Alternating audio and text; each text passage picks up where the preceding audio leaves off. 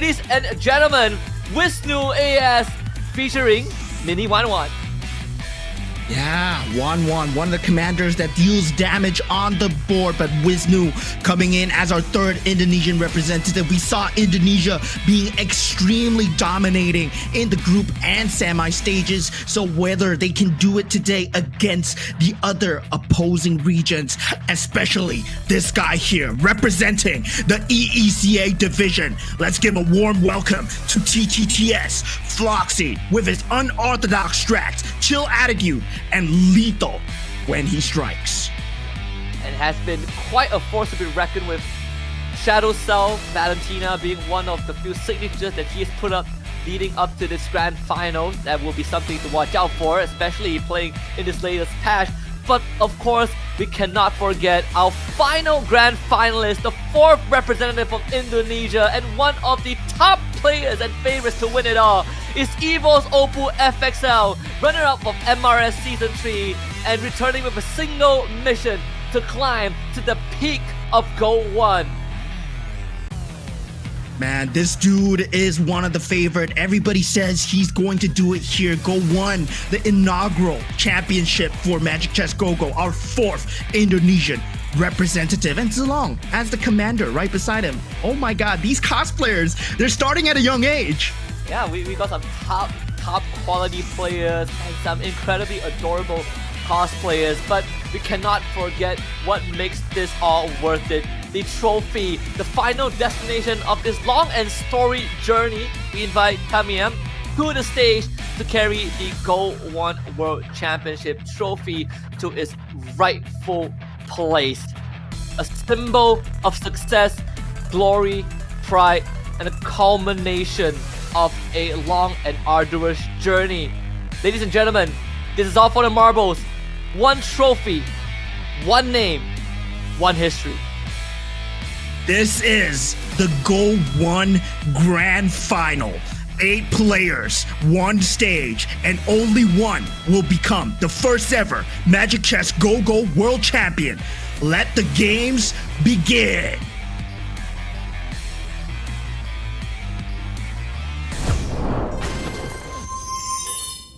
It's not just a number. It's a symbol of being first and how a legend begins. It's the moment silence breaks and history listens before the crown. One's the first step to the World Championship. Because being first doesn't mean arriving early. It means daring to step forward when no path exists yet. One is the one. It's not just a number. It's a symbol of being first and how a legend begins. It's the moment silence breaks and history listens before the crown. One's the first step to the World Championship. Because being first doesn't mean arriving early. It means daring to step forward when no path exists yet. One is the birth of the champions. Indonesia carved its name as the first world title winner in MLBB. And now, a different game with its own crown waiting to be claimed. From there, we start with one dream. A father who risks it all for his dream and to make his child proud of him. One medical student who chases his dream not just on stage, but in daily life. One man's dream to improve the life of his family and to be a streaming star. One who shouldered the dreams of the EECA division with his chill personality. The man who carries his brother's dream to the stage and makes him proud. One who chases a dream not just for himself, but for the father he lost. One who dreams to be more than just another guy, to be a world champion and a leader. One who chases a bigger dream, to be the world champion, to mark Malaysia's first MCGG history. 8 different stories and paths colliding, but only one ending. Before the world meets its M7 champion, the first king of MCGG will take the crown. Will other regions stop Indonesia from claiming the first crown with their number advantage? When legends rise and history is written, who will lift the GO1 crown and stand alongside the M7 champions?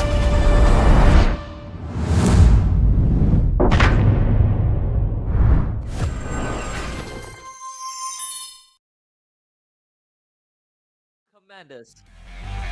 What is up, fellow commanders? Welcome to the grand finals of Magic Chess Go World Championship, or as we call it, GO1. 6 potential maximal matches, 8 players, but only one winner at the end of the day. My name is Husky. Alongside with me is Moman, and we will be carrying you guys through the entirety of these grand finals.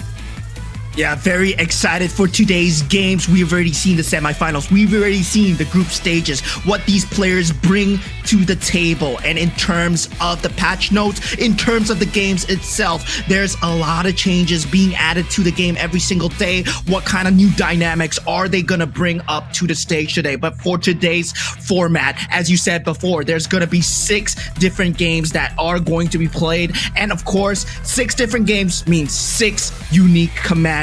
Right? They don't have any duplicate commanders, and also in terms of competitive integrity, is the point system. Yeah, the one that governs all of MCGG tournaments. The point allocation is still similar. You get 8 points for first place, -1 for every position afterwards. But the one thing that is different for the grand finals is the 18 checkpoint system. Basically, to qualify to win GO1, you need to first reach 18 points and then win the round afterwards. But by the time if we reach game 6 and there's no winner, then we will take a look at who wins game 6 and crown that as the winner. So the stakes are even higher, the odds are a lot more unpredictable, and consistency is everything. Yeah, in game 6, we will enter the sudden death mode, right? That we call it, and where the winner will take it all. And of course, for the prize pool, the stakes that the players are playing for, $25,000 in terms of cold hard cash. Champion walks away with $10,000. Meanwhile, the runner-up gets $2,900, and all the way down to the 8th place, where they will walk away with $500. Everybody gets a little bit, but of course, the champion gets the biggest slice. Absolutely. Basically, more than 3 times the runner-up in terms of prize pool worth. So, of course, this is gonna be sort of a life-changing money for some of these players out there. More importantly is that there are also a couple of housekeepings that we need to remind you guys. First of all, we are playing on the latest MCGG patch. Alice as a commander is not available, but the players can freely use the commander go card of Alice if it shows up in their shop. Definitely there have been some meta changes, but you know, all things considered, at least there will be a lot more variation from what we were used to. And just like in terms of giveaways, we also want to present with you guys a chance to win from 300 phones and a grand prize of an M7 signed jersey with an offline meet and greet at Senayan in Jakarta.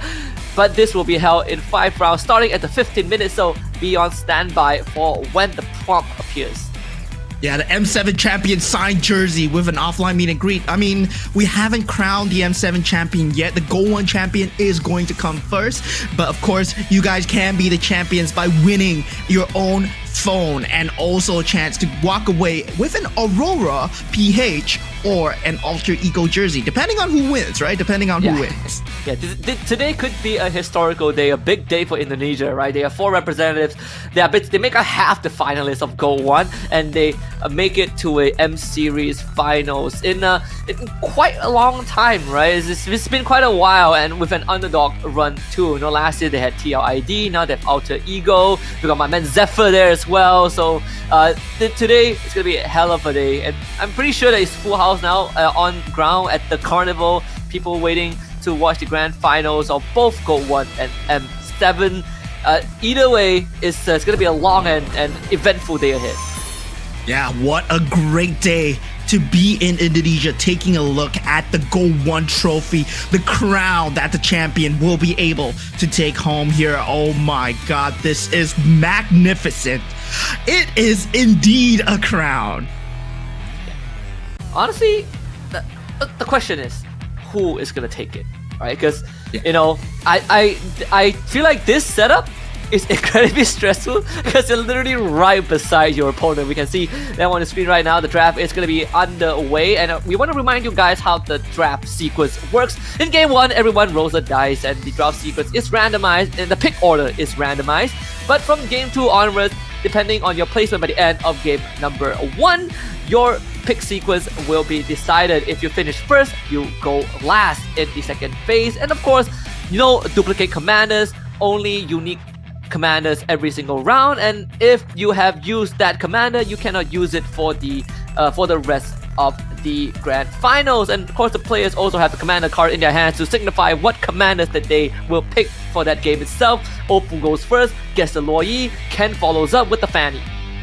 Yeah, Loyi being a very highly contested commander even as this patch is underway, because Loyi itself, it generates a lot of direction, and now our defending champion from the SEA Games picking up the Valir from the Finn. Valir being a mixed bag of sorts, right? Where you pick up the commander card, you get a gold sum, and then you get a different commander card, so you get the best of both worlds. So at the same time, it can be good, or it can force you into an early game hand if, let's say, you get a Dairov card or something like a Kagura card, which Dorky, he actually goes for Kagura as the commander. So this is a very different approach. Kagura not one of the meta commanders, and for Floxy, he goes for the Wanwan.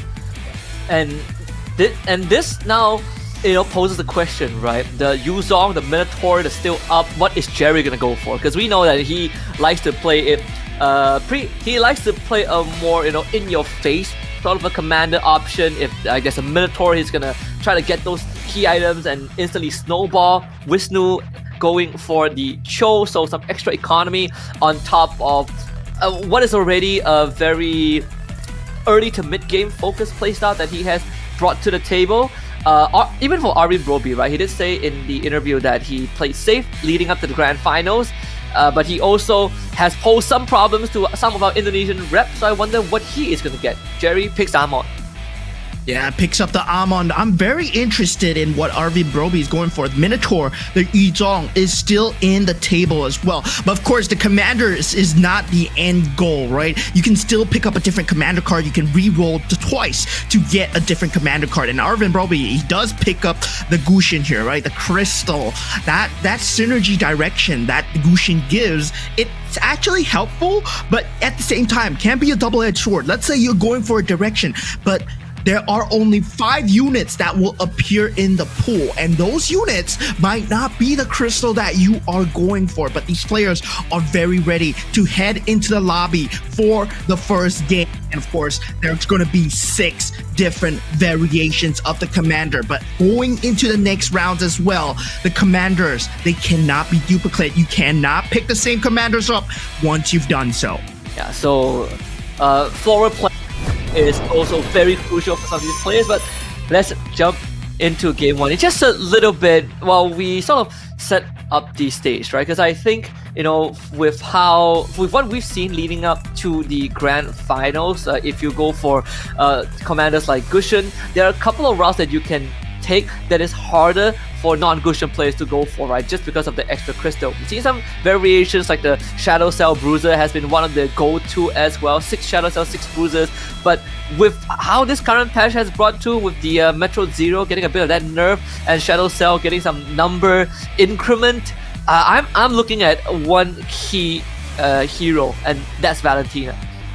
Yeah, and something that hasn't been coming up recently in the competitive scene is the Luminex's marksman strategy, right? We have not seen a lot of the players go for Luminex's. Luminex's technically on paper has the highest damage cap because it reduces defense. So technically when you reduce your opponent's defense, they cannot deal damage. You do much more damage than them. So that's kind of a strategy that we've yet to be seen, but maybe they'll pull out during the grand finals. Let's head into game number 1. Look at some of the starting boards, of course, we did talk about, leading up to this, certain early boards that give you that minor bit of edge. The Toy Mischief, the Shadow Vessel, the Star Wing as well. We see Jerry going for the default commander card. Most of them actually sticking with what's applicable to their commander. Finn actually going for the Kagura card, and the of course Oppo, if you're Luoyi, you are going to go for that Luoyi. Hits that Masha, so Shadow Cell Bruiser for Oppo. Yeah, I mean, starting early game, it's a lot on the sense of the starting RNGs available. You don't have a lot of gold to work with. Mostly you're working with 10 gold. Maybe if you're a Yuzong or Valier, you do have a bit of extra gold to work with. But trying to hit the Aspirant synergy for that late game scaling later on is not going to work well against Floxy, who does have that early damage of that 1-1 who will come through. But that Masha is kind of a beast. But of course, with an Owlus on the field, that 3 cost is just basically going to carry you through. Yeah. And not to mention that the Aulus can basically duplicate himself. So the number difference definitely just doesn't favor Oppo, but it's fine, right? That Luoyi guarantees you that Masha, so he's guaranteed 2 stars Masha if he does wish to go down that route. We did talk about the Shadow Cell Bruiser being an option, and he already has that line going for him if he does wish to commit. Yeah, I mean, at this point, you think about what Finn has gotten as the Kagura's power, which is going to be the Gogo card that he got randomly from picking the Valier card. So he did get that interest increment. So he has 20 gold at this point. So currently at the state of the game, 20 gold is the maximum increment of interest, which you get 4 gold each turn. So he has that economy going for him very early. And he knows that he's going to take the dub. No, he knows that he's going to take the L against Ken, because it's a Fanny, right? Fanny manages to input extra units on the field, and hopefully he just gets a 2-star to bite him through. That 25% hybrid lifesteal from the side for Finn actually coming through a lot from the side of Kagura.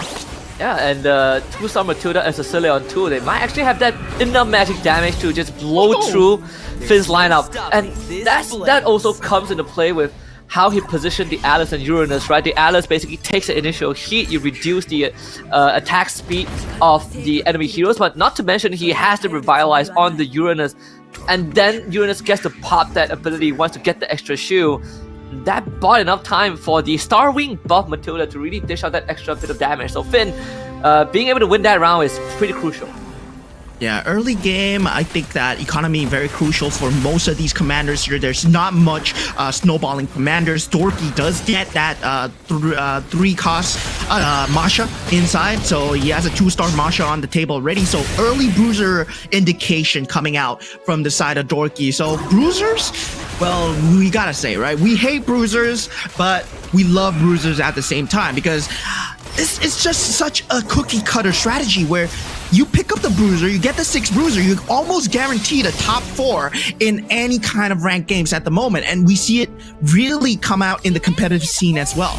Yeah, it's very straightforward, right? It's a very honest approach where I hit you more, I do more damage, and that's practically it. You don't really need to think too much on how to go about it. Jerry taking the road less taken, right? Basically having scavengers and just losing rounds to get that economy going, and hopefully kind of bounce back in the later stages of the game.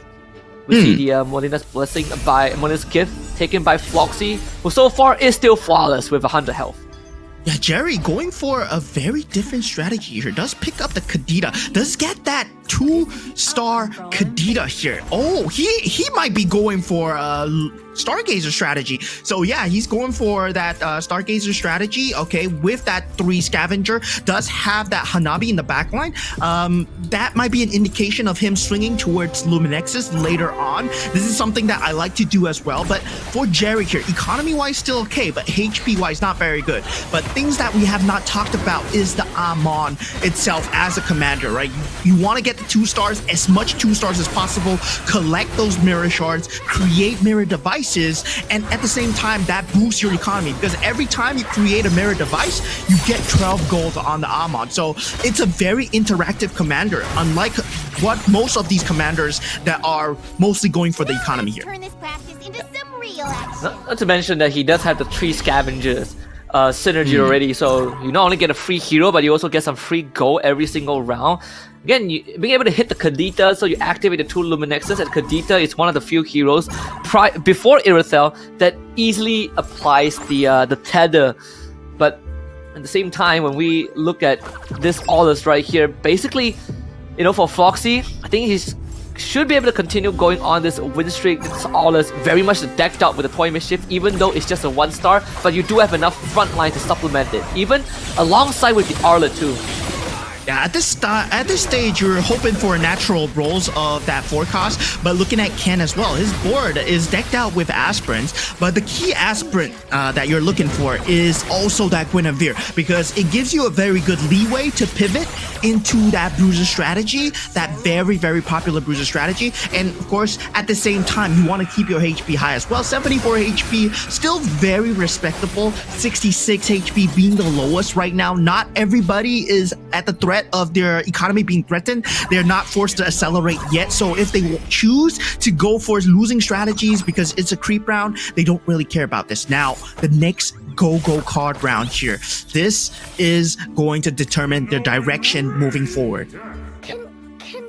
And so far, it's Finn and Jerry who are at the bottom, and Finn actually goes for the Toy Mischief Crystal. So we are seeing a bit of that idea of where he wants to pivot towards. We do have a couple of Toy Mischief players on the board, 2 Floxy as well. I think we just saw, I think they can pivot off of it. He's pivoting into 4 aspirants for now, 4 Toy Mischief for Finn thanks to the Crystal and 2 KOF. So that does open up some avenues to get him through this stage 2 and 3. Yeah, at this point, that Toy Mischief synergy doesn't really mean much. I mean, he can go for 6 Toy Mischief right now, but Toy Mischief, I feel that it's still like not a full main synergy. I feel like it's not enough with 6 main Toy synergy. So you need something else. Maybe Toy Mischief Starwing, Toy Mischief Mage, Toy Mischief either Bruisers. You want to go for that. And that Crystal helps you lean towards that other key unit, right? You can put it on that Freya, you can put it on the Guinevere. Suddenly, they can equip the Toy Mischief equipment, and that makes it very lethal. So that Crystal is going to be his leeway to pivot in that endgame. So Finn, already planning for what's ahead. I think the Weapon Master route now also looks a bit more viable, right? Like you mentioned, the Starwing, but the Weapon Master, if you get the Freya too, the 6 Toy Mischief suddenly spikes in terms of value. Arvin Brobido does take another loss. Floxy still standing at the top with 100 alongside Dorky. But at least for this round, Finn with the Terry Bogart Toy Mischief is gonna start getting some wins in. Oh, so he might be going for that strategy where Terry Bogard itself, it is a defender, right? It is a defender, but he deals insane amounts of damage. So KOF, Captain Terry, Toy Mischief, put everything on him, get as much stars on Terry. Finn, that might be a strategy, that might be an angle that you're looking at. Wisnu, currently, it feels like his board is lacking a bit of direction. He's hoping that the Scavenger, the economy can pull him through, but his board is looking kind of weak. But luckily for him, he's going up against Arvin Broby, but I think it'll just be barely enough. Yeah, he does have the Cho Sash on this Leona, a 2-star Leona too. The Kadita will be trying to hold the Leona back. I think we'll do just enough. Kadita does end up going down, so you're relying on the residual magical damage which Arvin Broby does have in abundance with the Sicilian and Matilda. That's gonna be another win. Wisnu getting dropped to 59.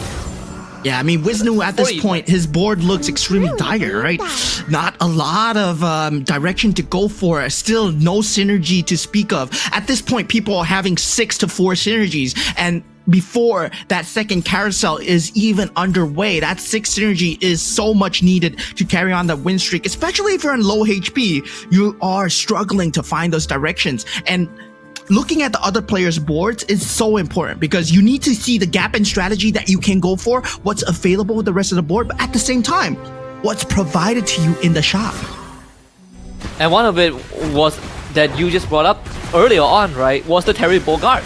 Very open right now. There's not, I don't remember seeing any contest on the Terry Bogart. And now with Finn leaning into it, it's almost a guarantee that he's gonna be able to hit that 2-star pretty quickly. this 1-star Terry Bogard is literally wiping the floor, and that's gonna end that win streak for Dorky, finally delivering the first loss to the 6th Shadow Cell build. Yeah, I mean, Shadow Cell right now, it's still like very goal dependent, right? If you're waiting for that show, hopefully get a treasure vault, something to help you with the economy. But going into the carousel, there is a Guinevere +1 cap available as well. Guinevere is still open for the taking. Edith being taken up by Wisnu here. Dominant ice from Oppo. So most of them just going for the items. That Guinevere not being taken. So Floxy does get it. Floxy, we know that he's going for that bruiser build. So yeah, Floxy looking like, yeah, he's kind of set for that mid game, for that next stage towards that next carousel. But at the same time, Finn's strategy is starting to pull through. He has that 6 Toy Mischief synergy.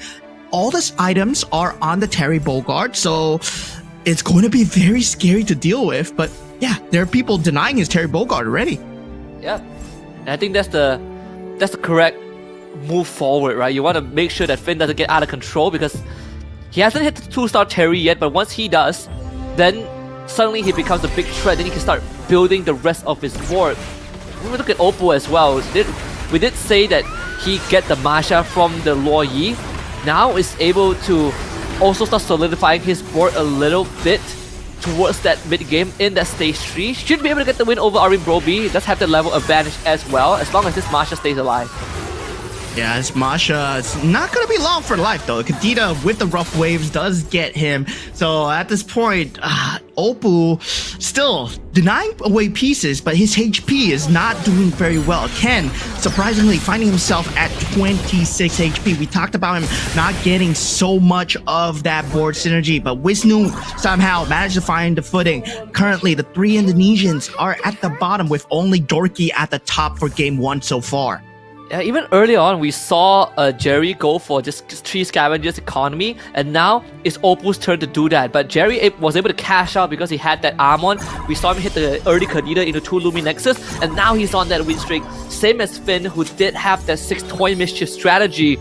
The Indonesians are now, except for Dorky, the rest of them are definitely in the weeds. And even Dorky just took his 2nd loss in the hands of Jerry too.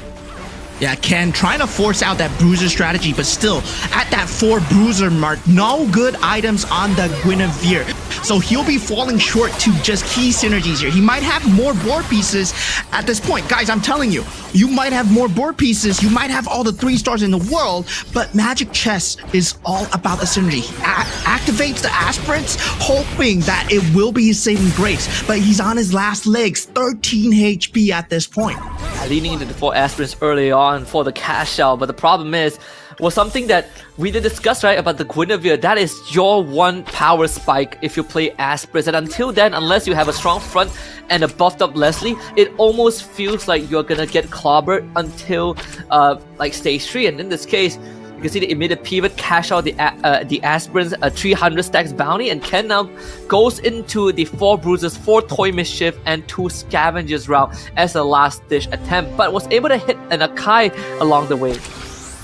Yeah, but this is still the creep round, so not too bad to deal with. Ken still has 1 more turn to hit a 6 synergy. He's currently at 4 synergies for Toy Mischief and Bruiser right now, so he needs one of this because every other person on the board has close to that synergy. Taking a look at his perspective right now, he does hit that 6 Toy Mischief synergy. He's now looking for that Bruiser synergy. If he gets items on that Akai or on that Guinevere, that's something that he's gonna look towards. But a 2-star Guinevere is what he so desperately needs, but with 0 gold, he's cutting it so close. He's cutting it so close. If he goes up against maybe Finn or Dorky, I think he's going to be out of the game. Yeah, I agree. I think there's a very good chance.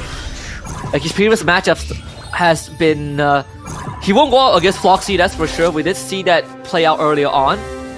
He'll end up facing off against Oppo, and this is also not good news for Oppo, right? Regardless of who wins this, so one of them is going to be either eliminated or put in the red zone. Gonna come pretty close, and Akai has to do a lot of work, but now it's gonna be the last piece. The Guinevere pulls through in the end, and Ken brings Oppo down to 21. The thing is, the Guinevere is a very highly contested piece right now. Wisnu with that 2-star Guinevere itself. So I believe there are only 19 pieces of Guinevere in that entire pool. So thinking about it, you need so many Guineveres to make a 3-star Guinevere. So yeah, so you need a lot of them. You need 9 Guineveres to make it. So only 2 players will be able to get it. And at the same time, there are other players who are going for it as well. He does find one, but at the same time, it's not enough. He does not have the economy to go for it. It's gonna basically pivot all of his items onto the Iori instead. The more kicks you get, the Akai should be able to get at least one heavy spin off.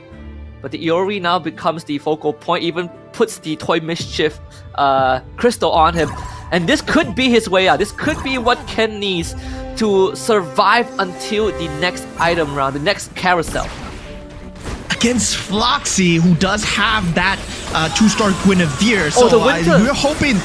Yeah, the Winter Crown does come in clutch, but not enough. The Iori is carrying him through with that Dominant Ice. That item pickup is coming in through.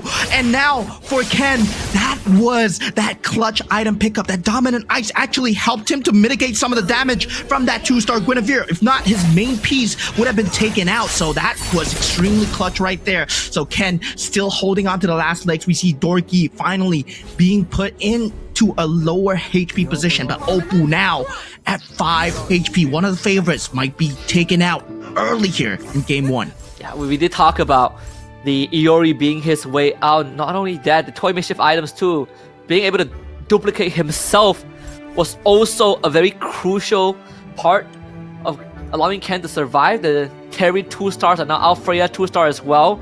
So Finn finally hitting that stride a little bit. Took a bit longer than intended. The Irrital Essence Core on the Hanabi. Now, Oppo has a very important decision to make, right? Who do you turn into an Essence Core? Yeah, I mean, at this point, he does have a good Marksman Metro Zero board, but Marksman standalone with Metro Zero at 6 synergy is not gonna be enough to deal the damage. And yeah, he does need something to supplement it, like a Mage synergy or Stargazer synergy or the Luminex's synergy. But currently, yeah, not doing too well. And Oppo will be the first person to get taken out. 6 Marksman couldn't find the second synergy to complement. And good try to him, but well, 8th place for the first game. A rough start as well. I believe he got like first pick and got the Luo Yi, but unfortunately wasn't able to make it work. Ken dropped to 1 HP. Another carousel, the Iori on the board. Ken, if he wants to go for the Iori, yep, there it is. So, I mean, it's all or nothing, right? It's all or nothing. Yeah. 1 HP, it's you don't go for the +1 cap because you don't have the economy, and at the same time you go for the Iori in case you need to sell it and get the Guinevere. So he's kind of against the wall right now. It's against the ropes. It's gonna be very tough for him. And looking at the other strategies coming through, we do have the Toy Mischief being very favored in the game 1 here. A lot of players going for Toy Mischief, but only 2 players for crystals, mind you. But he does find that Iori, so he has that 2-star Iori. Does he put the Toy Mischief crystal on the Iori or the Guinevere here? I think you put it on Iori, right? Like, it's too good to pass should. on. Just make 2 Ioris, give him the Dom Eyes. He doesn't need the damaged items, necessarily. But it seems like Ken decides against it. But I mean, a 2-star Iori, as long as you don't, roundhouse a Winter Crown target, it should be good. Let's see though. Jerry has a 3-star Kadita, so the Iori might not be enough if the Kadita just blows up the whole board.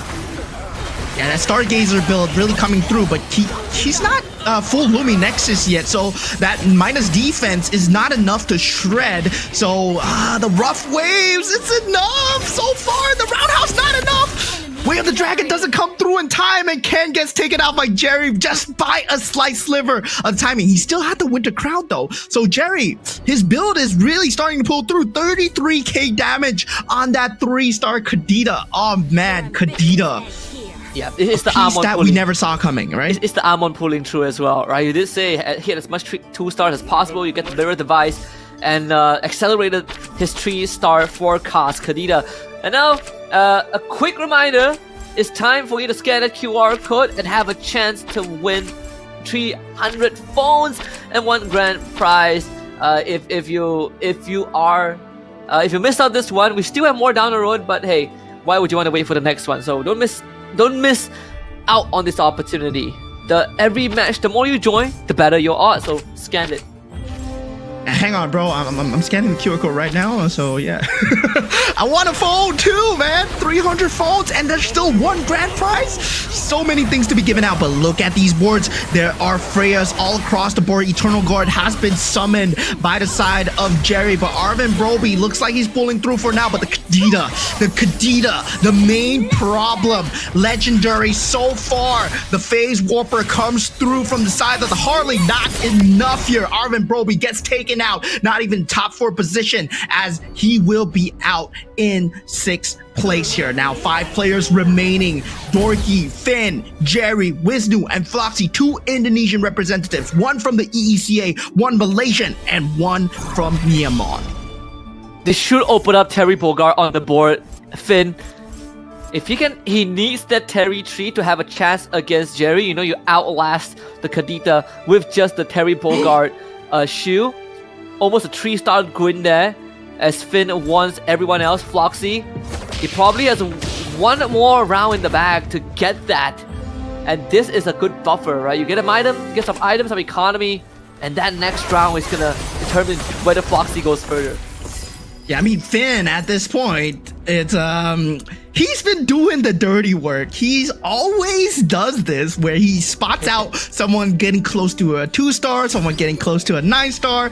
He's playing the game on a different level, I believe. And yeah, he does the denying of the pieces as well. Very advanced strategies that we see coming out from him. Now we are taking a look at Wisnu going for it here on that Cho, on that Iori himself. But of course, going for that Starwing Stargazer strategy beyond the clouds as well. It's currently at 76 Thunderstones. Oh, Wisnu. I think Wisnu should be able to survive this round because he's 1 away from a 3-star Saber. Yeah. Now, the biggest threat is definitely Jerry. Floxy, 3-star Guinevere was able to get it because of that buffer round. So this is going to be big. Floxy takes on Finn. Meanwhile, I think Finn still not at the 3-star Terry yet, and the Terry is not preoccupied thanks to the Iori. This should be a Floxy round because of the Guinevere. Yeah, the Guinevere alone is just a monster here. That 3-star Guinevere is just going to be carrying him. Look at the damage coming through, 3,000, bam, bam, bam. And this was the entire story of the group stages, right? Guinevere just going ham on everyone. And as of this current patch, Guinevere is still a monster. Floxy, he has that so far, but of course, it does lose out to the later game strategies if you get a 2-6 synergy. So he's looking for that KOF crystal. In that carousel round, if he gets a hand of the KOF crystal, gets a Captain Guinevere, that's when things start to change. Yeah, that's a Saber 3-2 for Wisnu. That was the last Saber in the pool. Jerry was contesting it, but obviously Jerry is going to miss out. Iori 2-star for Finn. Even just now, we saw him go up against Floxy's 3-star Gwyn. It did come down to just the Gwyn being the sole survivor, right? Like that Terry Bogard 2-star was still a massive problem, and you can see even in the hero library, no one is contesting Terry, but I don't think Finn has enough economy to roll for that 3-star. There's only one of that piece on the board of Floxy, so it's gonna be quite a journey for Finn. He has to survive Wisdom now. Yeah, I mean, there are only 14. My bad. It was not 19. 14 pieces. So you need 9. And yeah, 9. 14 minus 9. You're gonna have enough. But look at that. That two synergies coming out from the side of Jerry. That's enough, right? The Luminex's Stargazer with the Kadita taking out Floxy. The 3-star Guinevere is not the end all, guys. It is the most meta strat, but at the same time, as we said before, and we'll say it again, MCGG is all about the synergies. If you can make your board work, 2 6-star synergies go way ahead of that 3-star. Of course, he did have the 3-star Kadita, but at the same time, it's really the 2 synergies that really shredded the Guinevere down. Oh yeah. So there's a 3-star Arlet. Oh. The whole board basically wiped out. This is only from Dorky. I mean, the Shadow Cell. He's missing by 1 piece. He doesn't have the 6 Shadow Cells. Oh no, the Arla carry without the hybrid lifesteal. I mean, it's still gonna deal decent damage, but that rough waves timing is going to be so important for him. But now No, Jerry's mirror. Look back! Look back! What are we looking at? Dorky's been dead. taken out!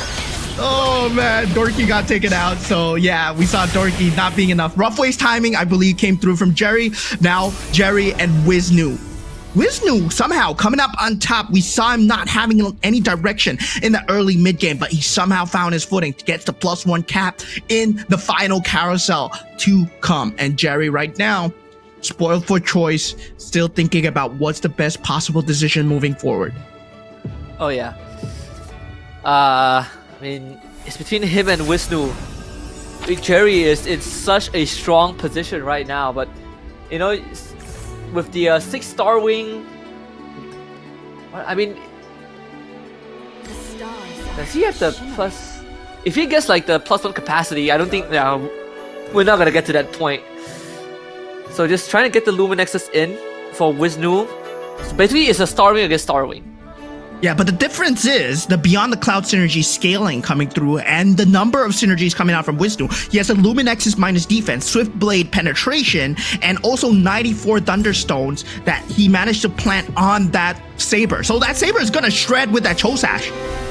Oh yeah. See, this is the final showdown. Saber right in the middle too, straight to the back.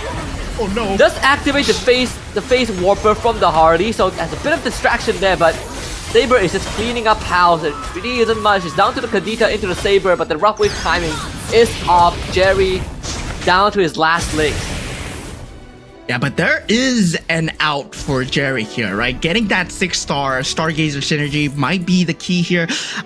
He was looking for that Molina's gift, aka the Feline Blade, the itemization to somewhat control the Saber. He couldn't find it, and right now he's against the ropes. So yeah, Jerry's scratching his head. I think that's gonna be his last round here. He does get 2-star Kadita on Wisnu, but looking at his board, looking at the items, he couldn't find the itemization that he need. The Winter Crown is not enough on the side of Kadita. He needs something else to kind of supplement the damage in the front line. The taunt item, something like the lines of the Feline Blade, couldn't find the pieces in time.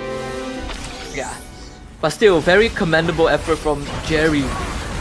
Again, the approach, he took the road less taken, but you know, finishing top 2 at 7 points for him. Of course, 8 for Wisnu as he claims the first round, putting himself one step closer to that trophy.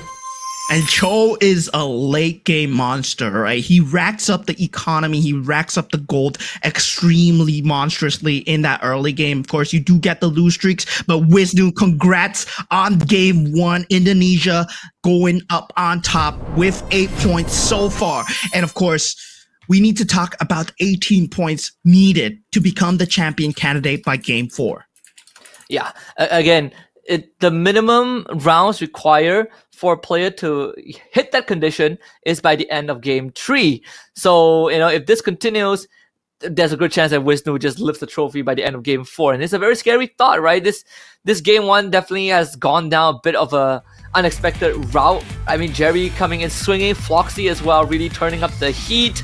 Oppo, one of the favorites, even in terms of the other Indonesian reps, they look at Oppo as one of the toughest contenders, not having too hard of a game 1, finishing last place. Yeah, it looks like the board was favoring a lot of Star Wing synergy as well. So it turns out that the Saber 3-star, the Kadita 3-star, they were monsters in the field. And Guinevere 3-star was not enough to carry a lot of players out as well.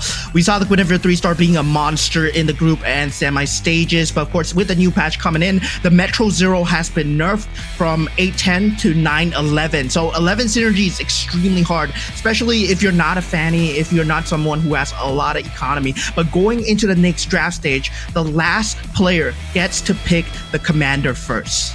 Yeah, and of course we want to remind you guys right now to scan this QR code, because 300 of you lucky souls will be able to win phones, literal phones for yourself. And of course, one grand prize winner will also receive an M7 Championship team signed jersey and an offline meet and greet opportunity. The more times you scan throughout the show, the higher your odds of being part of that winning group. So make sure to do your due diligence and scan that code. And it's not the same QR code each time, guys. So you don't want to scan that multiple times. You want to keep watching and scan the QR code multiple times. Yeah, you want to look out for QR codes appearing. At the same time, we're watching Magic Chess. You got to multitask just like in Magic Chess, right? Just like how Finn is like telling other players, wow, this guy's got a 2-star. Watch out, he's going to get a 3-star soon. You got to do the same as well. So practice your multitasking here and scan the QR codes. Finn is like, if I can't win this, I want to make sure that I make everyone's life hard. I turn everyone against each other. But of course, some of the highlights from this game number 1, courtesy of Wisnu, with basically, staying in the middle of the board. He is one of the few that got that early Soul Vessel into the Scavenger. Takes a bit of the beating in the mid-game, but was able to come through with the Star Wing that most people didn't pay attention to.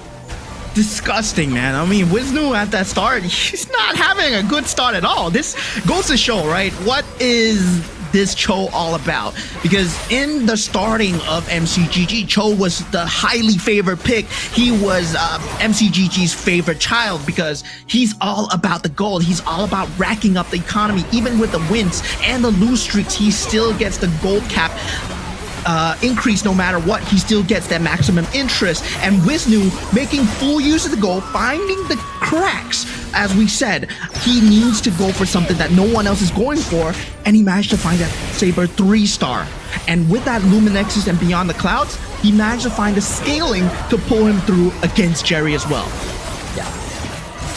And Saber definitely a lot more reliable in terms of that control when it comes down to having to deal with heroes that can go invulnerable. Having a fixed crowd control from that Saber definitely does make all the difference. And Wisnu, so that fist pump in the air, that is the match for game 1, the match overview as well, just to give everyone a quick recap of how this game went down. Of course, we saw the all-in from Dorky, but man, really just missing out that one Shadow Cell at the very end. That could have really made all the difference. Yeah, I mean, top 3 finish, I still think it's not too bad from him, losing to Jerry's very, very stacked board of a 9-piece with a 3-star Kadita, 2 synergies coming out with that Starwing Stargazer. Beyond the Clouds couldn't fully come into fruition. He couldn't find the scaling in time. That Thunderstone on the Kadita, yes, that's good, but you want to remove that retry item, right? That retry item is not something that you want to keep in that late game on your 3-star piece. And also a huge shout out to Finn as well, because at the start we thought, oh, that Terry Bogard, but he was so roughly denied by TTS Floxy, who does manage to get that Terry Bogard as well. Everyone else feels like was trying to deny Finn his opportunity to get that 3-star Terry Bogard. Yeah. I mean, even when we check in on Opal's go-go card, you can see the direction that he's trying to hit into, right? He realized that he's not having the early to mid-game phase that he was, expecting with the Masha. He goes into full throttle to try and accelerate his leveling, but in the end, it didn't really work out. But for Wisnu's side, he has fully loaded, he has reinforcement, he has the right cards, but not only that, the fully loaded basically was a game changer, right? It's like a free buff on top of the 6-star ring that he already has. So just dump everything onto the Saber and watch the enemy pieces disappear. Yeah, I mean, with that Cho Sash on that Saber as well, he started farming a lot of equipments. He knew his late game strategies. What is he going for here? He went for Cho's power at the start. He needed a carry to come through. That reinforcement plus gave him that carry to come through. And then with that Sash, he generated so much equipment, just securing him that first place. Even though we thought Jerry with that 3-star Kadita, well, he was looking solid, but that gave him a 1-point lead. And this kind of point leads, it doesn't matter too much now, but when it reached game 4, and if you're at 18 points, if you're number 1, you win GO1. Yeah. And it's a cliche saying of it's not how you start, it's how you finish. So for the rest of the players, even on the second half of the leaderboard, the stakes isn't as high just yet, right? Because the goal right now is to reach 18 points or make it to game 6, Either way, there is a fair chance for everyone to win. Just a slightly tougher road for the players who start off on the rough side of the grand finals. I mean, this is Magic Chess. Anything can happen, right? Everything is in the heart of the go-go cards. Everything is up to the chess pieces as well. Sometimes you gotta lean with where the game is trying to tell you to go. Sometimes you gotta go against the grain and pick up synergies that you might not be comfortable with. Depending on what synergies that you're going for, sometimes the shop presents you different opportunities. And I feel like that's something like a, you know, kind of a saying for real life as well. You know, sometimes life gives you different opportunities. You gotta pick it up. And at the same time for Magic Chess, well, we see it in action here in GO1, and we have the phone winner list. Congratulations to all of you that won the phone. I don't see my name though. Just like that? Is that easy? I was like, man, you guys are missing out if you didn't scan that QR code. I honestly thought there's more process to it, but apparently not. Is that easy? Scan the QR code, win a prize. Oh boy. Alright, I mean, if you guys have missed out on the first 2 QR codes, there's more to come, but make sure that you do your due diligence, because hey, it's not that hard to be a winner after all. Yeah, I mean, you want a free phone? Scan the QR code. It's that simple. It's that simple. We'll tell you guys when to scan it, and yeah, you guys are gonna win it. Congratulations to all of you guys that have won the free phone for yourself. I'm so sad that I didn't get it, but of course, that will be next time. And for the players themselves, there will be next time as well, because we're going to head into Game 2 really soon, because Game 2 will determine whether or not the first 2 players, especially Jerry and also Dorky, can keep up that kind of strategies, especially for Wisnu, who's at top right now. Everybody's looking out for him. Everybody might try to deny his pieces. Yeah, and even for Wisnu, I think the approach that he has brought into this Game 1 was also something that I think goes against what we've seen leading up to this stage of the game. You know, we honestly thought that, okay, we are gonna see a more defensive Arvin Broby. We're gonna see, you know, Oppo being the one that goes on the offense, but apparently not. Is Wisnu, you know, just lurking in the shadows and making sure that he's the one that is presenting the problems. Yeah, I mean, it's a very different thing as well. This is the first ever MCGG championship, and it is the internationals for MCGG. A lot of these players, they don't have competitive experience. They came from MRS Season 3. They came from MRS Season 4 as well. And with that, they've been playing at the comfort of their own homes, but now they are flown in all the way to Jakarta, playing on the huge carnival stage. And now with the drafting, Oppo 8th. Going for the Valier right now. He already expanded his Loi pick, and yeah, the Loi didn't really work out well for him. Yeah. So Oppo goes for the Valier. Loi now in the hands of Ken, who did finish second not finish second, but who did finish 7th in the previous game, followed by Arvin Broby getting the 1-1 this time. Yeah, so far, Arvin Broby feels like he's going for much more of an aggressive strategy, and it pays to have an aggressive player in your lobby because it accelerates the pace of the game even faster. It forces no kind of late game strategies. That's why we didn't see much synergies coming out. We didn't see much 3-stars coming out because there were people accelerating the game, right? We saw the Shadow Cell. We saw the Arlet coming out from the side of Dorky as well, and that was something that we want to see more of, whether or not the early game strategies are going to come through. Now Floxy picking up that Fanny, and Finn going for that Gushin. Oh yeah. So Finn, now we've seen how he played that first game, where it essentially is all about getting that crystal, right? He was able to get the Toy Mission Crystal, and now with the Gushin, it allows him to basically do the same thing, and with low risk too. Cho for Dorky, we did say it's a late game monster, great economy, and the Karina now pops out for Jerry, as once more Jerry playing true to his own style. Karina? Wow, this is a very different pick from what I was expecting. Jerry pulling out all the stops here, and the Popo and Koopa as well coming out from Wisnu. Man. These are cheese strategies coming through. With these commanders, Popo and Koopa, you do set up a copy trap. So you are hoping that your opponents are playing the strategies that you're hoping for, because you actually copy their units and it's outside of the pool. So you get a chance to form another kind of competitive synergy against their own. You can even copy and mirror your strategies, especially if you're playing two mirror strategies. Oh yeah, and I think, you know, overall it's gonna be an interesting one, because even when we saw before the grand finals, Popo and Koopa has been used by a couple of players out there, especially, you know, I think Finn used it as well, but I remember ever since the semis, Popo and Koopa suddenly shot up in popularity because of the interesting ways that you can approach the game while also hitting your own piece. Yeah, I mean, at the same time, we saw Popo and Koopa just going extremely ham in the ranked servers as well. We've seen an increase in Popo and Koopa players as well. So I believe Finn started a trending wave. But now for Wisnu, he's going for the Popo and Koopa himself. Very interesting as well, Jerry going for the Karina. So there is that kind of strategy going for the Karina. Of course, does give an item that really helps your character scale, but you need a carry character at the start so that you can start scaling that item.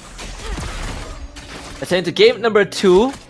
Right off the bat, we see the scavenger essence there.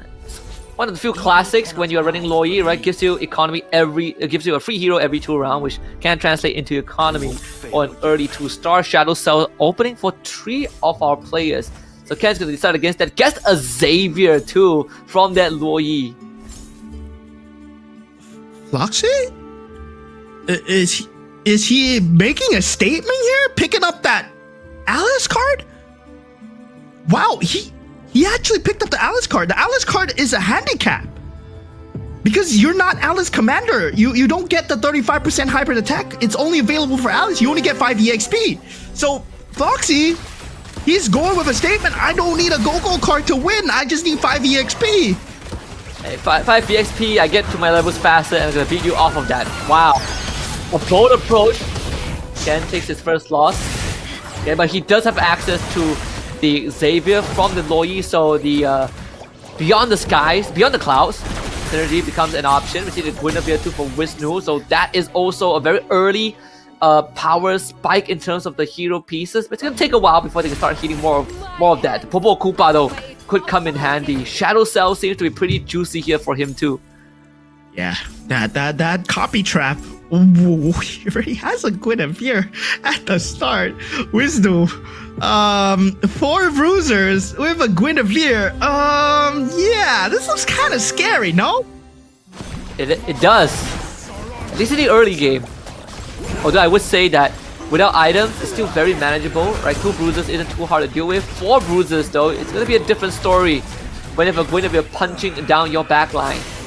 Yeah, and the thing is, bruisers, they are melee heroes. So they're more likely to walk up into your copy trap. So the thing about PNK, Popo and Koopa, is you're counting on people to walk up to your copy trap, and he got an Aldos out of it, which is another bruiser as well. And a lot of these players, they're going to be putting their bruisers in front because they're frontline characters. I mean, you wouldn't put your Layla in front. You wouldn't put your marksman in front. So it's going great in terms of game plan, in terms of overall strategy, overall direction for Wisnu so far. But we'll have to see how the rest of the players adjust, right? When a new commander like this is introduced, it's all about figuring out your opponent's minds. This is a game of chess after all.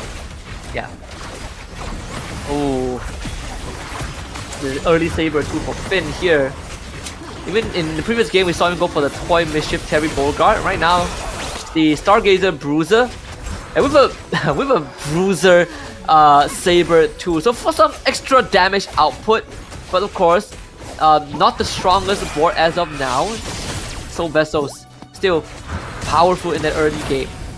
Yeah, I mean, still extremely powerful indeed.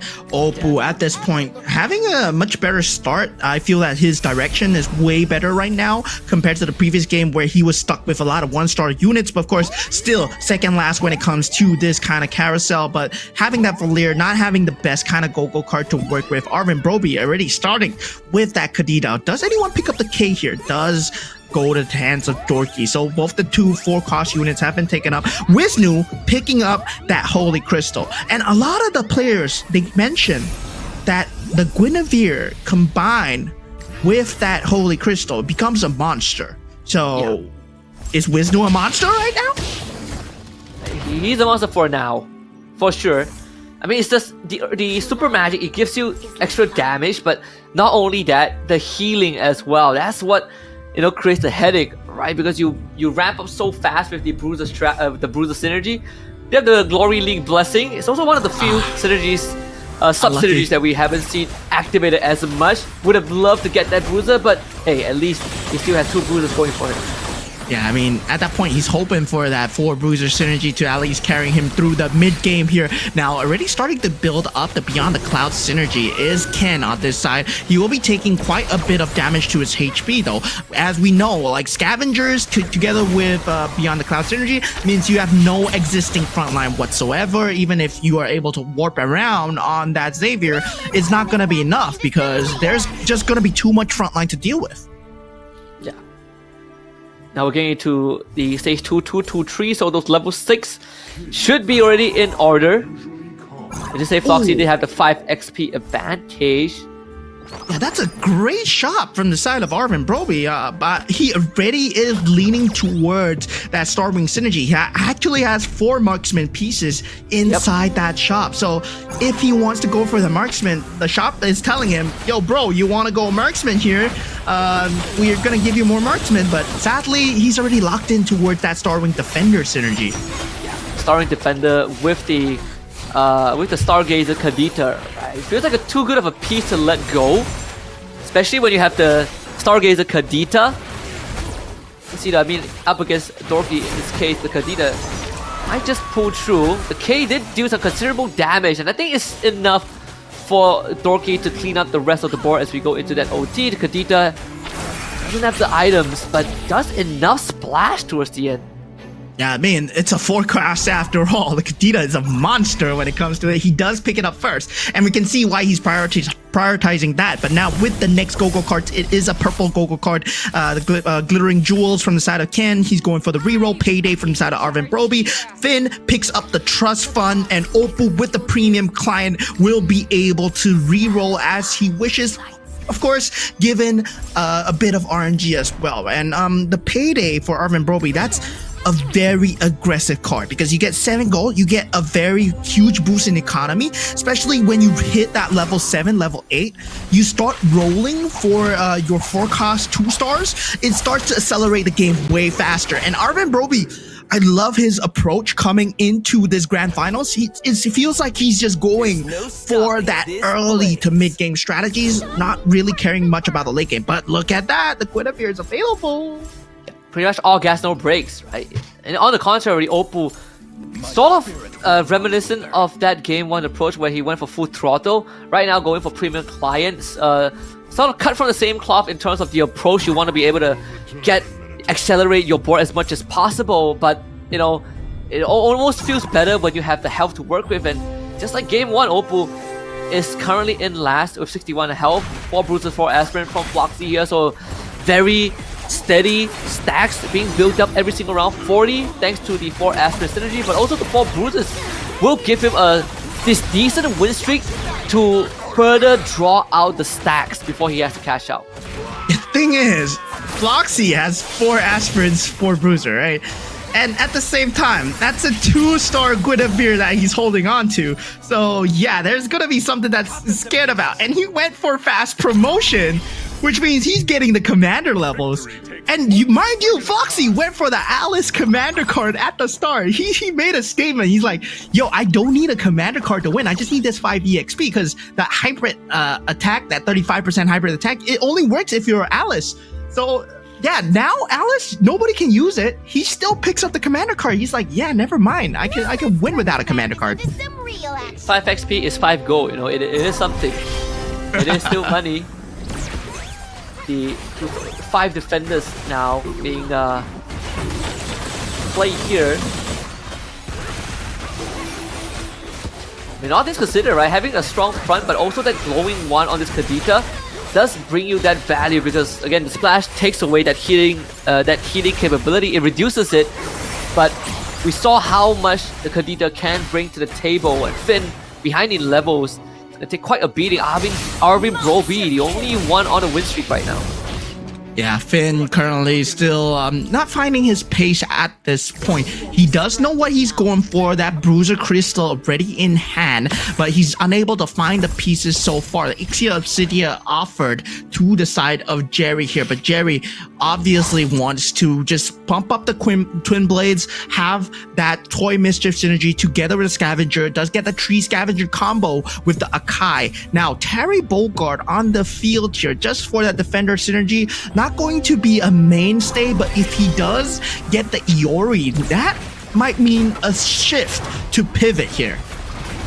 Even this one-star Akai, when the heavy spin goes off and the rocket starts flying, it does help the Twin Blades get the execution. Not to mention he has the War Axe as well. And the Saber clean up the Akai in time. Seems like that's possible. Finn will be able to stem that bleeding a little bit as the Bruiser Freya is gonna be wrapping up once he hit the 2-star. Yeah, I mean, guys, Scavenger is not a combination that you want to keep for the rest of the game, right? It's just much more for an economy. It is a throwaway synergy that you don't really want to go for. But now going into that next carousel, Oppo picking up that +1 cap. Hopefully that just saves a bit of synergy space for him. Ken picking up that Holy Crystal. There's no game-changing pieces as of now. Finn does take up that golden staff. I believe the golden staff is one of the best items in the game, especially if you're running a physical attacker. But in this state of the game where Guinevere is so strong, you want magic damage, you want magic spell vamp, you want hybrid lifesteal. All of this is way more important for that Bruiser strategy. That golden staff doesn't shine as much if you don't play a marksman strategy. Yeah, and it also coincides with the nerf to Metro Zero, right? And that means that there can be lesser players that go for Metro Zero. And I think a lot of players right now, they don't go for Metro Zero, like they did in the previous patch. So a lot of the other pieces get more contested, which means that the priority does drop for Marksman Pig. We didn't see the attempt of using the Marksman Sylvester plus Hanabi in Game 1, but that didn't really work out in the end. Might see a bit of a pivot towards Granger because that burst damage from items like Sea Halberd and BOD still brings in a lot more value than trying to rely on that Golden Staff ramp up with the Marksman. Yeah, guys, this is still anybody's game. There's no one here with a winning endgame strategy yet. And the next Gogo card is, of course, a blue Gogo card. So that means that there is that flowing water available. I mean, you can get your HP back. You can also get that shield card. You can hold it for that 20 extra health. So Oppo, he's not out of the woods yet, but at the same time, he's not doing too bad either. So he does have that Scavenger, but he doesn't have any kind of force synergy going for him. Is he going for Metro Zero? I guess he could be. Just have to eat it. Right. Feels like he's going for the Metro Zero. Yeah, feels like he is. Oh, 28 health though. He needs to start winning rounds. That's the worrying part. Doesn't have the damage item on this Granger, so it's gonna be all in on this EDIM, and hopefully this EDIM is gonna be able to get him through. But man, this claw is really quite a problem. Does end up standing in front of the Edith. The Granger shot got blocked by the Akai, but was able to take out the claw either way. This is going to be very close, but sadly, Dorky's Granger pulls through. Yeah, the synergies are just not adding up for Oppo at this point. Going into the next creep round, he does have that Ixia to activate that Marksman and Metro Zero synergy if he wishes to go for it. Now he does pick up that HP that I was talking about, the Healing Fountain, 3 Commander HP each round. It is kind of a saving grace, especially in the later stages of the game when you see that blue card. A lot of them going for the Healing Fountains, Ken and Floxy as well. And Glittering Jewels will be the choice for the players with a lot of HP. Finn actually going for more mana regeneration as well, so leading into the Star Wing, but also making sure that this Freya can continuously pop off. Does have the Golden Staff to purify, to prevent any sort of crowd control, but on top of that, having the Bruiser synergy, and if the Freya can continuously cast her ultimate, she can eventually destroy the entire board. So you start to see some of the lines come out from these players. The Arla going to be abandoned, and now it's time to roll for a couple of 5 costs here. Oppo has that Vexana. but I still don't see the angle. He just rolled past a lot of them. Is he going for Luminexus? Stargazer? Marksman? Metro Zero. There we go. It's Metro Zero. That's the combination that he was going for. But yeah, he picked up the Ixia a bit too late, and now he does not have that full marksman synergy. It's 8 Metro Zero with 5 marksman. He needs 9 Metro Zero with 6 marksmen at the minimum to start kind of mounting his comeback.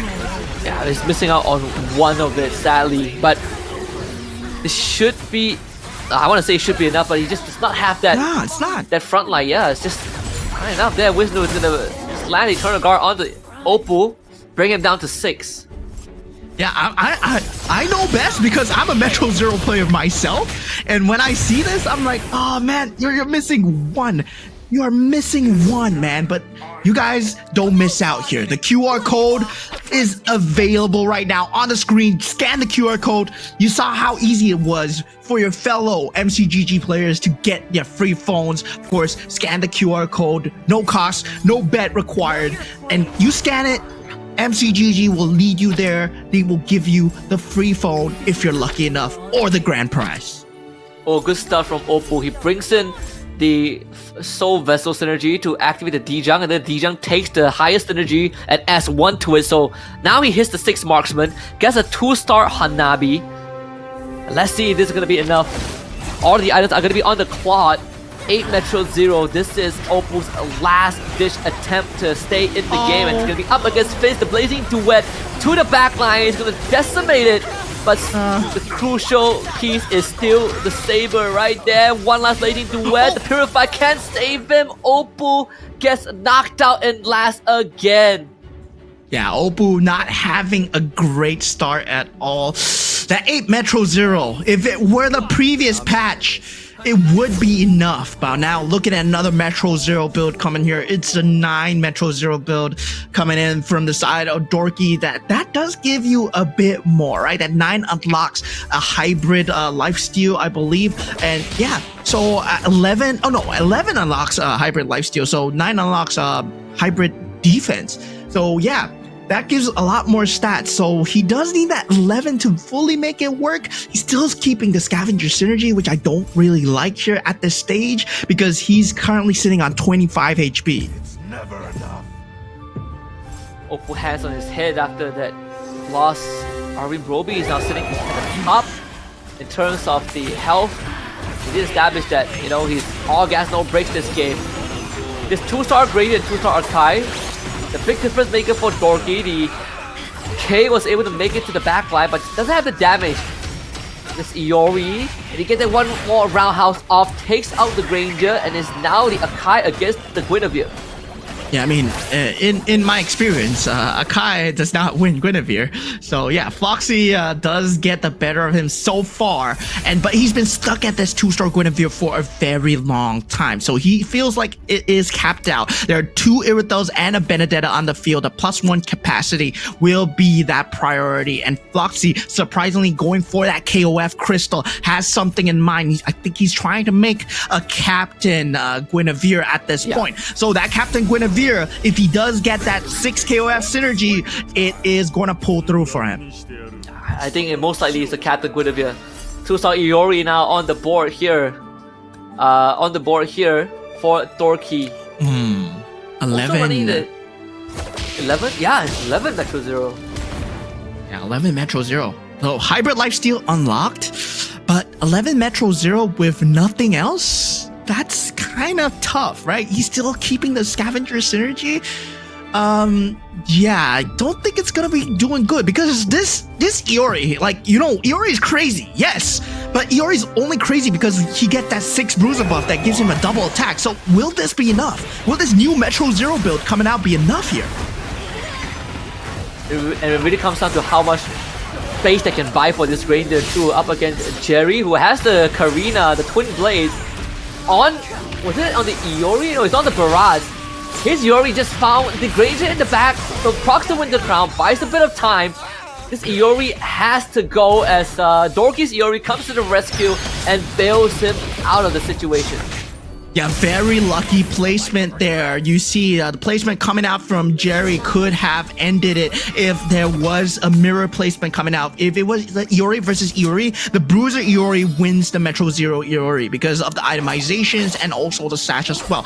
But now Floxy does get that. Oh, okay. So they made it so that you can actually get the hybrid lifesteal. So okay, he does get that card benefit. So he wasn't going to Alice for show. But at the same time, well, that 6 KOF synergy is finally underway here. 6 KOF, 6 Bruiser, Captain Guinevere. Let's see what it can do. Yeah, just needs maybe like just like a Chris or something. Just one more KOF would do the job. Sitting at 5 KOF, so again, one piece off. Floxy is going to be fully relying on this Guinevere, but does have a lot of, lifesteal and spell back, right? The Heart's Claw, the Ice Cream Squad has Purify to prevent any sort of the crowd control. The 6 Bruisers definitely a big boon. Can easily allow Floxy to chew through all of these front lines who don't really have the durability to stand up and sustain against this Gwyn. Oh, and the Baxia into Edith. Oh, so close! Yeah, the slight range coming out from the Edith, a slight placement error coming out, and that was Floxy being taken out. Couldn't get that 6 KOF in time. Oh man, just falling a bit short. But now Jerry activating that shield card right now. Does have that 6 Toy Mischief synergy, but at the same time, 6 Toy Mischief synergy is not enough. He needs more on that Bruiser synergy as well, especially for the Iori to come online. Twin Blades. Yeah, it does deal quite a bit of damage, but Enchanted Talisman and War Axe, not really the key itemizations that you want to see from an Iori. Yeah, been calling out Dorothy again. Having 5 Claude pieces already, so 4 more to the 3-star Claude. Another important item around Holy Crystal and the Enchanted Talisman for the Harley for Finn. 6-star wings. Yeah. There's 2-star Harley along underway. 2-star Belleric 2, 6 Bruisers. Looking pretty solid right now.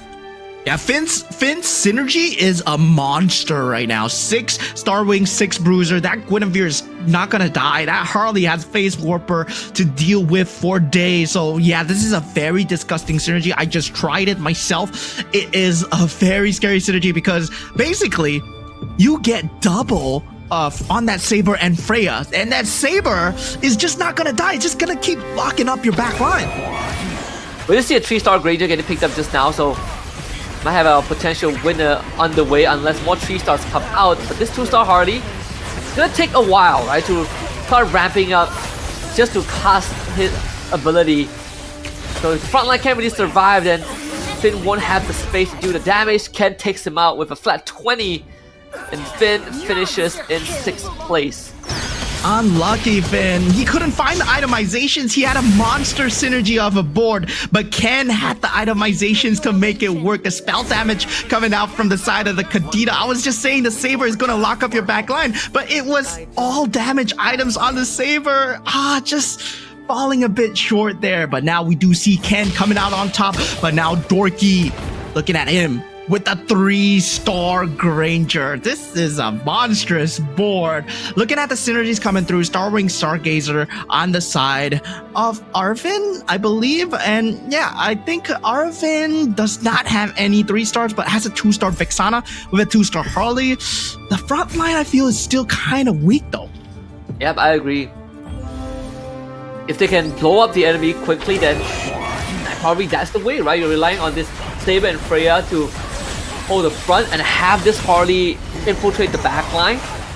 Vexana needs a couple of Eternal Guards, but that burn damage, the splashes coming out from the other side of the IO is just too much. As Ken is a big problem right now. Yeah, Ken is a huge problem. And yeah, we were saying that Arvin Broby's frontline is just not enough. Now we see the Karina execution coming out as, we see Wisnu being taken out. Jerry finding a bit of footing here as he is now in top 4. Now, with the Irithel. Now, surprisingly, does not go for the 2-star Irithel. over here. I believe the 2-star Irito is kind of a priority, but he's going for that 3-star Valentina and still keeping that 20 gold interest for the side of Jerry here. Almost a 3-star saber for Arvin Broby. Ken with the call out there. I mean, Jerry again, another top 4 performance, right? This is solid stuff. That's a 3-star saber. Just enough economy for Arvin Broby. He's now going to be in such a strong position. Such a strong position right now, indeed, against a 3-star Granger. Does not get that jump into that back line, so the Granger is going to be able to deal pot shots towards that saber. So yeah, positioning error coming out. Arvin Broby not able to jump in towards that back lines, and now he receives a lot of damage for his troubles. Now 3 HP, still in the game. Jerry, that 20 shield saving him, keeping it at 18 as Ken has a complete monster of a board right now. Oh yeah. Now we're down again. Everyone to the last legs except for Ken, who is basically just chilling right now. He has a lot of... It's basically a bed of roses that he can lay on. And Arvin Broby gets an extra slot. Ken decides, takes the Mace Crystal. Does have the Kyoku Sanagi for himself too. Oh, I don't know how they're gonna stop him, honestly. And guys, here is the QR code once again. Get your free phones, but at the same time, watch the end here as the 3-star Vexana has been picked up, and this is going to be, and 3-star Valentina has been picked up from the side of Ken. So that means there's no 3-star for the other guy, man. Now 11 Metro Zero with a 3-star Valentina. He just needs one more mage symbol or one more capacity to put in a mage, and this board is looking 100% win rate. But currently right now, not 100%, but still, it's enough to decimate most. And now with those Metro Zeros going up against each other, it's a Granger versus the Valentina here. Good itemizations on both of them. They both have Winter Crown, but who procs it first? Yeah. And he also has, you know, a lot of health that he can work with. Valentina, not enough. Not for now. Dorky squeezes out a win. Yeah, Ken needs that one more mage symbol. Now Jerry gets taken out. So that actually opens up, because Jerry was playing a mirror board to Ken's board. So now a lot of the pieces are available, but it's all about the economy now. Ken does not have the economy to work with. 4 gold, 10 gold on the side of Dorky, and Dorky is a Cho. Yes, he is going to have the economy. He has the interest, so he's slowly starting to rack it up. He wants to build towards that 3-star Granger to start dealing way more damage. And I wasn't a fan of Dorky keeping this 3-star Scavenger. He could have a much better build if he didn't keep the 3-star Scavenger and went for 4 Synergy Swiftblade. Yeah, he should have went for that. I agree. I think that the 4 Synergy would have made the difference, right? The hybrid penetration. 1-1 with the extra boost. The X-Borg now pops into action. Actually takes out the Edith in the back. That could have been everything, as the Granger again survives. Oh boy, I mean, Dorky having a field day right now as he takes out the mirror of Arvin Broby. Yeah, the key changer here is right now, does Dorky identify the weakness in his synergy, where he is having that 3 scavengers still, and it's not doing much in terms of economy, especially as a 1v1. He can't keep it for the Lord round here, but after that, against Ken, he's gonna have to remove it and try and go for something else. But I think he's really valuing the Kadita and I mean the Carmilla right now. Yeah, I gonna buy him one more round, right? As we are at the creep round. So there is still some breathing room here, but this is where the items really comes into play. Golden Staff, Berserker's Fury, Feather to choose from. In fact, plenty of damage item options right there. One more. Looking for that Claude. Barrage comes through, but he needs the Claude. final roll down from both players here, securing both 3 stars, one with the 3-star Claude, one with the 3-star Barat. So yes, we have 3 stars on both sides. He does not choose to swap out his synergy, has 8 gold, still chooses to keep the Kadita in this board. There is a slight bit of tweaking that he can do, but right now with 7 seconds left on the clock, this will be the end game here. 1 versus 1, both from Indonesia, and the both will be able to secure at least 8 to 7 points. That's a lot of points, man. It is.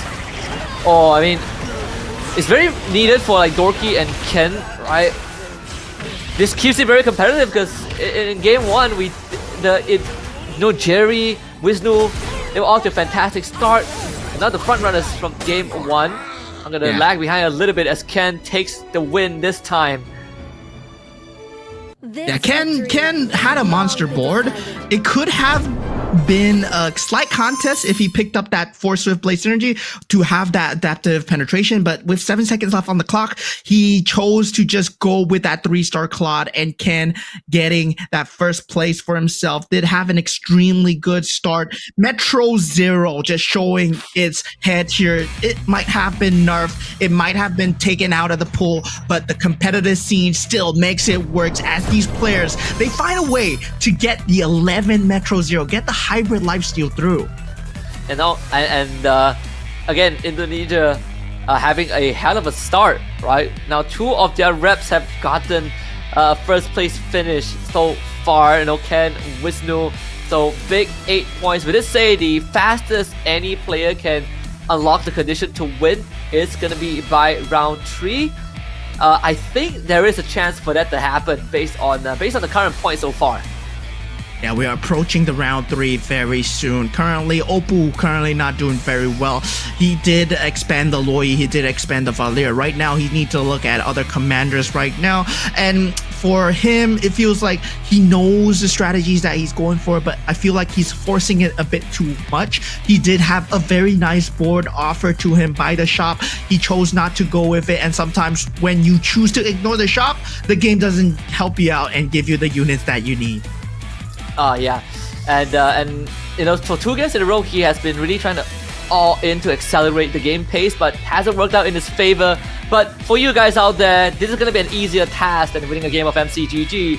Scan the QR code, you might have a chance to be one of the 300 lucky winners to win phones, and not only that, a grand prize winner will be selected to win the M7 Championship team signed jersey and an offline meet and greet opportunity. So do not miss out your chance to be a part of that 300. Yeah, man, I was hoping to win. I've been scanning the QR codes diligently. Maybe you'll see my name appearing out over there. But going back to the game as well, going back to what we saw out of the players, we saw that Guinevere is not the end-all here, right? We see the biggest strat being the Bruiser, being the Starwing. It is a very good strat. Finn had it going for him, but that 2 stars, they were just not enough. That synergy was just not enough because the itemizations are as equally important. You gotta build up your pieces together with the itemizations. The Guinevere requires the Winter's Crown, requires that Holy Crystal. It also requires maybe that Ice Queen Wand as well. Now, even when we look back at the highlight, the Loi, I believe, granted Ken the Xavier start as well, and he was able to get the right items for the Xavier. So kept him in the game, having the Kagura and the 3 scavengers. So basically a lot of things fell into place for him to allow him to get that win streak and have a comp that was uncontested, right? We had 2 Metro Zero players in this game, but one of them got taken out, so that really opened up the board for Ken to hit his 11 Metro Zero synergy. Yeah, I mean, very good identification from the players in the new patch, where that key itemization for Metro Zero has become maybe beyond the clouds, right? For getting that damage through with the Thunderstones. But for Ken, he chose not to go for Beyond the Clouds. He went for the Valentina and hoped that it has enough damage with that kind of mage symbol that's coming through. It did come to bite him a bit here, where he had that 3 mage synergy instead of 4 mage synergy. But once he managed to actually get that 4 mage synergy, it just blew Dorky out of the water. water, because that is a huge increase in magical damage coming out from the Valentina, and it showed in the last showdown where Dorky refused to go for that Force Swift Blade synergy. Meanwhile, Ken, he had that synergy coming through, and it worked out very well for him. Yeah. And that just made this the competition a lot more exciting. So take a look at the match overview here. Again, we talk about Metro Zero. Oppo was the one who tried to go for Metro Zero, but unfortunately just did not have the pieces to make it work. Again, Finn finishing in the middle of the pack, Jerry falling behind as well. We saw the idea behind the cushion. Didn't really work out in his favor though, as the Harley and Saber were the only pieces that Finn could rely on in this game. Yeah, I mean, Finn, he had his direction set very early, right? Going for that Bruiser emblem, going for that Starwing synergy. He did have that 2-star pieces already on the board, but of course, the one that comes through is the Metro Zero synergy, where everything came in together, hand in hand, together with Lori's power. And with that Mortal Rivals Healing Fountain, yeah, it did help him a bit, but the main core of the synergy was having that 3-star Valentina. Oh yes, the 3-star Valentina really made all the difference. Made all the difference. Again, Valentina, such a strong card right now, just because of the fact that you do so much damage and you can target multiple enemies at a single time. Yeah, and the thing is, he went for Kyo Kusanagi as well, aka the Valir, who does have that supplement fireballs at the other half of the map. So it's just to provide that splash damage, right? Just keep the entire board HP low, so that Valentina can have the executions available. So very clear strategies, very clear usage of the board here. He used both halves of the board with magical damage, supplemented the front with the Akai as well to keep the front line safe. And yeah, you can see why he's one of the top few players. But Dorky somehow gets a lot of points here, as he is currently in the top of the standings, as he arrived in second place. Yeah, and some of these players are literally one round away from having a chance to win GO1 by round 4. So it's starting to get a bit scary here for our contenders out there. I mean, Indonesia continues to be on top of the game, and this next round is going to be crucial to determine how many games that we have left in this GO1 finals. Yeah, I mean, the standings are always fluid here. We saw Ken coming out on top, but of course, he is still currently sitting at the 4th place in the standings at a total of 10 points, because he did fall short in that game 1. So game 3 might be a potential just upset here, right? We might see the bottom 4 coming up all the way to the top here, because anything can happen here in the world of MCGG. And of course, when you get too set in your strategies, sometimes the game will tell you, no, we're not just gonna give it to you. And sometimes you just gotta adapt and improvise. So you see the top few players, they come in always consistently at top, and these are the top 8. The grand finals, they have been doing their work to consistently be here, so they have the best strategies available. Oh yeah, and now we also get into a territory where the commander list starts to narrow down a little bit for some of these players, because again, no duplicates are allowed, and we've seen some powerful picks come out that didn't work in the favor of the players. Now they have to start digging deeper into what else works for them from round 3 onwards, especially when some of our finalists are one round away from qualifying to lifting the trophy at the end. Yeah, I want to see kind of the cheese commanders, right? The Ube commanders starting to come out, like something like the Harley, something like the Dairoth, and there is also the Yuzong that we've yet to see. So there is that possibility of those commanders coming out when the game goes later, when the players start to take their chances. But as we said, when we interview the players, they didn't really like how to gamble. But congratulations, you guys! You guys have won phones! And look at that! If your name is here, if the numbers match up, well, congratulations, guys! You have won a phone. Oh yeah, absolutely. And again, you guys, it's pretty easy to win. All you have to do is to scan a QR code right? It doesn't get any easier than that. And if I don't know what to tell you, if you still feel like it's too hard of a thing to do, then you're missing out on some very, very lucrative prizes. Yeah, I mean, at this point, the GO1 championship is at stake here, but for you guys, their phones, the QR codes, that multitasking is what you have to do, the same level of the players. But of course, if you're looking forward to join in the GO2 championship as well, the ones that will be continuing on, there will be different tournaments going on in the MCGG app. So of course, all these players, they came from MRS3, MRS4, the SEA Games, wherever, but they all started in the MCGG app itself. And for you guys, it might be your time to play some Magic Chess Go Go. Yeah, and you know, if you've missed out on this year, don't worry, I'm pretty sure that next year is only gonna get bigger and better. The fact that you can be a part of this, you know, be a part of a world championship just by playing from the in-game client, it doesn't get any better. Yeah, I mean, we've come a very long way. The group stages and the semifinals, we saw the player camps playing from the comfort of their own homes during the MRS Season 3 as well, and MRS 4.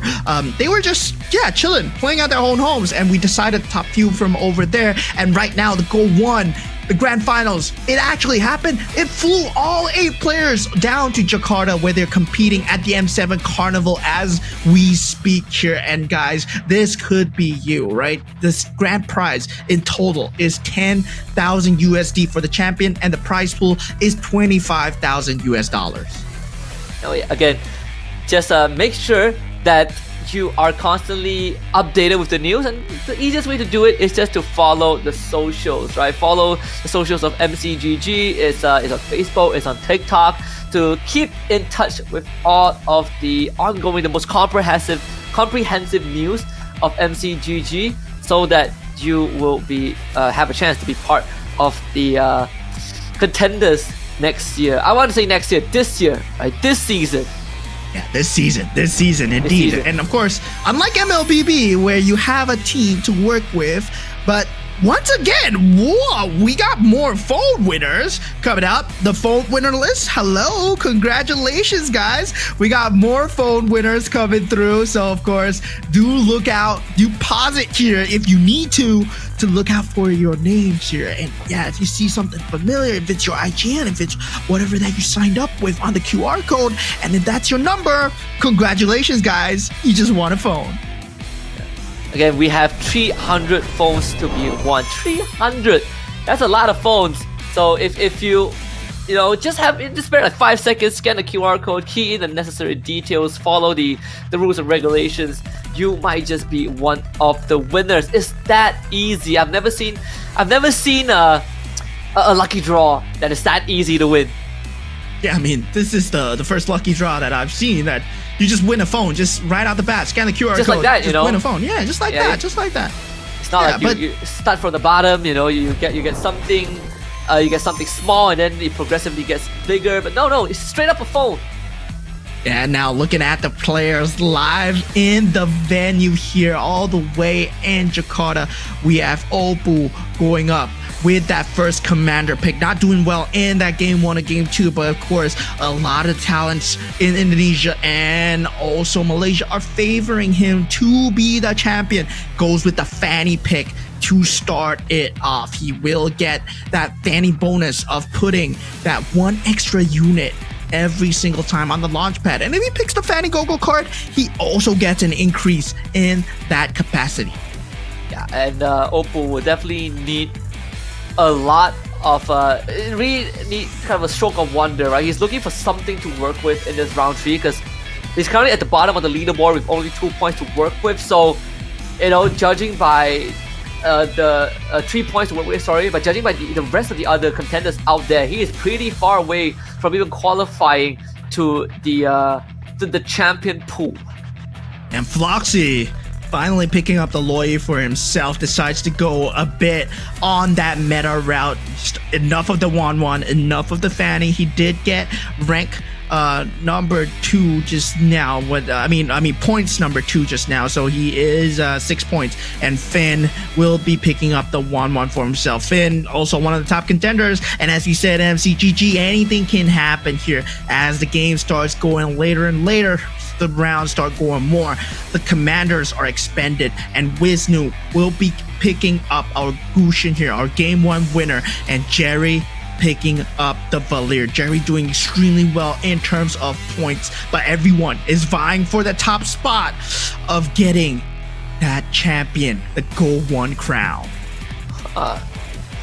So Jerry going for the Valir this time, a bit more, bit more straightforward. Karina be the choice for Dorky, and Ken, who did win the previous round, now goes for Cho. Yeah. Cho, okay. Cho. Well. We do have a bit of economy build coming through.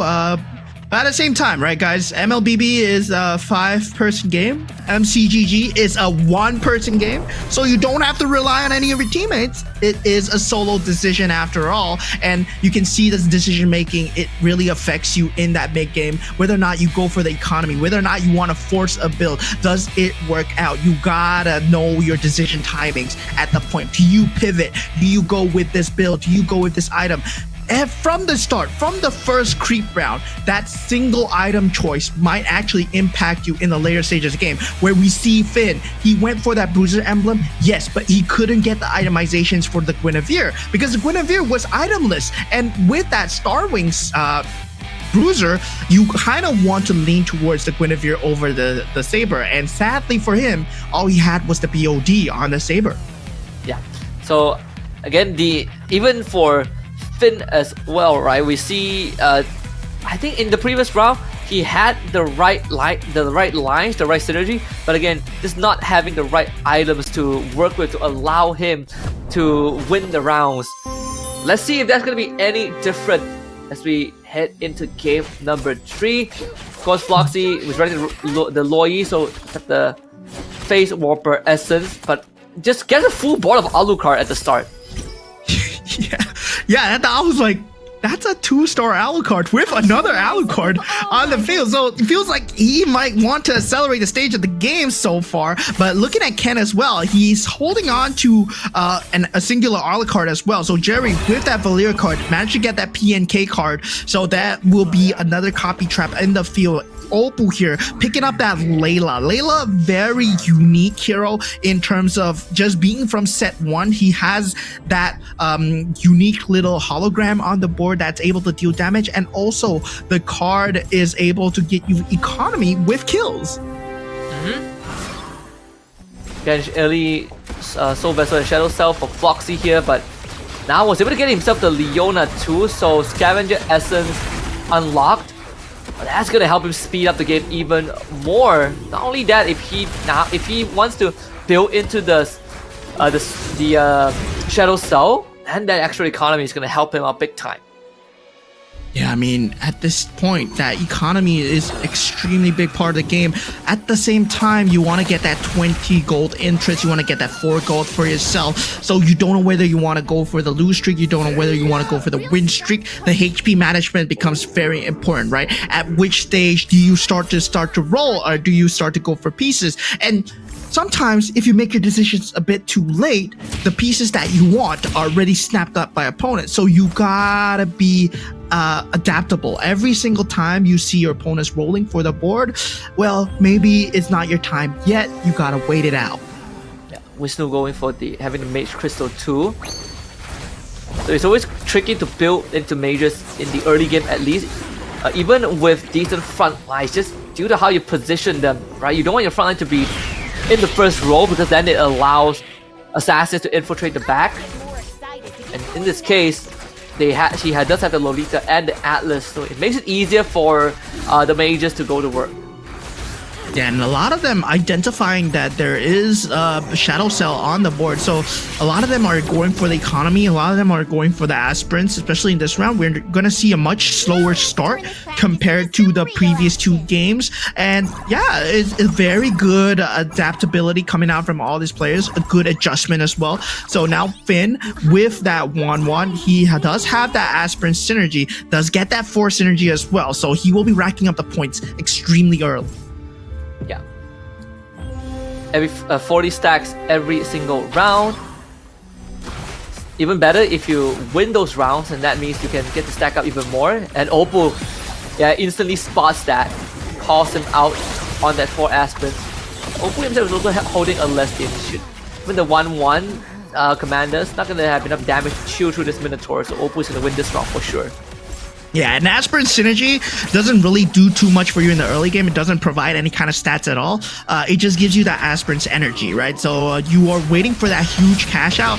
Even the units themselves, they don't synergize well with each other. If you think about it, it's like, yeah, Ruby, Leslie, Layla, and Fanny. It's like, there's no clear front line, there's no clear back line. It doesn't have any synergy. It's not that strong either. Now Jerry going first does pick up the saber for himself. Starwing Swiftblade, that's a very good unit to get. Floxy going up for that Claude. I always like that Claude extremely early on, because at this stage you're around level 5 to level 6. It's like a 5% chance to roll for that forecast. So getting those forecasts early on does help in terms of pacing, in terms of that mid-game HP management, but at the same time, you miss out on the items in the late game.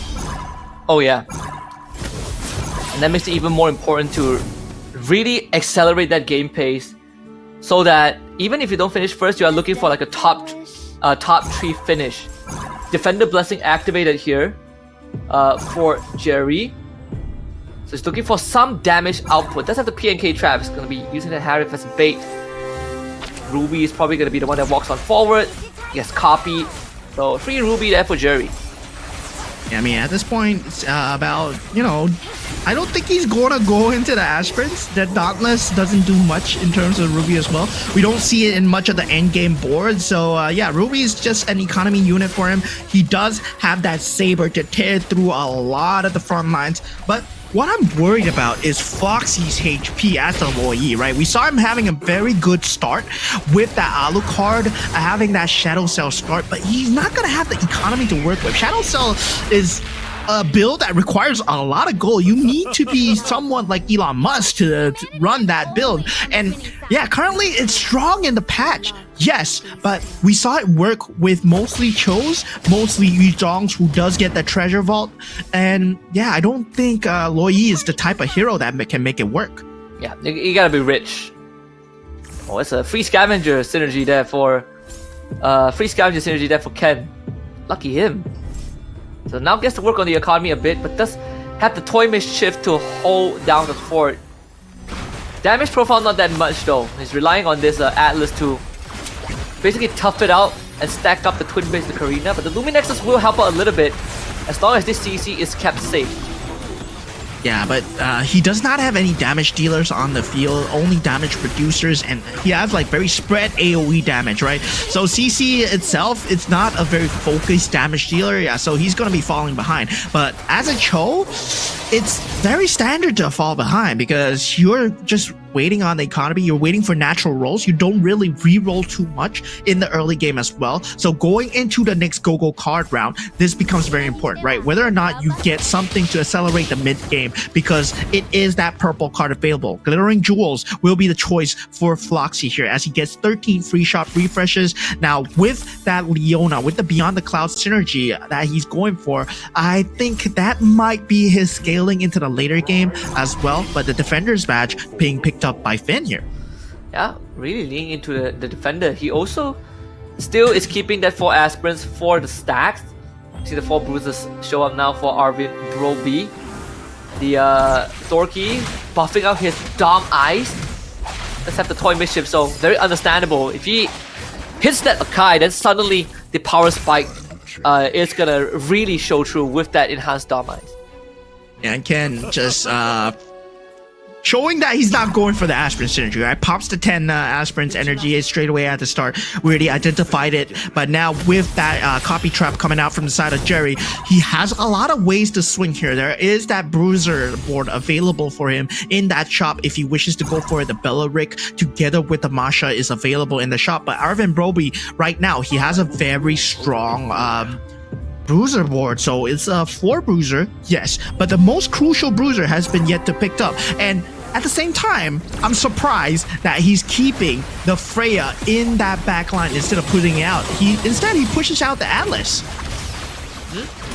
He really wants that Freya to now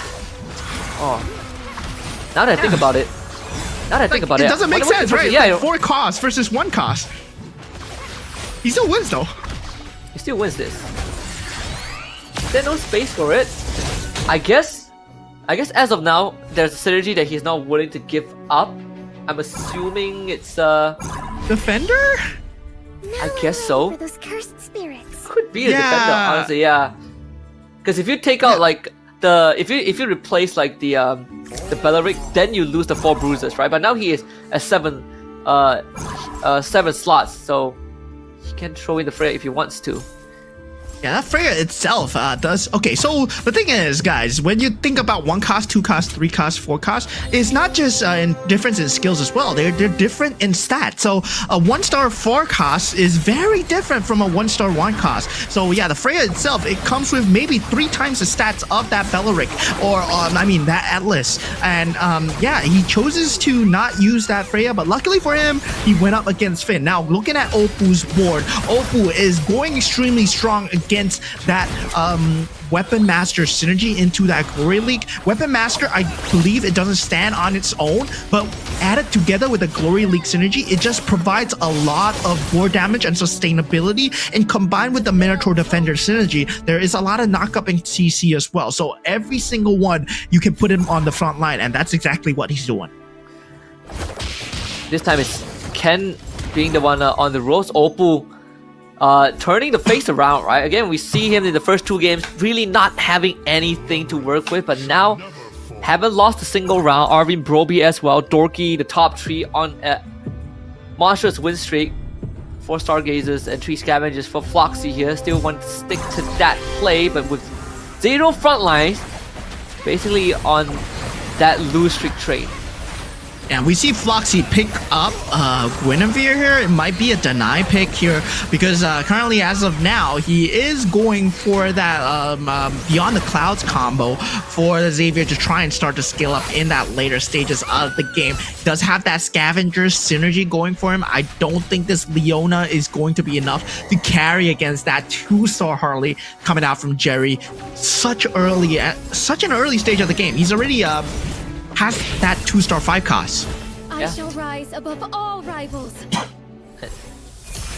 That's gonna help him get through the next few rounds with lesser problems. Although pretty unlucky that 5 cost that he got was the Harley. It would have been nice if it's something else, right? We did have this conversation in terms of all the 5 cost. Harley is probably the one that has the lowest value. Yeah, I don't either.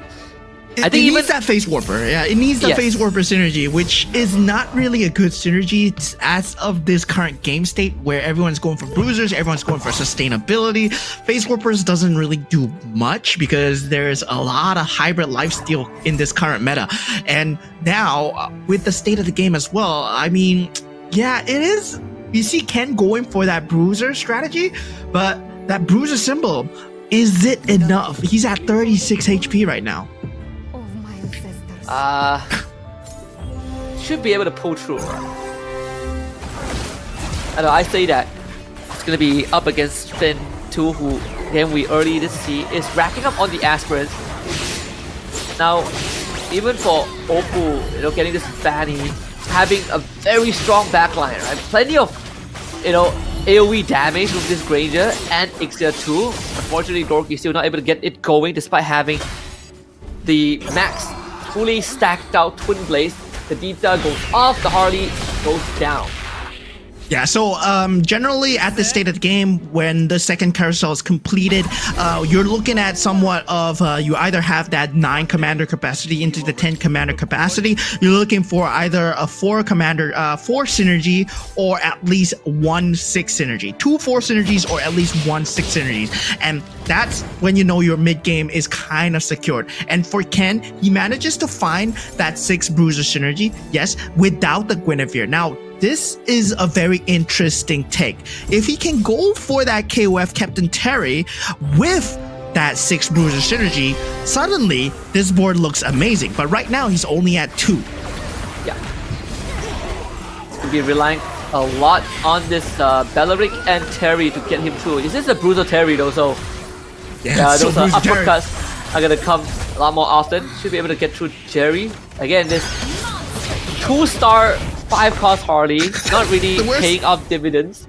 Not only that, he doesn't have the items for the Harley too, right? So just Berserker's Fury, so no benefits there.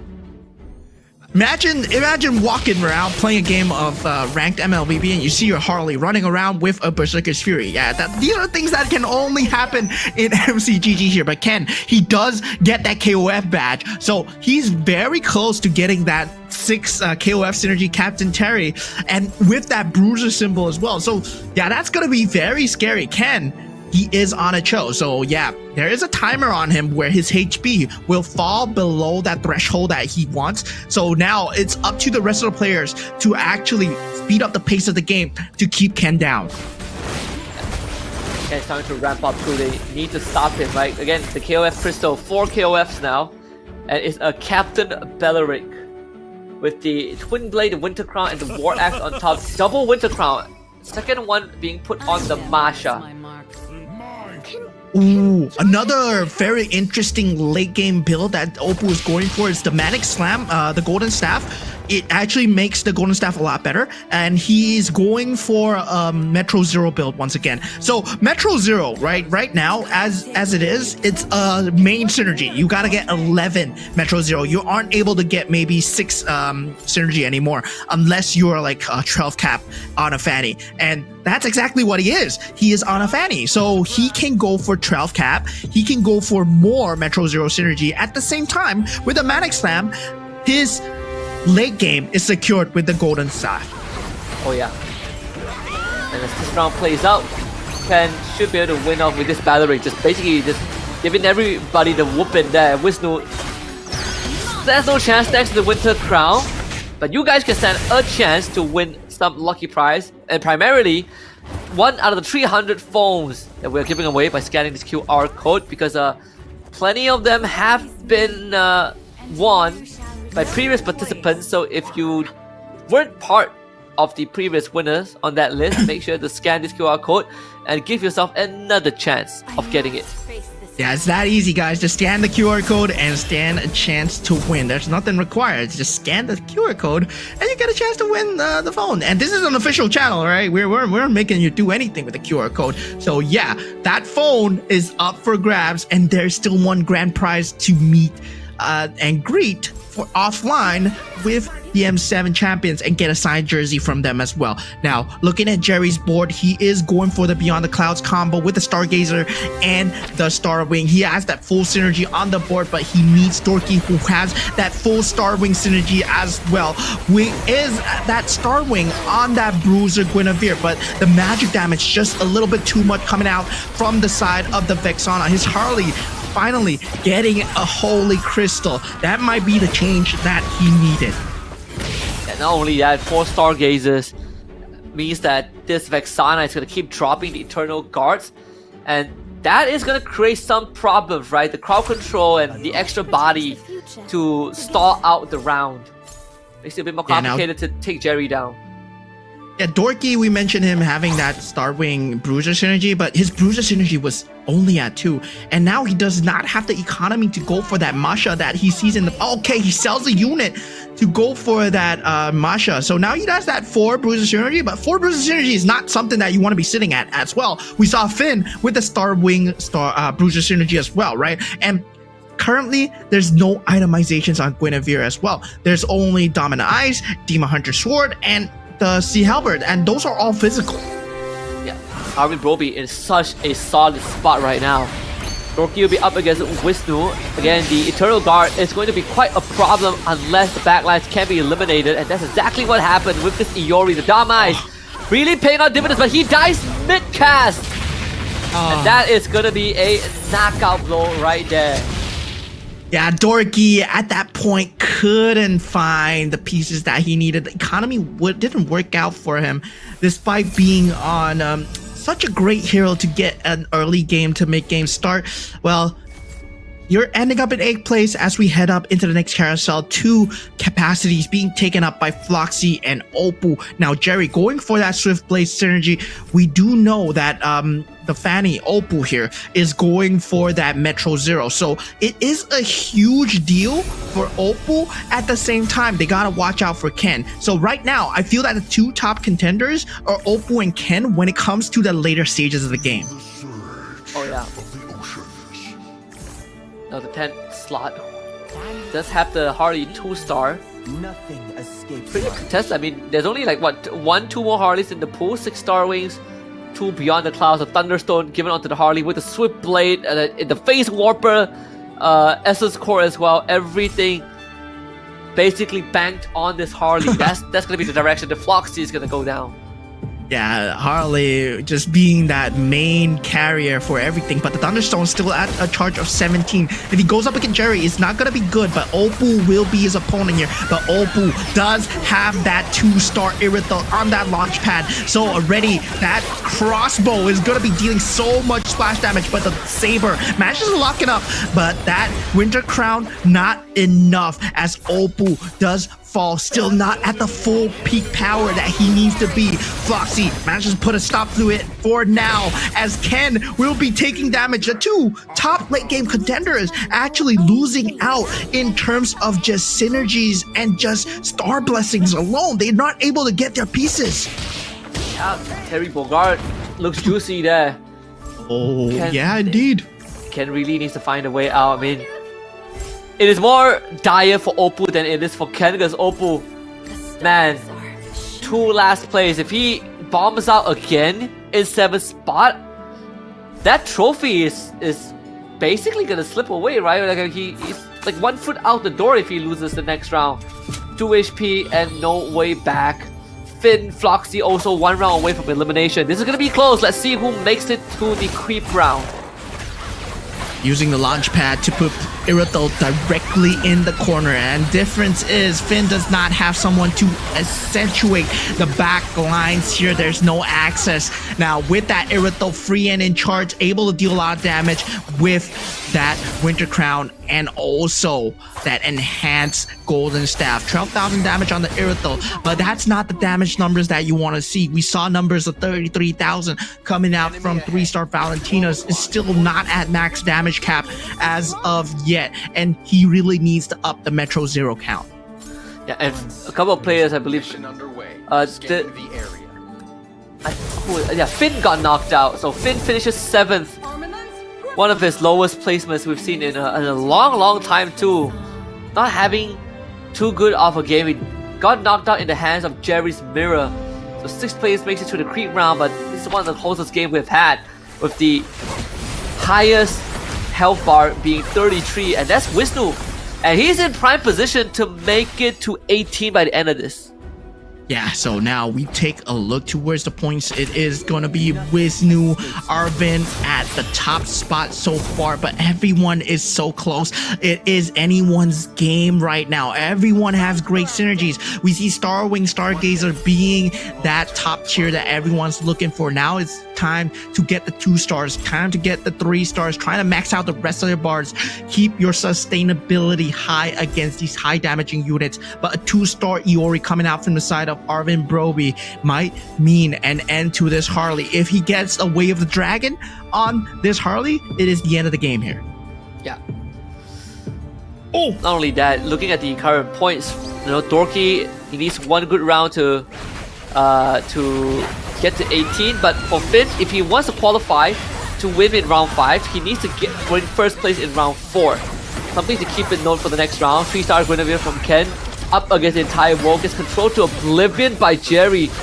Well, again, like the early investment that we say in this Harley took a while to come online, but it finally paid off. Come on, the Gwyn! The Gwyn's gonna kill all of them! 3-star Captain Gwyn, I told you, dude. Oh my goodness. It's not gonna work against a 3-star Captain Gwyn KOF 6. It's nothing. This is the strategy that Ken was going for. We said he was the top late game contender if he pulls it off, and he does pull it off. Currently, his power spike is unprecedented. He is going to be the top one to watch out for. Oppo couldn't reach that power spike. He needed that 3-star Irithel. If he reached that 3-star Irithel, he's equal to Ken right now. But currently, Oppo and Jerry knocked out Ken, being the top contender. Now looking at Floxy, the build is there, but it will not be enough against that 3-star Guinevere if he goes up against Ken's build. It's a 6 KOF, 6 bruiser, Captain Guinevere. Oh man, Jerry with a head scratch. He was one hit away from surviving that round and knocking out Ken, who now has a great chance of going on and winning this round. And not only that, making it to 18 points. This round is going to be everything for Ken, and he is now poised to lift the trophy by round 4. This man, an absolute warpath. Another knockout punch delivered this time onto Wisnu. It's him and Floxy now.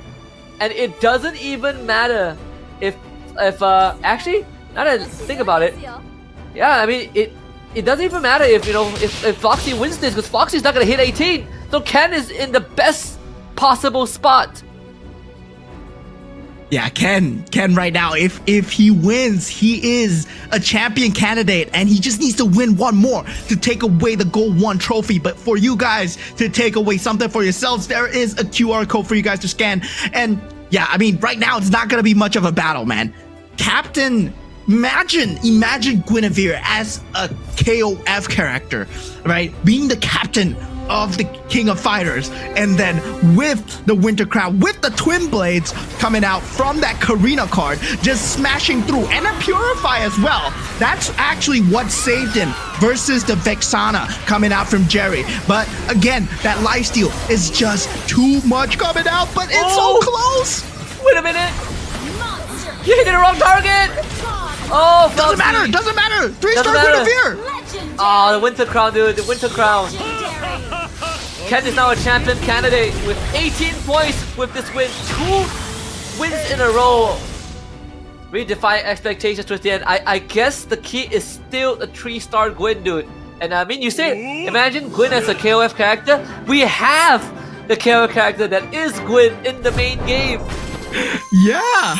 But this is the aspirant Guinevere for this one. So yeah, the crown being ever so close to Ken at this point, as he will be finishing top place. So Indonesia looking good. Oppo was expected to come out on top, but instead his teammate Ken is looking extremely good, looking extremely on form for this GO1 Grand Finals here. Yeah, 3-star KOF Gwyn, you can just sack the damage item, just give a Winter Crown, give a Purify, make sure that no one controls her, and she gets to go to work. And Ken now in the prime position. I believe he's the only candidate in for champion. He's the only one who has qualified. We'll check in with the total points in just a little bit, but he definitely has hit 18. And for you guys, is another opportunity for you to win a phone with 300 slots for that. Some of them has been already locked in, but plenty more to come. Just scan the QR code, and you will be in the running. What a game 3, man. What a game 3. Like we said it from the start, if Guinevere has that KOF synergy, suddenly it's gonna be unstoppable. And then Ken, he made that dream a reality. And that guy, he's just, oh man, he's living the dream, because we knew that he had the economy to work with on the Cho as well. And another thing that we were worried about is also the Manic Slam, the Golden Staff coming out from Oppo, but it couldn't come to full fruition, right? We saw the Starwing Stargazer combo coming out, but there were two 2-star Vexanas on the field. So no one was able to get that 3-star Vexana. If someone was able to get that 3-star Vexana, if only one player was going for that Starwing Stargazer, it would have been way different. But taking a gander back at the game here, we see Ken ready at the start. We saw the Guinevere, we saw the Terry Bogard. We were like, yeah, it's gonna be a KOF. Yeah, and we saw him take the KOF crystal too, right? Like it was written in the stars that Ken is gonna go for that. But the closest one was against Jerry. Like the fact that Jerry's Harley was one hit away from taking down the Gwyn made all the difference, because that was the closest anyone has had in stopping Ken from reaching 18. It was just very unfortunate. This was the round after Jerry got knocked out and there was no one to stop Ken anymore. Okay. So for me, hot take, right? I wouldn't have put the items. I'm a Harley hater in MCGG. I hate this as a 5-cost unit. I think it's bad to put items on him. If he put the items onto Vexana, that would have changed the entire flow of the game, because you get more casts of that Eternal Guard, that CC that keeps coming out of the sky, and Guinevere, as a melee hero, he would have been stuck in that front line.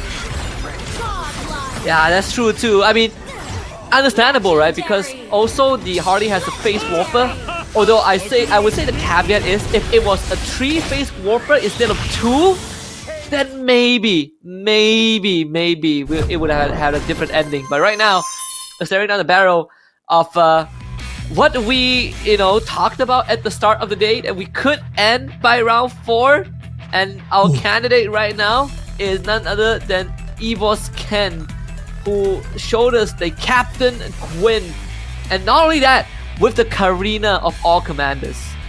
Yeah, I mean, at this point, Ken, 18 points, I believe, and looking at his itemizations, we know that from the start, Karina's power is what he went for, the Twin Blades. He's looking for a carry at the start. We were saying that he needs to find that early game carry.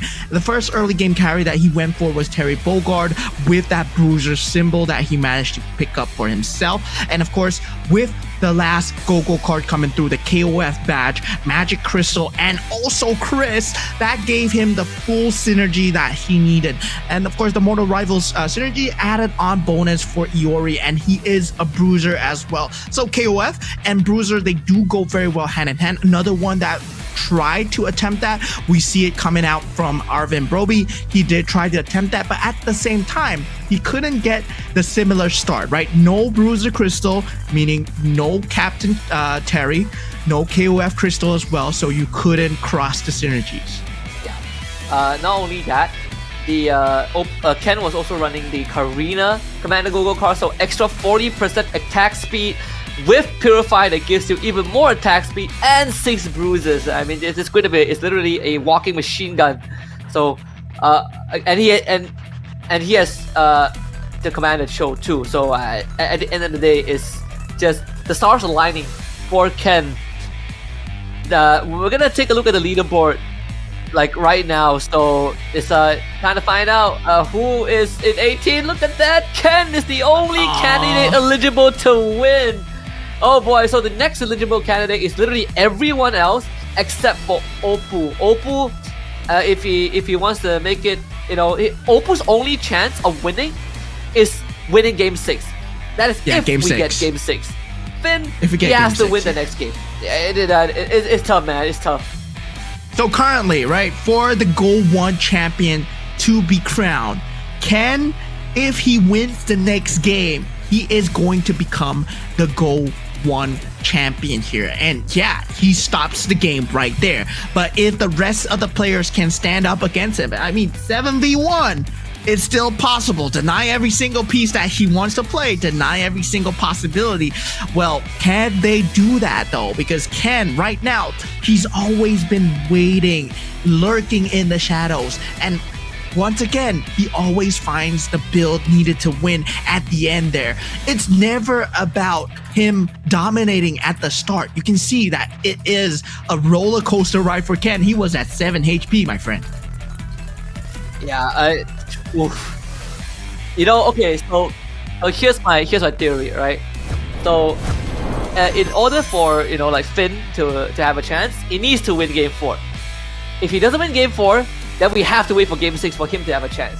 Same as Oppo, but for everyone else, the odds are slightly better, right? They don't need to necessarily win They just need to have a decent position. For example, for Wisnu, Wisnu could finish last and still qualify to win by game 5. But yeah, Ken looking really good. You get 2 first place in a row. It's pretty hard to beat that. And this was also the dude that finished 7th in game 1. Yeah, this is the dude that finished 7th in game 1. We were looking at the EVO's Indonesian representatives just not having a good show at the start, right? Especially for Oppo, especially for Ken. But game 2, Ken showed up. Oppo still hasn't found his place so far. But this is the top tier competition when you're going up against players who think like you, who wants to play like you, who knows exactly what you're doing with the economy, how to destroy that. And you can see that the crux of the play, Arvin Broby, he has been accelerating the game very early, making sure that Oppo does not get what he wants. When he goes for the Matic Slam combo, everyone else is accelerating the game by taking the symbols. But speaking of accelerating, you guys have accelerated yourself into getting a new phone. Welcome to the new phone winners club, guys. And I'm not in it as it is. Yeah, we try, but sadly, no luck. It's okay, you guys get the opportunity to again be the phone winner. This is just round 3. We have more to come, but also if you think about it, if Ken is to win by game 4, then you might miss out your chance. So the window's closing a little bit. Remember, scan the QR code. It ain't that hard. Yeah, there might be one more game to scan your QR code. We are currently standing at game 3 where the champion candidate has already been found. It is none other than Ken representing Indonesia from EVOS, and everyone else is still not eligible. You need 18 points and you need to win the champion. So right now, if Ken wins game 4, suddenly, GO1, he's a champion. Guys, Indonesia, you're doing it. You're doing it right now. Yep. And of course, like what we said, you have a chance to win from 300 phones, right? There's 300 phones out there for you guys to win. We probably cut that down by half, but there's still 150 out there. I'm just, throwing in a ballpark number. You can win a phone, and also on top of that, be the grand prize winner of the M7 champion signed jersey with an offline meet and greet. All you have to do is to wait for the QR code to pop up, scan it, and then you leave the rest up to fate. But if you don't, you miss every shot you don't take, alright? So scan the QR code is not that hard. You might win a phone. You might win a phone and a jersey and a meet and greet with the M7 champion that is going to be crowned later tonight after GO1. Yeah, so today is going to be a momentous day indeed. We have a lot of representation from across the globe, but so far, right now, the one that might take it all is going to be Indonesia. And similarly, in M7, the 2 teams that sit at the top of the grand finals are from PH and also from Indonesia as well. So Aurora PH and Alter Ego, all eyes on you guys later. But right now, all eyes on Ken, as he is going to be the one to try and get the champion so far. And the rest of the team members here, the rest of the players, they're not a team here. They're not a team. Everyone's playing for themselves. This is a solo game. So the rest of the representatives, they have to do their best to try and stop Ken from getting the champion. Yeah. You know what I want to see? I want to see everyone call out Ken's pieces. Hey, he's going for this. Stop him. Work together. Right now, it's a team effort. Aside from Ken, but everyone else, they gotta try and stop him. Let's take a look at the game 4 draft. The Fanny to start it off here, and again, the pick sequence is determined by the placements of the previous game. If you finish last, then you go first in the pick. So Dorky finished last. He's gonna get the first pick advantage. Gets the Fanny. Luoyi now for Finn.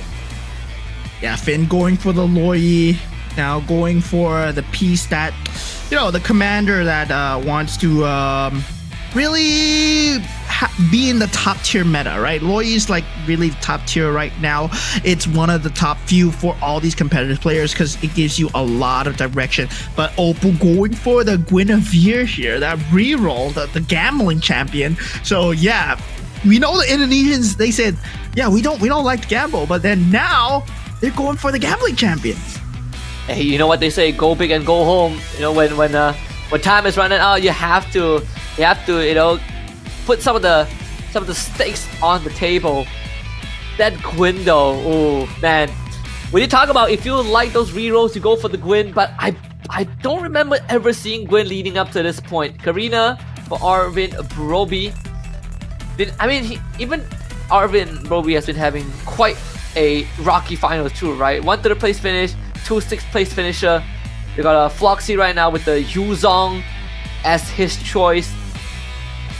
Always to, you know, qualify for the champion candidate just by getting a decent top 4 finish. Of course, Ken all in is 1-1 for him.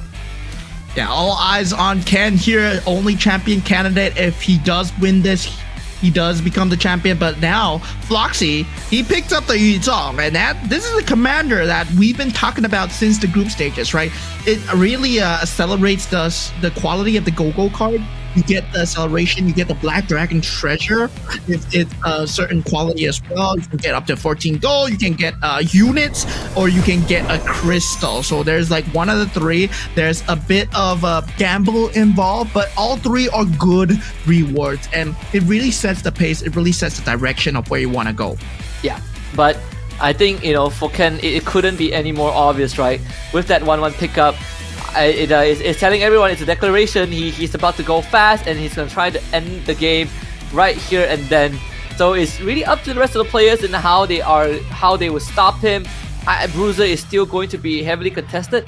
I highly doubt that the stars are going to align the way they did in Game 3 for Ken. But hey, if there's a workaround, maybe the Star Wing will be the alternative. So again, we got to see, you know, so far the players that have really been, you know, putting a stop to win streaks have been players like Jerry and Arvin Broby. Now is the time to do it again. Guys, at this point, I'm talking to the competitive players. Maybe start to explore Luminexes, you know, guys, you haven't been playing that. And I want to see the rainbow, you know. Every time you get a 6 synergy, there's an animation that pops up. So for the Luminexes, it's a rainbow. And for the toy Mischief, you know, you get the toy chest opening. But now starting into game number 4, we see the commander cards being picked up and going for that Loyi card. Everyone else just following their own commander cards, except for Wisnu, who is a Valir after all, then does get that Angela card after he picks the Valir up. And for Dorky, going for the Guinevere card actually. So getting for more of the rerolls, Finn. Again, the Carmilla Essence. So just give that, and he has a Leona, right? So one of the most economical start, Scavenger Synergy and the Scavenger Essence core. I kind of have an idea of what Finn is trying to do. We saw that with Jerry in Game 1, where you take that big lose streak with Scavenger, and then you build out a huge economy, and then you strike back in that mid-game. Yeah, I mean, at that point, your first forecast becomes your first direction, right?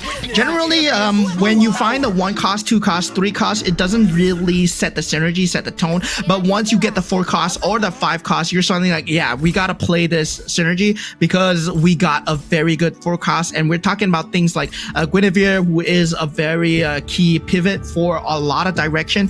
We also have things like Terry Bogard. We have things like Hanabi and Claude if you're going for the marksman. And also, if you're going for Starwing, we have the Saber as well.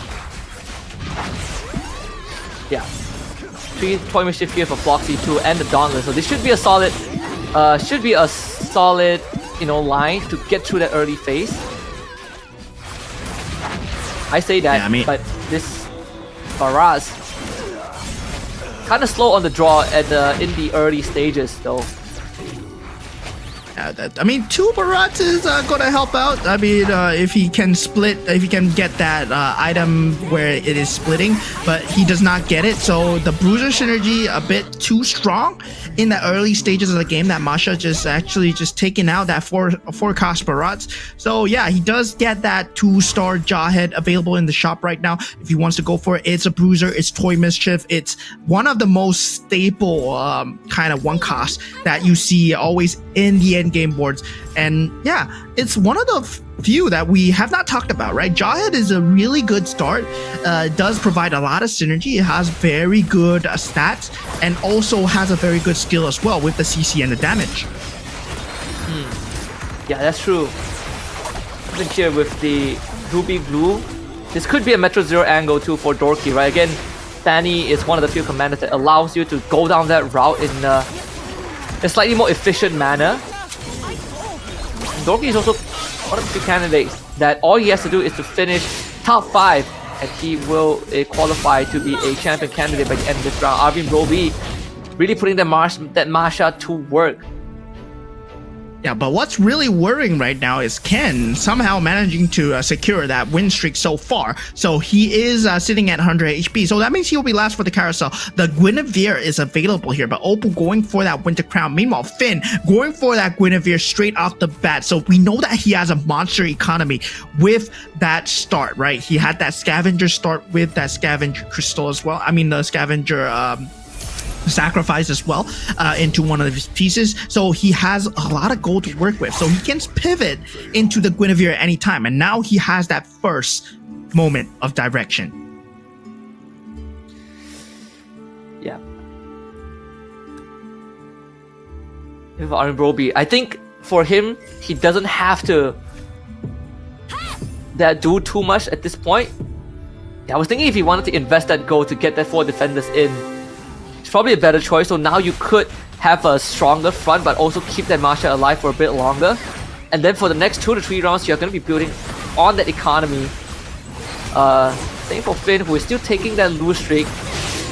Doesn't have the Kagura, I think, so no Beyond the Cloud synergy. So we'll have to take another L.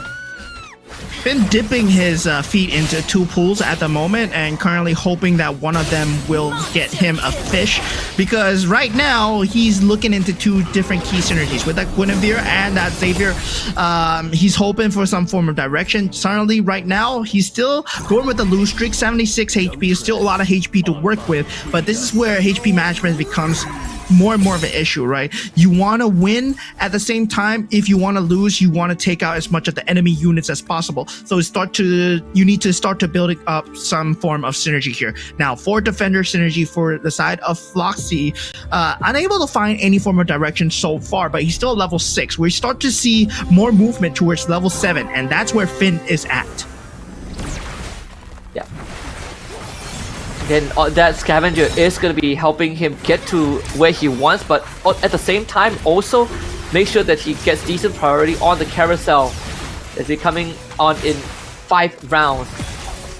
But I mean, all things considered, right, he was able to hit the aspirants and have that Guinevere, so now he has a decent front that actually does damage. If you need that extra punch, then Leslie is going to be the one that comes into handy. So there is some good supplementation there. This OT is gonna come down to the wire, but with doing just enough to allow Finn to win this round.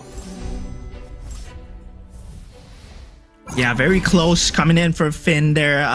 Starting to find some kind of footing here. Now, taking a look at the next Gogo card coming in. This, for the first time ever, we have a blue Gogo card at the second part of this Gogo selection here. So this blue Gogo card, when you get this, this really favors the Yuzong, right? Because the Yuzong, you do get that quality upgrade. So you get that purple Gogo card here right now. He picks up that saber with it at the start. Now for Opal, holding on to that blue Gogo card, meaning that he might have a shield available in the shop, and if he needs it, he will pick it up. Yeah, we've seen players do that as well, especially the shield towards the end. I think Finn was one of the few that pulled it out during the semis, where he saved it until the very end, and that gave him the leg up that he needed to buy that one precious round to hit that 3-star. Dorky and Arvin Roby so far having a fantastic game, and even for Ken, he's not doing too bad, right? Like only losing 1 round at 8 health. This Xavier is going to be the focus for Wisnu to build up the Thunderstone stack. It's going to take a while though, with only 2 stargazers.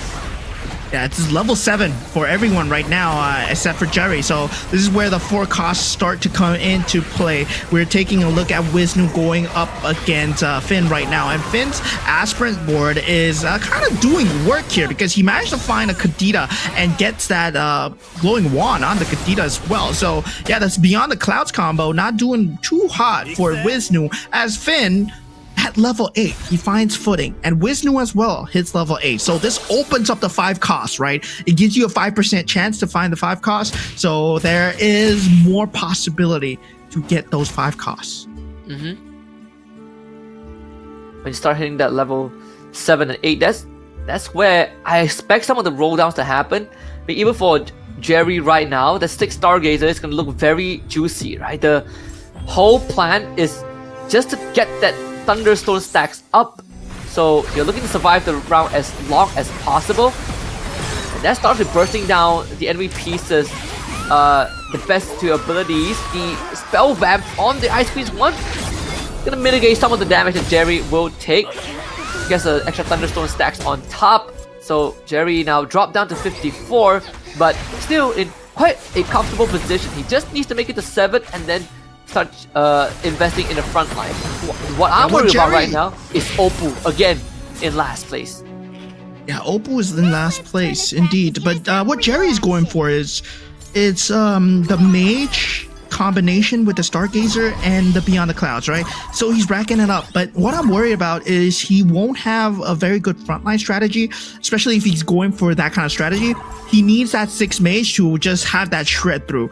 And right now, he's farming up that mage symbol, so hopefully he finds the pieces at 45 gold, finally hitting level 7. He was the last at level 6 as of last round, so he won't have that cap space to actually work with as well. Now, going into that next round here, Ken still just having a very good game in terms of HP with that bruiser strategy, but we know it for a fact that Guinevere has been locked up by a lot of these players.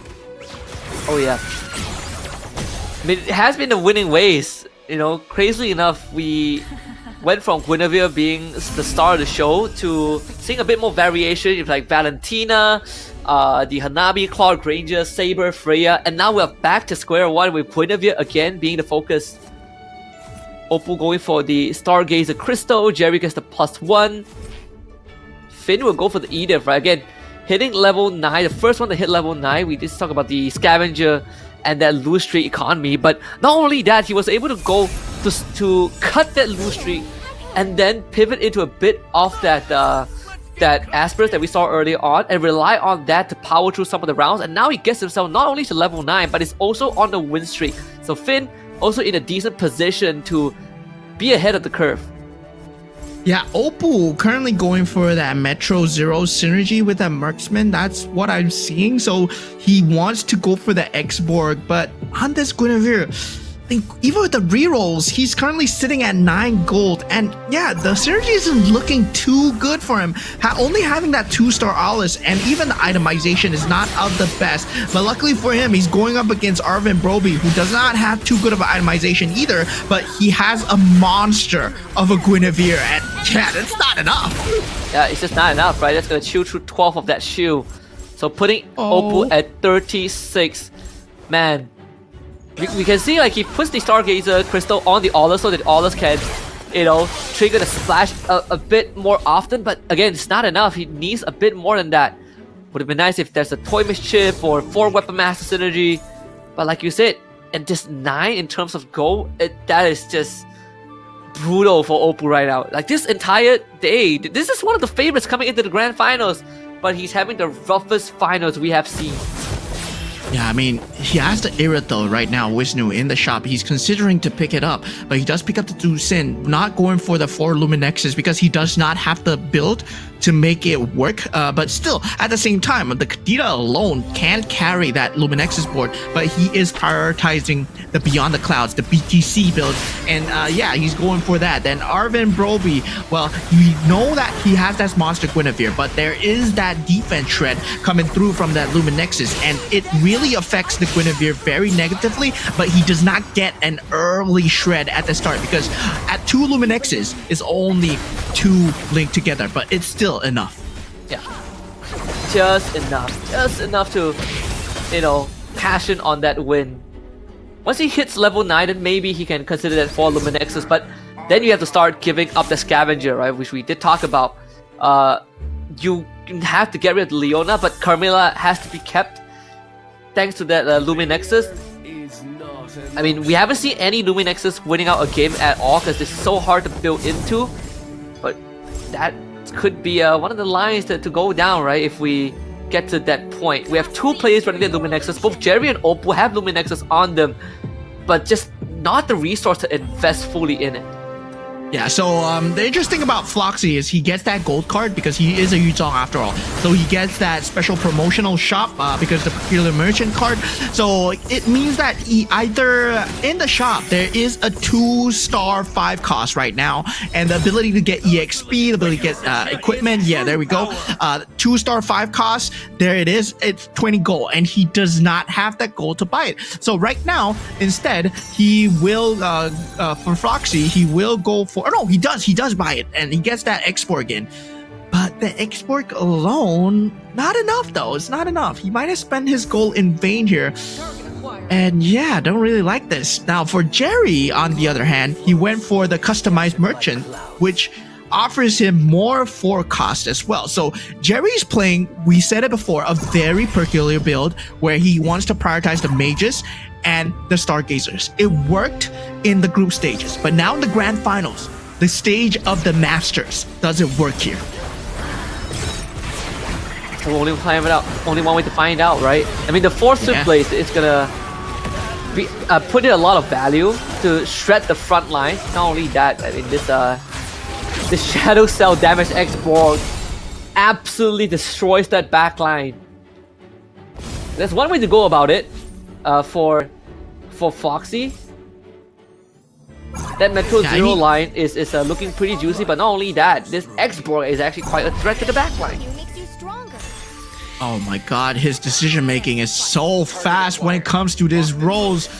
Look at that. Okay, he gets those rerolls and he knows it's free. This is the hands of a great Guinevere player here, Oppo. Man, a lot of missed potential from the first 3 games. Yeah. And gotta remind you guys, remember to scan that QR code to have a chance to win 300 phones. Well, not 300 phones for one person, but 300 phones to give away. So scan the QR code. You might even get lucky and win the champion jersey for M7, sign one, and a meet and greet. So yeah, don't miss out that chance, right? Scan this QR code on the screen right now as Oppo finally finds some sort of solace, win out this round and put Wisnu down to 31. It would be the greatest comeback round if Oppo pulls it off. Yeah, imagine scanning the QR code, like you said, and winning 300 phones. You can set up your mobile phone shop. It's like straight away. But yeah, going back into GO1, of course. Guys, don't forget to scan the QR code. It's gone now, but you can always rewind on YouTube if you haven't scanned it. So yeah, you can do that. And yeah, for you guys, of course, it's that easy. But now, looking at Oppo, he does have that 6 Stargazer, 6-star wing build. And that Stargazer crystal is on Saber. Now it's all in the pieces, right? Finn is looking at Ken's Guinevere, and yeah, Ken is the one that everyone has to watch out for. If he's champion right now, the game ends there and then.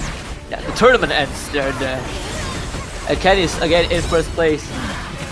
Scary spot, Oppo. The Winter Crown, Tuta Kadita. Able to avoid the last insanity from the X-Borg.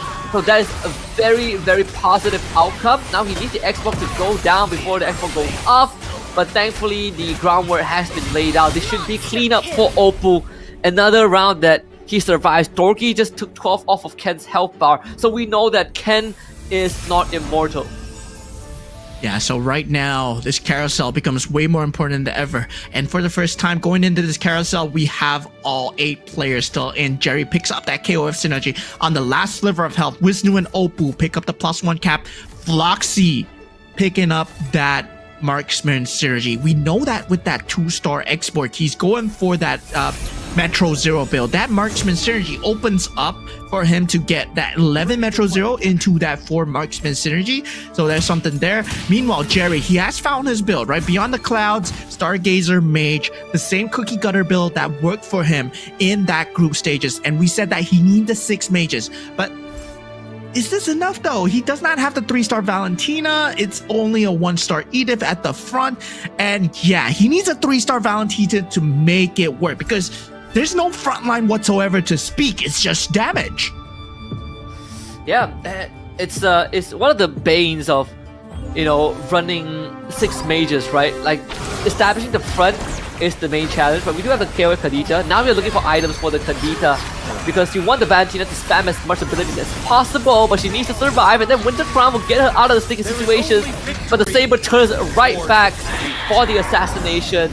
That's going to be our first casualty of this game number 4. Unfortunately, Jerry is going to be taking the L. Opal gets knocked out. Wisnu also gets knocked out. 3 casualties back to back to back.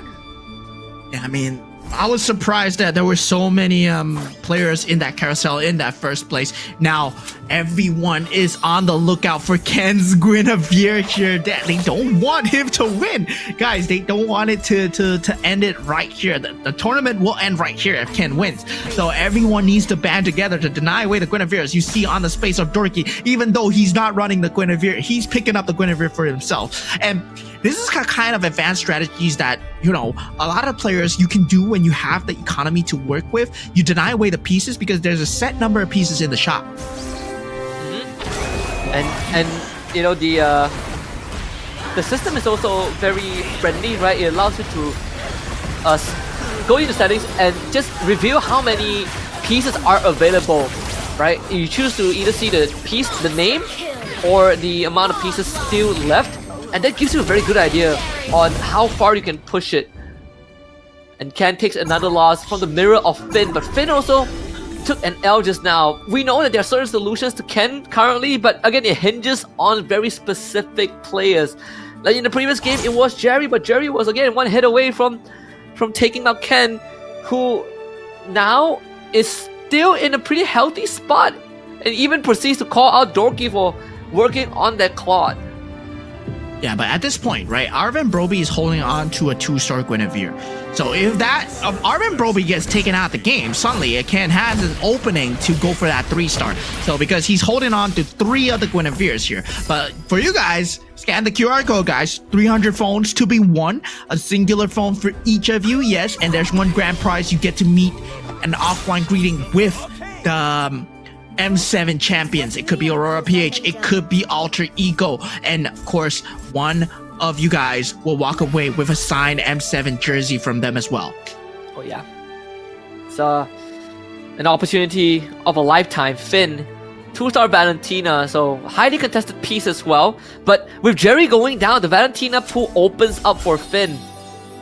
This could be his way to that first place and becoming a champions candidate, but 3-star Hanabi and 3-star Claude is going to be what Dorky is looking for. He has plenty of pieces that he is working on. Yeah, the deny coming out. He has a 2-star Guinevere in his back pocket, just sitting there. Dorky just does not want Ken to have a good time at all. But still, there are 14 pieces in the game. That's 3 pieces out. So there is still a chance for Ken here. But Ken does get beaten up by Arvin Broby, who does have a Guinevere himself. Yeah, Finn also just lost. Lost that round, I think, against Arvin Broby. Not sure if it's the mirror, but either way, you know, 3 of the players down to the last legs. 3 more pieces for Dorky to hit 3-star Hanabi, and Dorky, he has plenty of health to work with. And Finn, even though he was the first to reach level 9, doesn't really seem like he's able to hit his stride unless the 3-star Kadita comes out. There it is. So Finn hits his 3-star. Yeah, at this point, it's going to be tough. The Metro Zero builders, none of them have hit that 11 mark yet. And right now, it's going to be extremely tough work for a lot of these players to play around, especially when you're up against a 3-star Kadita. The Rough Waves itself is just doing monstrous work as it does get a monster kill. The itemization is really coming in extremely good as Floxy will be the next casualty here. But something that they need to keep in the back of their minds is Ken is still alive here in top 4. 8 Metro Zeros now for Finn. He needs 9 and he gets it. 9 Metro Zero has to swap the X-Borg out, unfortunately, to make that happen. You can see the roll down as well to find better alternatives. But this is the best that he gets. So to make this Kadita work, even gives the Mage Essence Core from the Juicin for so this Kadita packs an even bigger punch, but it's a glass cannon build, right? If you're up against like a Saber or anyone with big crowd control that can capitalize on the window of you not having Rough Waves, the Kadita is still manageable. So the positioning really matters right now, Finn against Dorky. Yeah, both going for Metro Zero here. Ken going up against Arvin Broby. And I feel that maybe Ken might have ended his streak here, but now we do see Finn with the 3-star Kadita so far able to do a lot of work in the front line with the Luminexus, and it's doing extremely well. Now Ken survives with 2 HP, but once again, the Guinevere denied out from Finn as he puts it on his board. This is going to be really tough. Again, Finn needs a first place finish to be able to get to 18. He has 3 more contenders to go through. He was able to take out Dorky just now, but Dorky takes that X-Borg, so that could be the way in. Again, Finn, he's looking for items to help this Kadita survive for a bit longer because it's a glass cannon right now, but he's not gonna hit that stage for another 2 rounds, and I don't know if we have 2 rounds for Finn to get there. So gotta be creative with that positioning. But for you guys, you don't need to think too much. Take your phone, scan the QR, and join the pool of contestants that has a chance to walk away a winner of a brand new phone, and even have a chance to meet the M7 winners and get their signed jersey as well. Yeah, dude, imagine sitting at home watching some SCGG, you scan a QR code, you get a phone, or maybe even get a chance to meet the M7 champions with a signed jersey. Man, that's a good Sunday, but 3-star Saber being picked up for Ken. So, yeah, I mean, he's going the other route. If I can't get the 3-star Guinevere, I go for the 3-star Saber. Everyone was so focused on the Guinevere. He gets the Saber instead, and Ken is looking so good now. The Winter Crown! Oh, Ken. Brings Finn down to 2. Yeah, he's on the cusp. He's on the cusp. Finn hits a Valentina 2 there. Is it going to be enough to make the difference? This is so close. That Winter Crown makes all the difference. In the previous game, it was the Winter Crown that saved the Gwyn tree from Jerry. Is the Winter Crown the holy grail of what's going to make Ken a champion by the end of this next round? Ken Evos, the 3rd place of MRS Season 3. Could he be our champion here as he is on the cusp with that 3-star? Now Dorky, he will be facing the Wrath. He finds the Luminexus proc, but at the same time, the 1-1 damage is doing a lot in the front line. The Saber not able to survive as Ken will get taken out here. So the tournament doesn't end there. Gives a smile over to his Indonesian counterpart. Oh, Dorky with the thumbs up. He's like, we go another round. Oh, big sigh of relief. But it's now between him and Finn, right?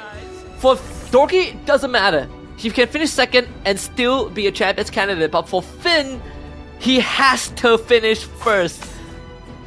There's still some stakes at hand here.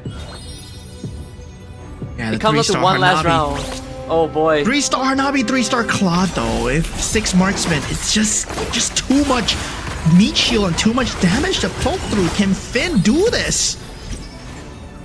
3-star Valentina, 3-star Kadita, maybe that's the way in. He hasn't maxed out on his Thunderstone stacks yet. Last we checked, So maybe a couple more stacks is gonna make all the difference. But man, here's the roll down. 2-star Kai on the board. Man, does he have enough? The Face Warper Kadita abandons the Metro Zero, goes into 6 Stargazers. Yeah, he's thinking more procs might mean more damage, which is kind of true. But when you're up against a 3-star Claude and 3-star Hanabi, that kind of AoE damage is just a lot, and the itemizations are extremely good. The Kadita is all that he has, and once the Valentina shredded through, well, it looks like Dorky is going to be our champion for game number 4 here. Now, Finn, 1 point short. So is Jerry.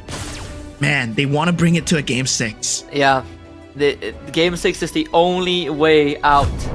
But we have like what, 4 champion candidate? It's gonna be quite a stretch if all 4 of them don't win. But hey, at least the show goes on, all thanks to Dorky. Yeah, Dorky, the man who took out Ken, the 3-star saver. I was pressed indeed. I was thinking like, oh man, you guys aren't gonna be able to scan the QR codes anymore because, well, Ken just took home the tournament. But now, for now, Dorky keeps us into game 5. Now we're gonna get a game 5, and now there are even more champion candidates, right? If I'm not wrong, Dorky himself is going to become a champion candidate. Wisnu is gonna be a champion candidate as well, and also as well as Ken. Yeah, and unfortunately, Finn and Jerry, they were both 1 point short. Oppo also not there just yet. It's a fitting for a grand finals for sure, and it's also fitting that you guys get another chance to scan the QR code here. Again, 300 lucky viewers will win phones, and 1 grand prize winner will receive an M7 Championship team jersey that is signed and an offline meet and greet opportunity. So it's either between Aurora Philippines and Alter Ego. Either way, scan the QR code, and the next list that pops out on the screen might have your name on it.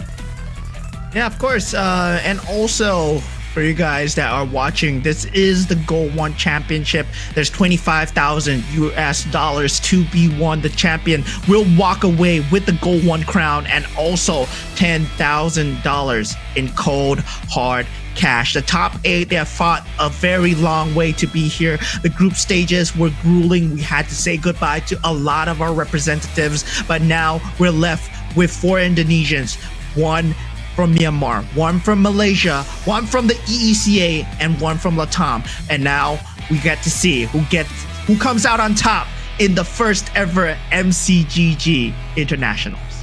It doesn't get any more exciting than this. I honestly thought that we are gonna end by game 4, you know, but the show must go on. There's plenty more to be desired. Take a quick walk down memory lane on how this game 4 panned out, because man, Dorky at one point, you know, if it's not for him hitting that 3-star Claude, this would have ended way differently. Yeah, and this is a very old school build, right? The Metro Zero into the Marksman. He didn't even get the 9 synergy until the last ever board shift, and he was on 8 the entire time. So yeah, he was making it work despite the fact that he didn't have it. The Iroto with the Luminexus synergy, it was a lot of defense shred. And once again, no Luminexus, but we see a minor bits of Luminexus coming through. But that 9 synergy picked up from the side of Finn was not enough. And he felt that, yeah, he felt the need to change later on. He did have that carry Kadita, but he couldn't find that 3-star Valentina. Yeah. And that's very unlucky. Again, he even pivoted away from the Metro Zero and went into 6-star gazes for the extra proc. The Kadita was doing a lot of the work, but unfortunately, it just was not able to take out 2 3-star marksmen. Look at Dorky breathe a sigh of relief, giving the thumbs up when he takes out Ken. Ken at that point hit his crucial power spike with the 3-star saber, but Dorky hitting his own, right? Getting that 3-star Claude and Hanabi, the Hanabi being taken out, but having 2 3-star forecasts is better than 1 3-star forecast. And Dorky with being the math wizard, able to pull it through in the end. Again, fantastic stuff from Dorky as we look at the match overview from this game, and you can see that the approach definitely has changed for some of these players. We're seeing a lot of Metro Zeros, bringing back some of the old classics, and a lot of the even for Oppo as well, right? Being able to make it work. Again, the Harley and Saber was what he hinged his bets on towards the very end with the enhanced Winter Crown, but nothing prepared anyone for the Claude and Hanabi, which is a classic like you said, but also has been forgotten for quite a while. Yeah, I mean, it's been forgotten indeed, and right now they just bring it back. But what I'm itching to see is Game 5, right? When we go into Game 5, what's going to happen? Because if there's no champion being crowned, then Game 6 becomes sudden death. Let me remind you guys, all points doesn't matter from Game 1 to Game 5 if we reach Game 6. If we reach Game 6, whoever is a champion is going to be the champion. So that is it, guys. So now going into Game 5, we see FTW's Dorkies. He's a champion candidate. He's going to want to get the back-to-back wins, try to get the GO1 crown for himself. Going with the Fanny, getting the Marksman build, getting the Metro Zero build as well. That was an 8 Metro Zero, mind you. That was not even 9. Yeah, it was just 8 Metro Zero, right? And we said like you need 9 to start getting some value out of it, but he just has enough of that 3-star to make it work. So really scraping by and just making do with the cards that he was given. Dorky now puts himself as one of the candidates to win the whole thing. And again, this Fanny, we say Fanny and Metro Zero, they come hand in hand, and just like the previous round, he proved it.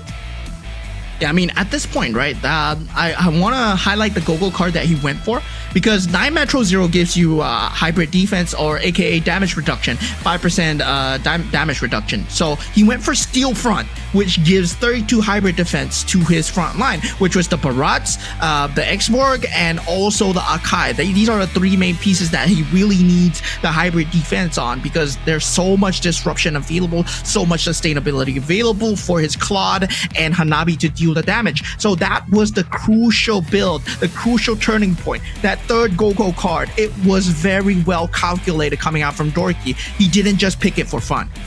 Yeah, and being able to constantly reroll kind of really gives him the advantage they need, right? Like hitting, and not only that, hitting the 2 Dauntless as well gave just enough defense for him to stay alive and get those ultimates off. Like the Akai was also a big boon, the scavenger for that economy. But now with Fanny out of the pool, this feels like one of Dorky's strongest strats coming into the finals. Now we get to look at game 5 and how that's gonna pan out. Finn, Jerry, and Floxy are all 1 point away from being champion candidate. This is insane. Yeah, but now the champion candidates are Evo's Can FXL, FTW Dorky, Wisnu AS, and Arvin Broby, right? Any of these 4, if they win the next game, we can have either an Indonesian winner or a Latam winner. And Arvin Broby, man, he's been consistent. He's been not top 1, top 2, not something that we need to, explain his strategies, but at the same time, he's been showing up consistently throughout the 4 games. Yeah, I mean, if Arvin Broby wins, it's gonna be one for the books, right? Like the inaugural GO1 taken by Latam. I think that's it's gonna be one of the greatest underdog runs that we've seen, and I'm all for it. And Arvin Broby, he is now at the cusp of defying the odds. Yeah, man, this dude, he's came all the way from MRS Season 4, started playing since GO1. So the Indonesians, they're very good. They're dominating so far. But speaking of dominating, you can dominate the phone winner list here if you scan the QR code. Congratulations to a winner. Check your numbers, check your names here. You guys are proud winners of one of the 300 phones that are being given away. And of course, we have the grand prize of the M7 jersey signed by your very own M7 champions. It could be Alter Ego or it could be Aurora PH. Yeah. Again, scan that QR code. This is round 4, but hey, if it ends by round 5, then you might miss out on the chance, and you don't want to miss out on any more opportunities because players are winning free phones, and yeah, I think a lot of y'all are missing out on it. So this could be the last round. We might go to game 6, but either way, if you don't scan it, you miss your shot, and you're gonna regret it, you know? Yeah, I mean, right now, feels like, you know, Guinevere has still been one of the top few to talk about. It's been one of the meta-defining heroes. It's really been just an ever omniscient present in the group stages, in the semifinals, in the finals as well. We can't run away from Guinevere. Now, let's see if game 5, we run back into full circle, right? Whether we go back into the Guinevere, because it feels like the Stargazer mage strategies are not working. But looking at the GO1 and M7 secret CDK code that we are releasing right now. Yeah, and of course, in celebration of the joint event hosted by GO1 and M7, we have the event code here, go to M7. You can use it to claim diamond rewards in both MCGG and MLBB. The quantity is limited though, so first comes, first serve. Instead of scanning QR code, go into your game, go to the redemption portion of the game and key in go to M7. If you miss it, it's gonna be gone forever. Limited slots, be quick on your fingers. Yeah, it's diamonds, guys. It's diamonds. So yeah. Whether or not you value phones or you value diamonds, there's a lot of things that we're giving away. Man, this is a great Sunday for anyone here who is watching, right? So Magic Chess Go, thank you so much for giving away 300 phones. And of course, it's going to be held in 5 rounds, starting at the 15-minute mark. So you can also stand a chance. One of you guys will win an M7 champion signed jersey and an offline meet and greet as well. Yeah, and it's held in 5 rounds, right? It's starting at the 15th minute.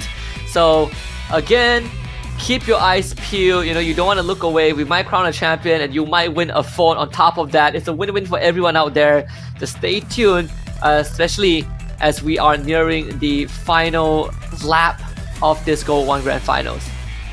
Yeah, I mean, we're gonna crown a champion really soon, I believe, right? We have 3 Indonesians already at the top. We were saying they've been dominating in the group stages. They were dominant in the semifinals as well. Right now, Grand Finals, will it be an Indonesian champion, or do we get to go to game 6, or someone can flip the script?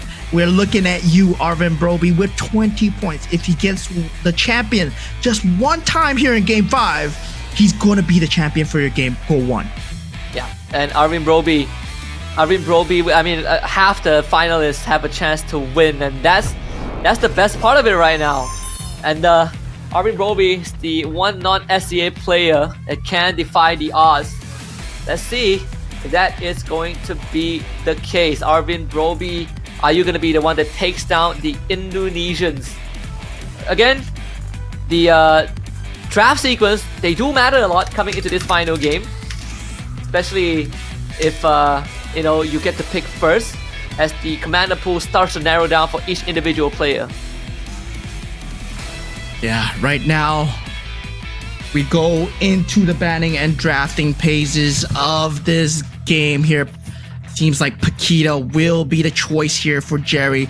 And yeah, Oppo as well, going for the Popo and Koopa. Everybody pulling out all the stops. The ability to clone coming out from the boxing gloves from the Paquito, something that is a very underrated ability, especially if you can get your hands on a very good unit at the start of the game.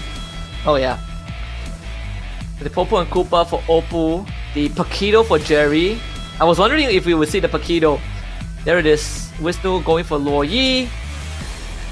See if the Karina is going to be a choice. I feel like as we narrow down the pool, Karina will be more and more juicy of a pick. Yeah, very juicy indeed. Luo Yi, Gushen, yes. But we saw the Yuzong coming out just now for Floxy. And right now, he's going for the Gushen. So, yeah, going for something more stable after he knows that, yeah, he needs to force out the Game 6. He's not a champion candidate as of the moment. And for Oppo, the only hope is going to be the last game. Arvin Broby going for the Valir here. Yeah, this man has never backed down from a fight. Now finally picking up that card, which will give him another commander card, right? 6 gold at the start and another commander card. And for Ken, going for the Karina, the Twin Blades. The Twin Blades for Ken. Oh, that could be the winning pick here. Pretty scary. Yuzong for Finn. Dorky getting the Amon here. We did see Jerry make the Amon work, almost finishing first as well in that, I believe, game number 1. And in the hands of Dorky in prime position to win the whole thing too. Again, 3 out of 4 Indonesians can be a winner. Yeah, 3 out of 4 so far, but there is a 1 in 4 chance that Indonesia gets the trophy swept away from under them, and Arvin Broby, he is going to be the man to do it with the Valir picture. But right now, it's all in the heart of the cards, especially going with the first few Go-Go cards going in. There are a lot of wild cards right now. There's a Popo and Koopa in the field. There is also a Paquito in that field, right? So the boxing gloves, you can actually clone a lot of the units. There's also the copy trap that can clone units as well. So you might have a lot of mirror boards. If you're playing a good board, suddenly you might get your board copied. And then the best thing is that it doesn't eat into the current pool as well. So you get you basically get free pieces on top of what's in the pool. Popo and Koopa is one of the most creative ways to creative commanders, I think, in MCGG with the right pieces. So let's see. I mean, Popo Koopa could be what gives Oppo that game 6, right? And then all bets are off, right? Whoever wins game 6 wins the whole thing.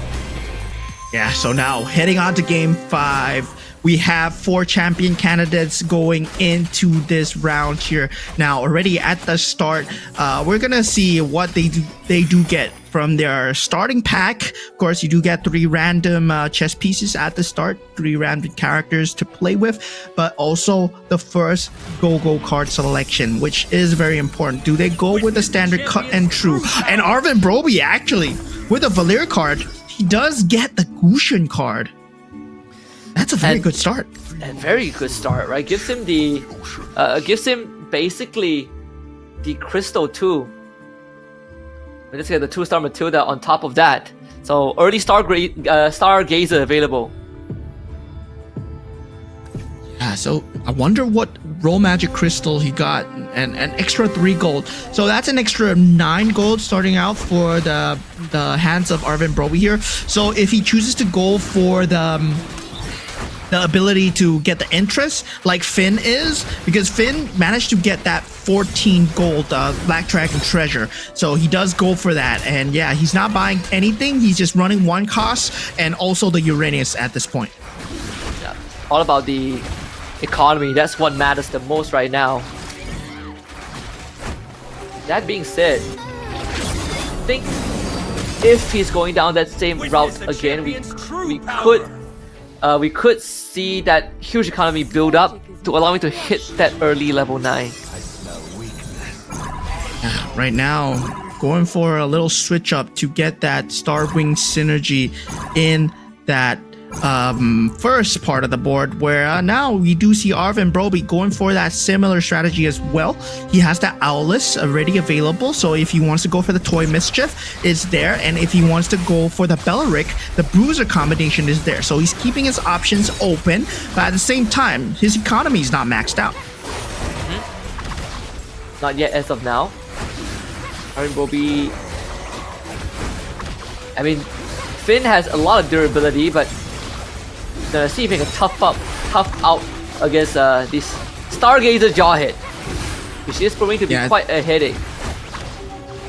With the missiles coming through, I mean, there's gotta be a lot of magic damage, but it's now up to the Matilda and the Sicilian, but the Matilda actually comes through, so he does get the W. At the same time, the economy going his way as well. So now at 30 gold, buys up the Chris, buys up the Ruby, repurchases the Bellaric as well. So get the bruiser synergy going. Arvid Broby, very good start already. So yeah, we have to see what the Indonesians have in store for him at this early game.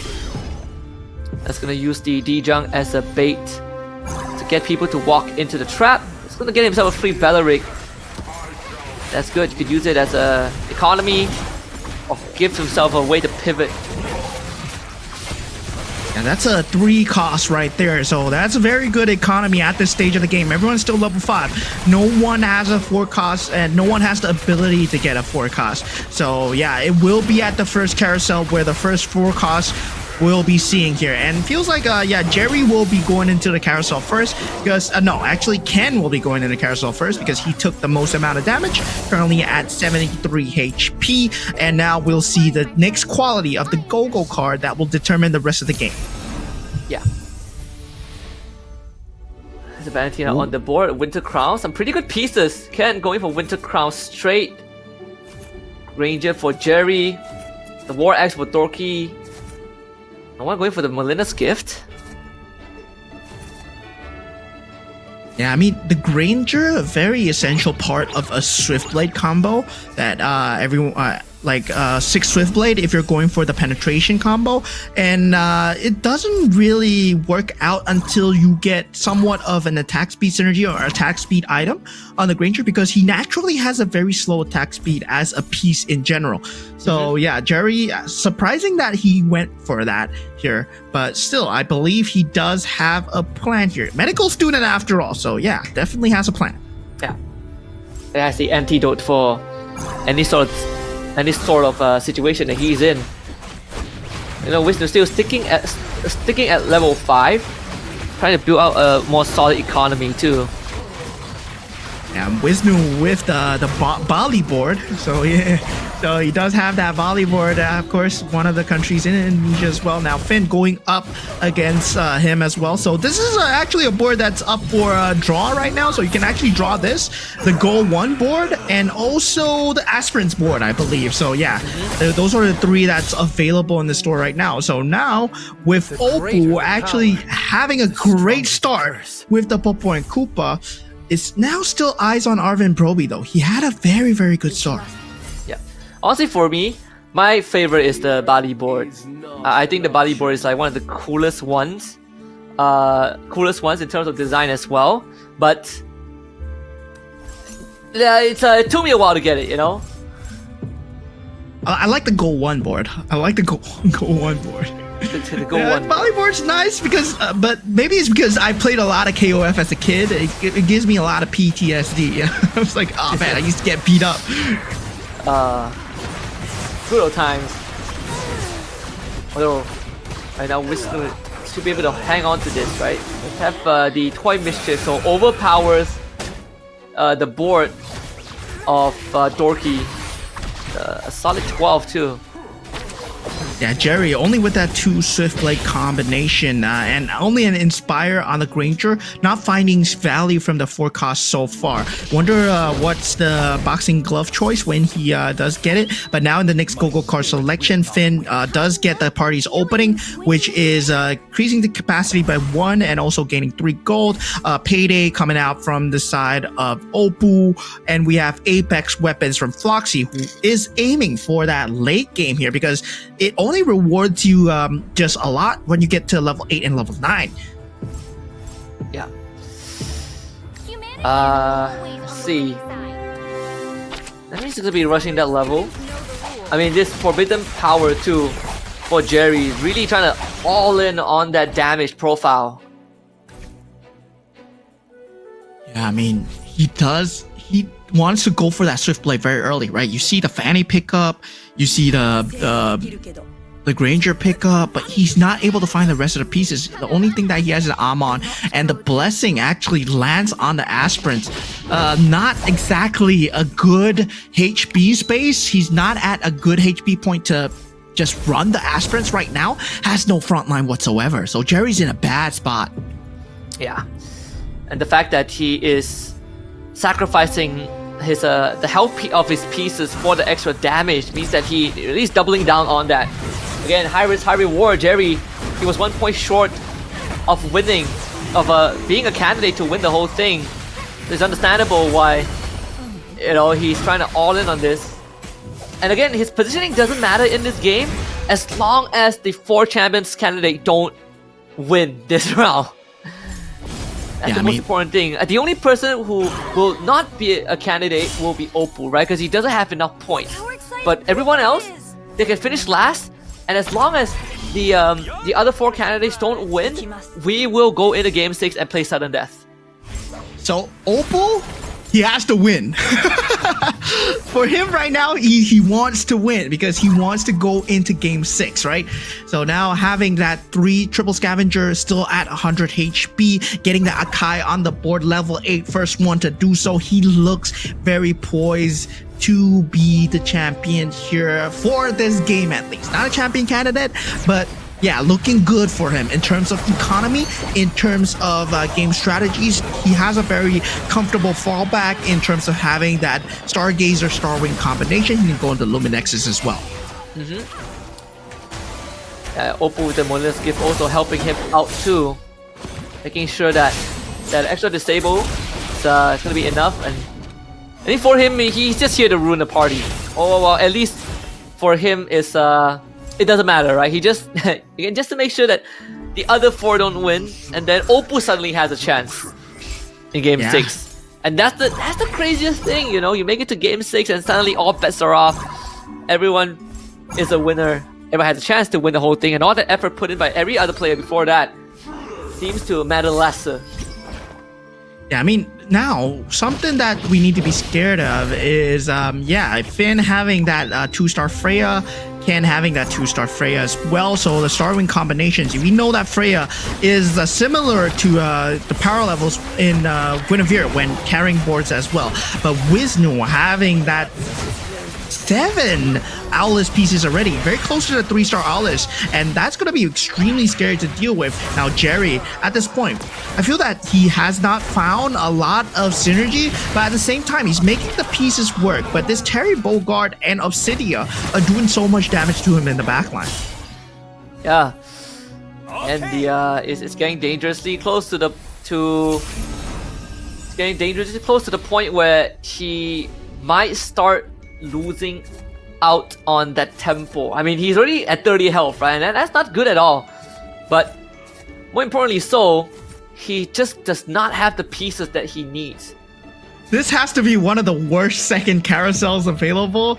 It gave him 2 Grangers. He was like, I can't go for the 3-star Granger right now. He's not in an economical position to go for it. And he even doubles down and goes for the Akai here. Not able to find the toys mischief synergy that he needs. He gets the Uranus, right? Yeah. Gonna take out that Ruby to put the Uranus in. Has to do that. Yeah, it was very necessary. 6 toy mischief might be the way out. I mean, we say that, but it's gonna be a long journey forward for Jerry. Yeah, the good thing about Toy Mischief is you get 6 Toy Mischief very early. It carries the mid-game very well because there's a lot of good damage scaling. But you still need another synergy on top of that. And it feels like his fallback is going to be that Granger, getting that Swift Blade combination. Having that front line for the Barat and the Akai for the Toy Mischief is very good. And yeah, you can see from the other boards as well, right? Wisnu with the Owless, with the 4 Toy Mischief synergy, it's enough to carry you through the mid-game. Yeah. 2 Mashas there. There's course for 2-star Masha, but actually if Wisnu wants to go for it. The Aulus is the focus right now, right? He's looking for the 3-star Aulus. This is looking pretty good. 4 weapon masters on top of that as well. Yeah, the Freya is a highly contested piece right now. So he's looking for a 2-star Freya, but he's not going to be able to find it. Now, right now, going up against Jerry. Now, Jerry, he does have that 6 Toy Mischief synergy, so that's going to be a bit of a problem, especially the missiles coming through, especially with the Whimsical Blade as well. It does split into 2. Now, the Barats, can he tank it up? Now, Ranger's still dealing a lot of damage in the backline. This Aulus, one last hit. Oh, Jerry, again. The pain continues, the pain train continues for Jerry. Yeah, now the final go-go card to be picked up. Arvin still looking at a good economy here now with the Blood Claw pickup coming out from Wisnu, really going all in on this Weapon Master synergy, right? Hybrid lifesteal, on top of that you get lifesteal as well, and I wonder, oh, he got 3 Clutch Death Devices for Finn, so 5 gold and 3 Clutch Death Devices from the Last Resort. Not really the best one to get, but at the same time, it does give you a very good board, especially if you have a substantial number of 2 stars on the board. Yeah, Alvin will be going for the Magic Surge too. So, boards are starting to come together. I mean, Oppo still in a very considerable position, right? Wisnu, one of the candidates to win in first place. Arvin Broby also actually not doing too poorly, but for Finn, this Yuzong so far hasn't been paying off dividends. As they are the 2 for Dorky.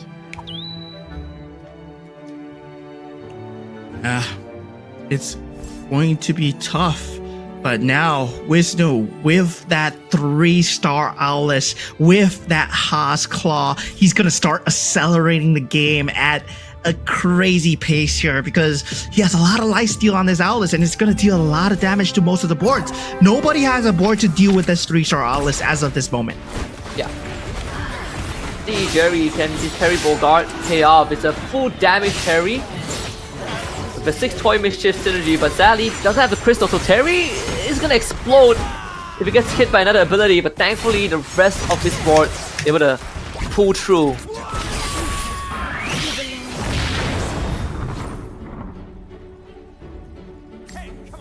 So it's going to be a kind of crazy here. Wisnu at this point doing extremely well, but for you guys to do extremely well as well, you want to scan this QR code, get a phone.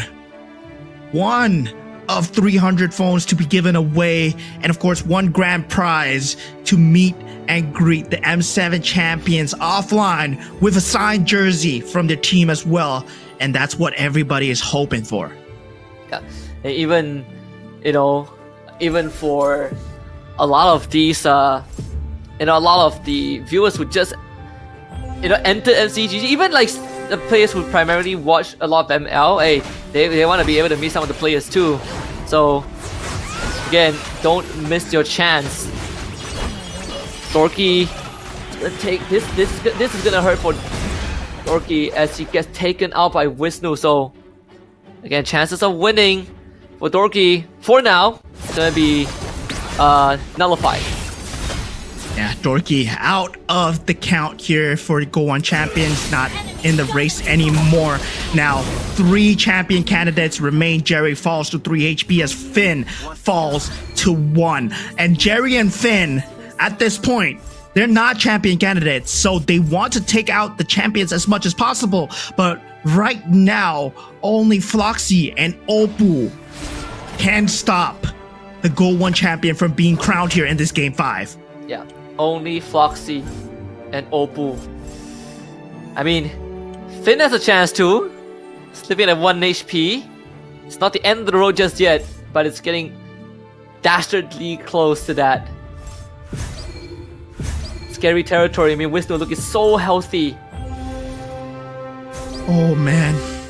Can Finn pull through here? 1 HP, 10 Metro Zero, does not get the 11. As a 3-star saber. Oh no. It doesn't stop here.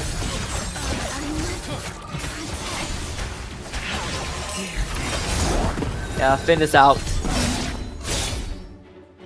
Yeah, this means Oppo, well, finds himself in top 5 contention here as Jerry gets taken out as well.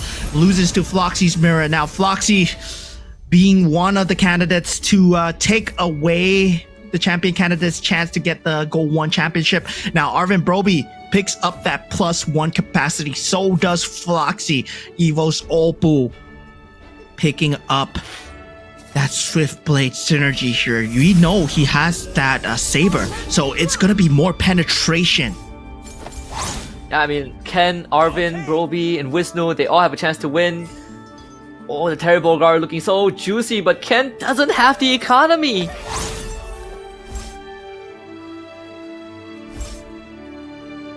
Yeah, the 6-star. I mean, the 6 synergy coming through. Doesn't have the ability, the economy to fill up the board. Ken just gives a smile of, you know, what can I do? You know, I want that 2-star Terry Bogard. I want that 2-star Guinevere. I want that Bruiser, but he's unable to fill up that KOF synergy. Yeah. This is gonna really come down to the wire here. Oh boy. The 3-star. Aulus, can he do it? Oh,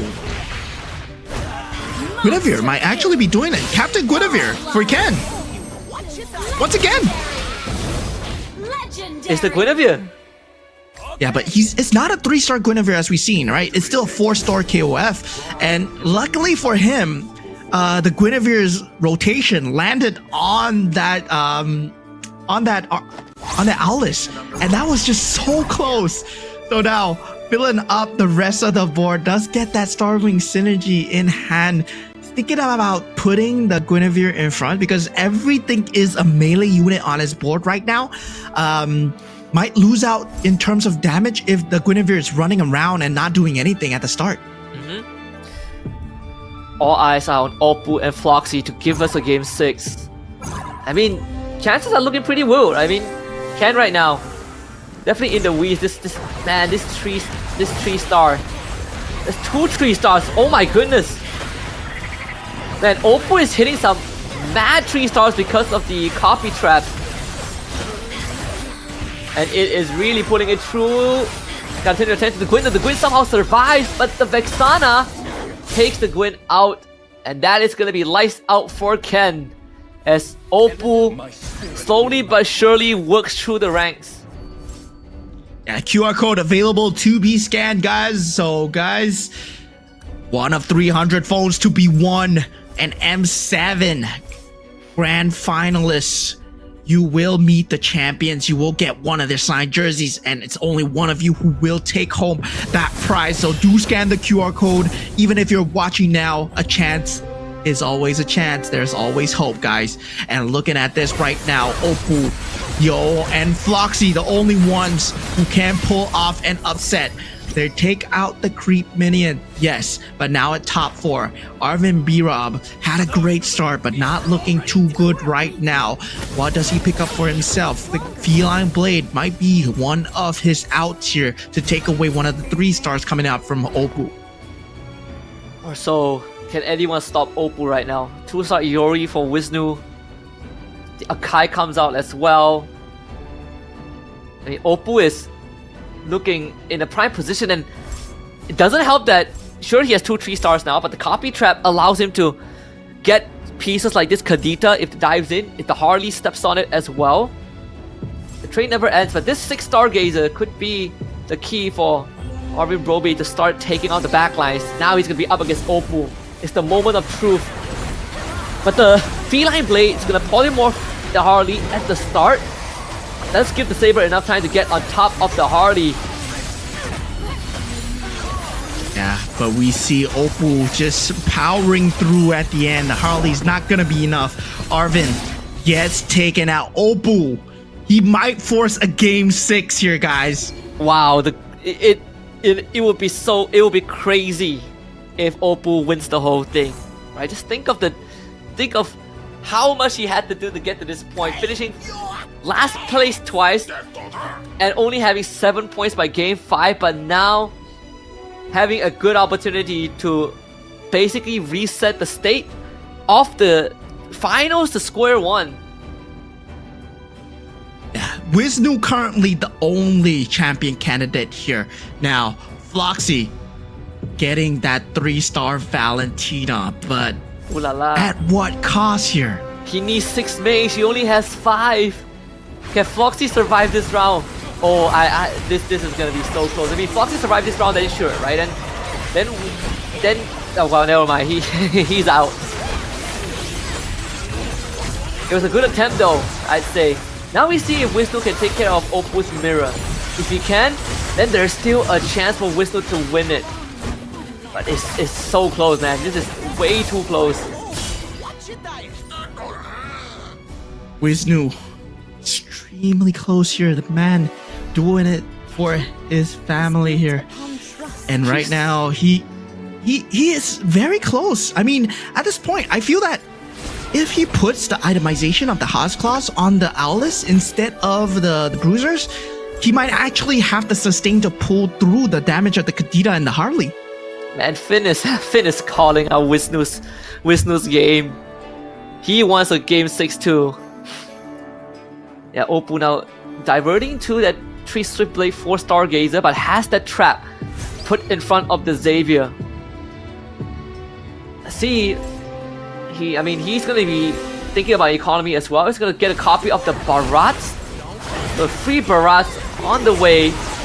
The biggest problem right now is the fact that this Vexana is constantly disrupting the pieces of Wisnu, and then that's been allowing this Harley and Saber to pick off the crucial target. Yeah, but this brings them into the next carousel, right? 23 damage. Wisnu still has an out, and that is to get the itemizations or to get a 3-star Vexana. Not gonna be getting anything here. He does pick up the Bruiser synergy, so this means he can make the Owless a Bruiser. So now suddenly that Owless that has been splitting into 2, it becomes a Bruiser synergy as well. So yeah, this might be trouble for Opal here. So Opal has to watch out. Yep. 4 Swiftblades. He changes it to 6 Star Wings. The 3, the blessing is still there. This 3-star Kadita too on the board. I mean, we saw Opal smirk a little bit. I think we're going to game 6, right? This 3-star Barrage is not coming home anytime soon. It's all down to this 6 Bruiser, 6 Toy Mischief, 3-star Aulus. Can it stop Opal? Yeah, this all eyes, the Feline Blade already landing on it, is dealing insane amounts of damage, but the Saber... Oh, Saber! He gets the split through! Now Saber, he's that 3-star Saber is dealing so much! Okay, it does! And Wisnu gets taken out! Opal! You bring us to game 6! Oh my god, Opal! Yeah, that deserves a celebration on its own. We go game 6!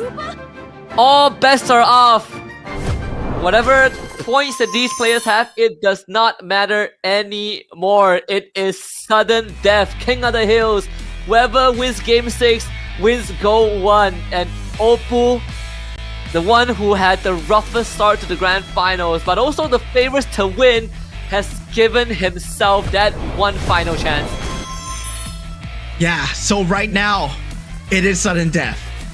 Everything is on the line. We go into game 6 here. Whatever the players have done for game 1 to 5, yeah, the points, well, it does matter in terms of rank and score calculation and everything, but at the end, what matters is that championship at stake. Who gets that #1 GO1 trophy here? And of course, will history repeat itself, right? For the first ever M1 championship, we did see EVOS Legends taking away. And now for GO1, we have EVOS Opal, and we also have EVOS Ken. So can they repeat history here? Yeah, could be the greatest run it back by Opal in his career and on that world stage when all the chips are down.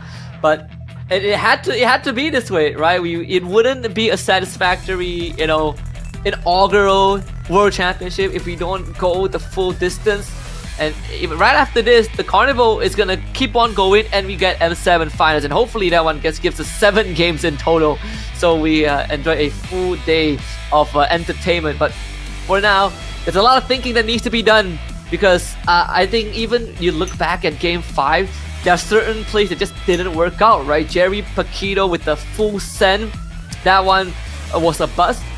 Finn going in for the Yuzong and just had one of the worst rolls a Yuzong can possibly give you, also a no-go, but they all found salvation in the hands of Oppo.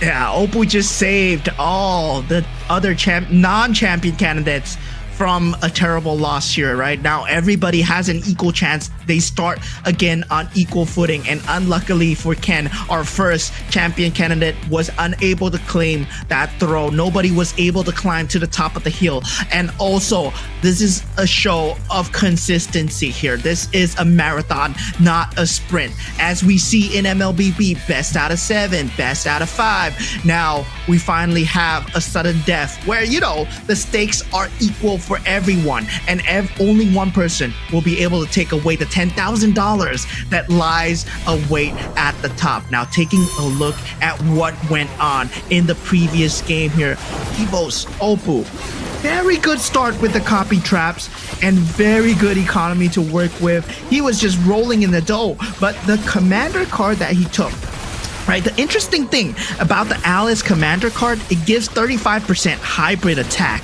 to anyone that, you know, you bless with the card, and also at the same time it gives them attributes, so you can create like 4 stars. You can create a lot of opportunities to star up your cards without getting the pieces, and this is perfect for PNK.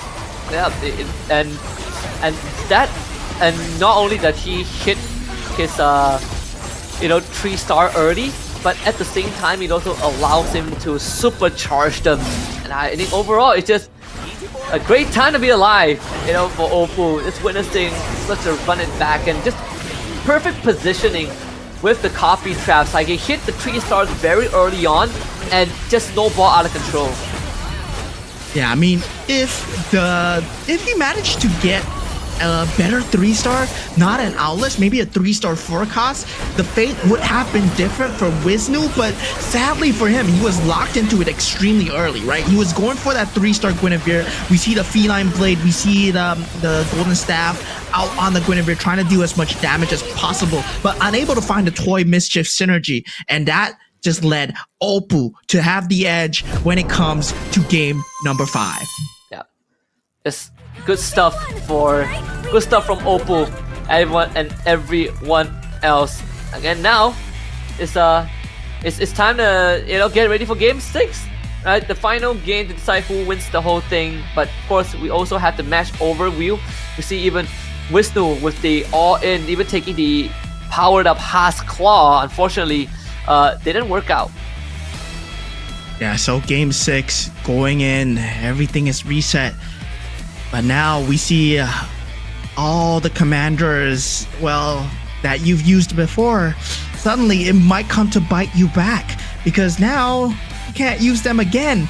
Now for Oppo, is PNK one of his key strategies, or was it just a one-off cheese? Right now, does he go back to the standard Oppo that we know, just playing for the economy, just playing for the long game here? But now for Oppo as well, that Swiftblade pickup didn't really work out in that early stage, but that 4 Swiftblade came out clutch when it came to that 1v1. Oh yeah, it really did. He was able to get the armor towards the end too, so getting the Swiftblade synergy really allowed him to get that extra penetration on top of everything that he already has. So there really isn't much that anyone else could do to stop him. Yeah, I mean, at the point, he had a very good front line, very good back line as well. Very strong Kadita and also a strong Saber in the front line to soak up a lot of the damage, right? We know what 3 stars can do. We know what 3 stars mean. They're 5 figures in terms of HP. And in terms of damage output, their skills just deal way more than a 2-star ever could. And the entire basis of MCGG is to get that 3-star to secure your game, but that 3-star is not the end all. We saw the Owless 3-star coming out extremely early, could secure Wisnu a lot of that mid game to late game, but it couldn't clutch out the finals now. And right now, it's not even about the top 4 finish, it's about getting the top 1. Yeah, it's about getting top 1, right? It really doesn't matter.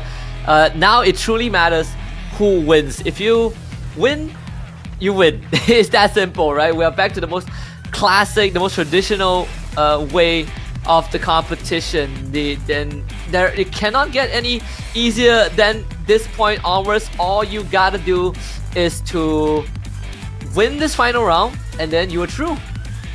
Yeah, so right now, when we talk about sudden death, we need to think about what are the end game strategies that we are going to see from these players, right? We have not seen an ultimate synergy so far. What an ultimate synergy means is, the 10 synergy, the 11 synergy, the ones that's coming out, where it really seals the deal for you, right? Your stats go way over the head because you get the great blessings, you get the great crystals. That might be coming out because, players might go for these kind of cheese to secure the game for yourself. Because when you get an ultimate synergy, suddenly everybody else just pales in comparison. The 3 stars doesn't matter. But speaking of ultimate, these are the ultimate winners of our phones. And guys, congratulations to you because you guys are walking away with a new phone.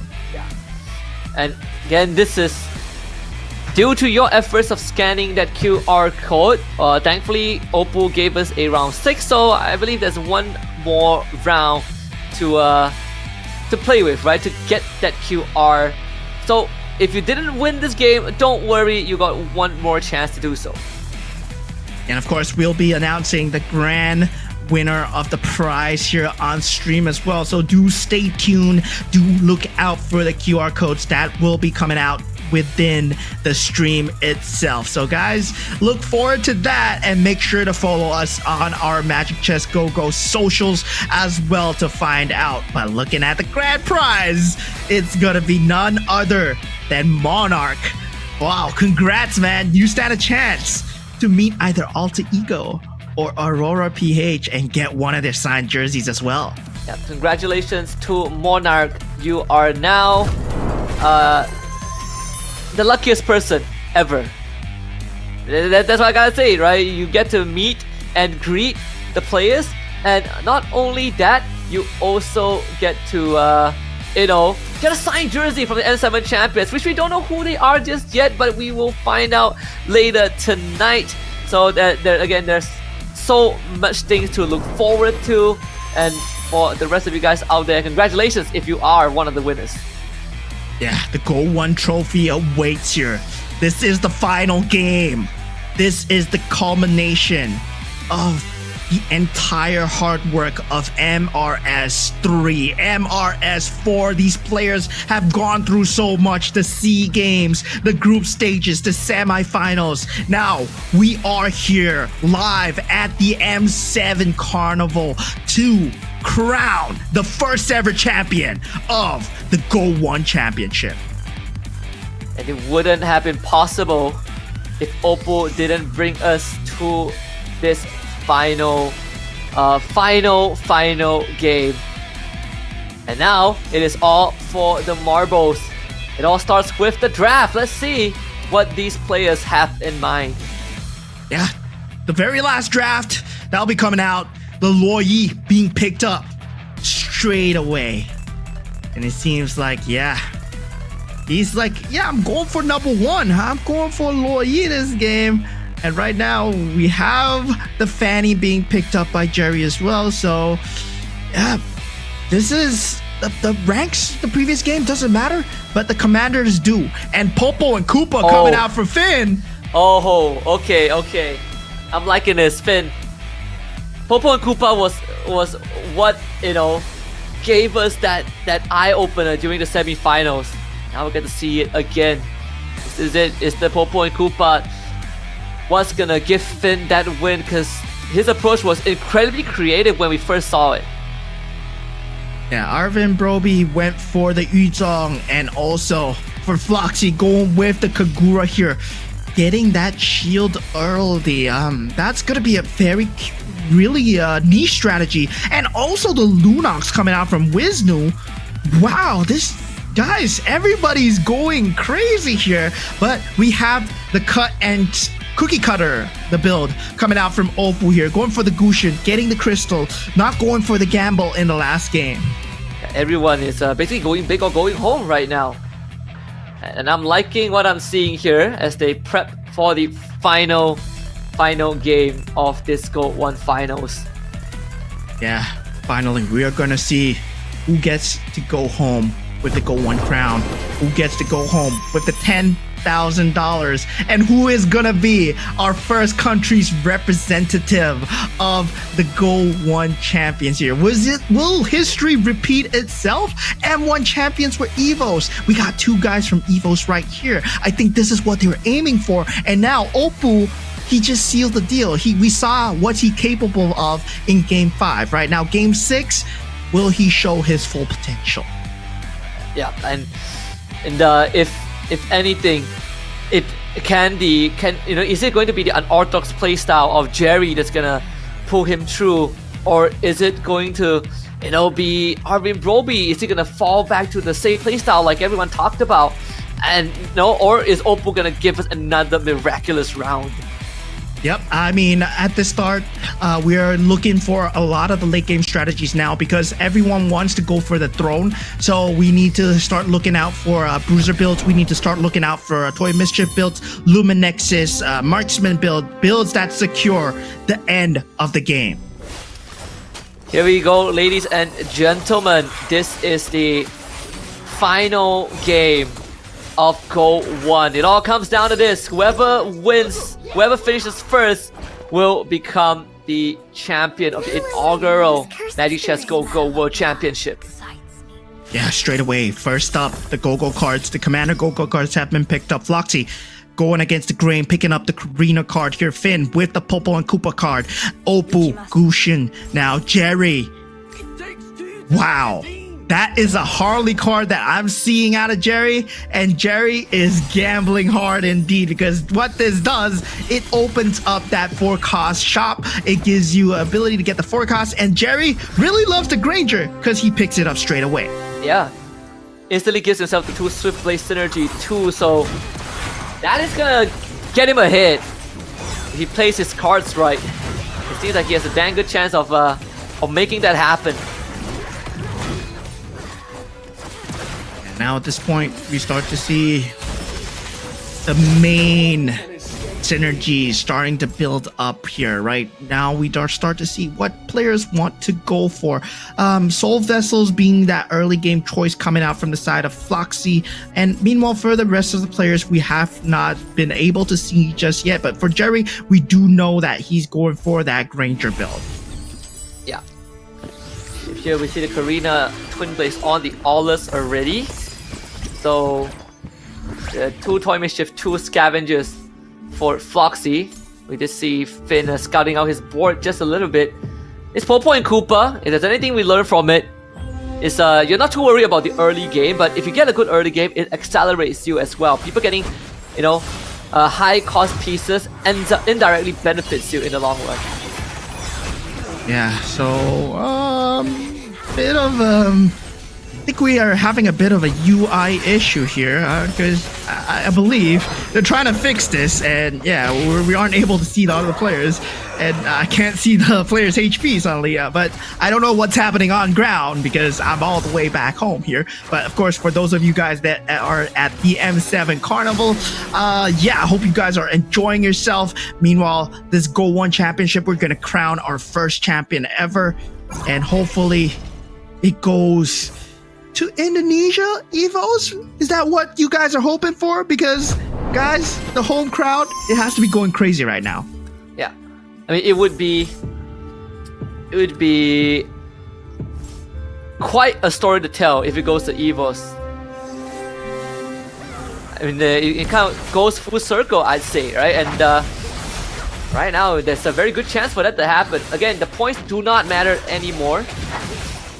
Placements is the only thing that we care about. Wisdom should be able to win this round. It's a pretty strong piece with the Belleric too. Yeah, the no bruiser synergy though is really much more of a dauntless synergy coming through. Belleric during set 1 was very strong as a piece because he was equivalent to somewhat of the Guinevere, having the ability to just hit and just get his HP back, right? But now, kind of nerfed, but still has that similar kit. Now, going into that first carousel, we see Finn being first up for grabs. The Hanabi Terry Bogard is up for grabs. These are really pivot pieces, but Finn goes for the glowing wand, and Arvin Broby picks up the Hanabi as well. Valentina being picked up by Oppo. No one goes for the Terry Bogard so far. And yeah, that's going to be it. 2 4-cost pieces being picked up. Jerry not finding anything that he needs as well. Yep.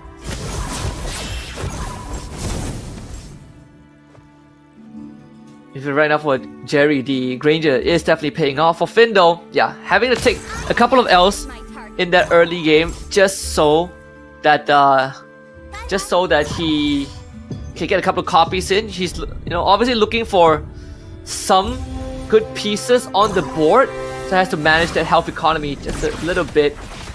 And that means mitigating that lose streak. Yeah, now taking a look at Ken's board right now, going up against Jerry. Jerry, I mean, in his hands, he does have that Granger who is able to deal massive amounts of damage at the back line. Ken only with that Xavier will not be enough, especially against the 2-star cost coming out. And yeah, the Valentina, very interesting pickup coming out from the hands of Jerry as well. It seems like he's leaving himself an opening for that Stargazer mage build that he is so, he leans towards it a lot. He's the only one that goes for the Stargazer mage build, and yeah, it works out for him. Yeah. I can't get more excited. Yeah, see the double copy traps put there, put right in front. It seems like, this is what we saw him do previously as well. What we've seen so far this finals is that we have one trap on, we have a weak chest piece, and then we have one trap. But last time we saw Finn play Popo and Koopa, it's the same thing as well, right? You get a double copy right off the bat, just because of that placement. Again, Finn is looking for some round wins just so he could maintain that health economy, but so far it doesn't seem to be the case. Yeah, I think he knew that the opponent's board, it has a Claude, right? He was hoping for that Blazing Duet to land in that copy trap. It didn't work out exactly as he hoped for. And that's a lot on the placement RNG because your opponents are as smart as you. They will switch their placements in the last second. If you're thinking why these players are switching in the last second, that's exactly what they're doing. And meanwhile, now, technological advancement being picked up by Floxy and Dorky, and Vault upgrade coming in from Jerry as well. A lot of eco cards. Meanwhile, Wisnu going for the Death Oracle, which gives him a lot of free rerolls, but at the cost of his own HP, and the Breath of Berserk from Ken. I mean, Breath of Berserk generally symbolizes that you want to go for the Bruiser build here. So a lot of them just prioritizing the economy, but yet to find their key late game builds. Yeah, but that also continues to prove the point that it's all about accelerating the game, right? Like, we started the grand finals with people caring about that economy a little bit more. They make sure that they have a safe and solid mid game, but right now everyone is just, if we can level quickly, we can hit up power spikes faster, that's all that matters. Just a shift in priority. The blessing for Shadow South activated here for Oppo, but it seems like he's not going to be leaning into it fully just yet. Yeah, Ken the only one who's looking to accelerate the game with that Breath of Berserk, right? He wants to secure the mid game way more than the late game, and it does work very well in the late game as well, but the eco cards really secure the late game way better. And between the technological revolution and the vault upgrade, that vault upgrade is way more important because it gives you way more gold to work with. With Oppo, another one around the Swift Blade Valentina too. Even here for Ken, some business scraps put on this barrage, but should be able to pull through against Finn, who still is struggling to look for that win.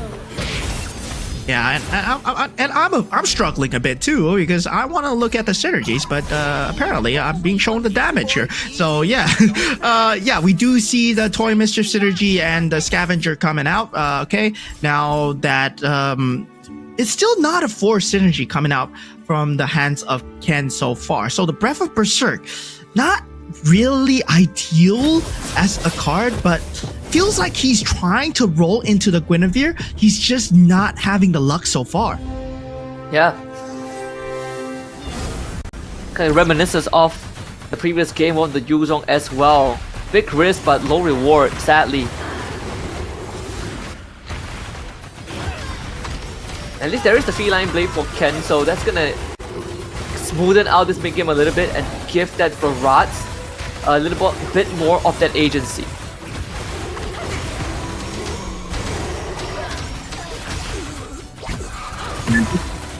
Broby does have that marksman synergy built up, right? Layla, Hanabi, and also the Claude. So this is that late game build that you need to start being very wary of. Arvin Broby can go a lot of ways here. He can go for either the Metro Zero into that marksman synergy with that Ixia provides, or he can go and secure the Irithel and get that Luminix's synergy. So that shred through with that hybrid defense and the attack speed increase from that marksman does shred through that late game.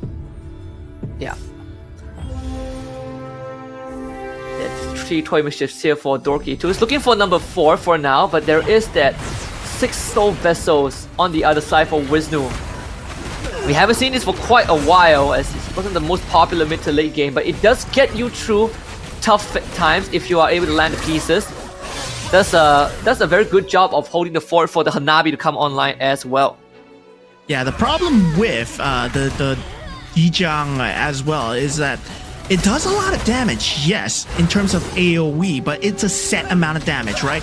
It gets capped out, so you want to either mix that with the Swift Blade synergy or the Marksman synergy from the Hanabi or the Amon, and that's something that they are looking for. Now, Finn, still not looking too good in terms of HP. Now, Guinevere is on the board. Ken, he might want to go for it, but instead, he picks up that Weapon Master synergy, maybe prioritizing the Freya instead. He does have that Breath of Berserk that we talked about. Finn going for the +1 cap. Not a lot of game-changing pieces here, but Floxy picks up that Guinevere. Yeah. And that opens up opportunities to essentially go for a 3-star Guinevere again. There's always that line that you can fall back to. And that has been the go-to, right, for our players who, when they want to go for a more straightforward win, and they will go for that, opt to go for the Guinevere to give themselves that win streak. Dorky is hunting for Metro Zero right now, and he's unable to find it so far. He's looking for the Xborg, and he's at level 9, going for the rerolls. He does have the Benedetta. He has a lot of mixed synergies. Currently, right now, if he gets that Metro Zero, it gives him a Metro Zero 9, but he needs the board space to make it work. The Lecto Final Blade will carry him through for now, but at the same time, it will not carry him through forever. So hopefully the luck of the cards and the luck of the rerolls are in his favor.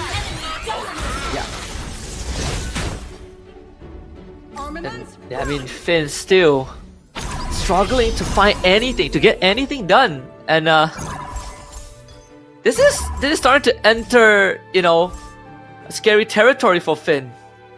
He doesn't really have much time left, and he will not have another chance after this. 21 HP, no 6 synergy as of yet. He was looking for the Star Ring synergy, 15 gold to work with for the roll down, chooses not to do it, places 2 copy traps, hopes that 21 HP is enough with that Beyond the Cloud synergy. Currently sitting at 34 Thunderstones, not enough for this later stages of the game, but at the same time, nobody's falling for the copy trap so far. I think he got one. Oh, Akai. I think he got the Akai. I'm not really sure. He propped both of the traps. Not really sure which the first one is what, but definitely an Akai. This could be that way back. He definitely needs some powerful pieces, right? Because he don't want to be forced into a spot where he has to start just rolling all of his economy, but he might not have much of a choice now that he's only sitting at 21 health. Yeah, right now Ken falls to 17 HP as well. One of the repeat, one of our first champion candidates. Now not doing too hot, but now going into the creep round as well. We will see the go-go cards coming through. This is Oh, this is the perfect cycle. The gold into that blue, meaning that you can get your HP back. Only Arvin B-Rob with on that Yuzong get the 2 gold. So yeah, a lot of them going for that revitalizing fountain where they want to get the HP back. The rest going for glittering jewels, and Arvin B-Rob going for that last resort. Yeah. And that should give them some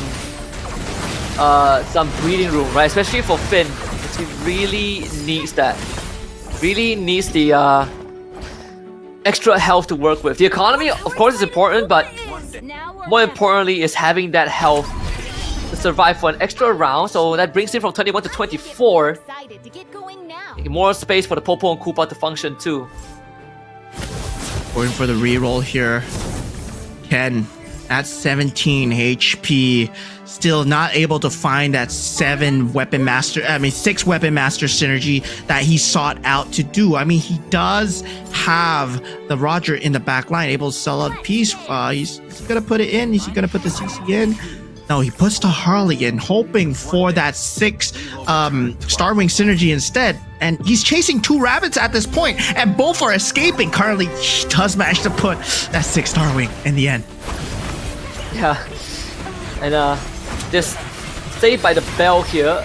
And then relies on the Hardy. Does have the Cloud Theft device, but unfortunately doesn't give the most reliable items too. Not to mention, with a Saber on top, the Face Warper can only do so much.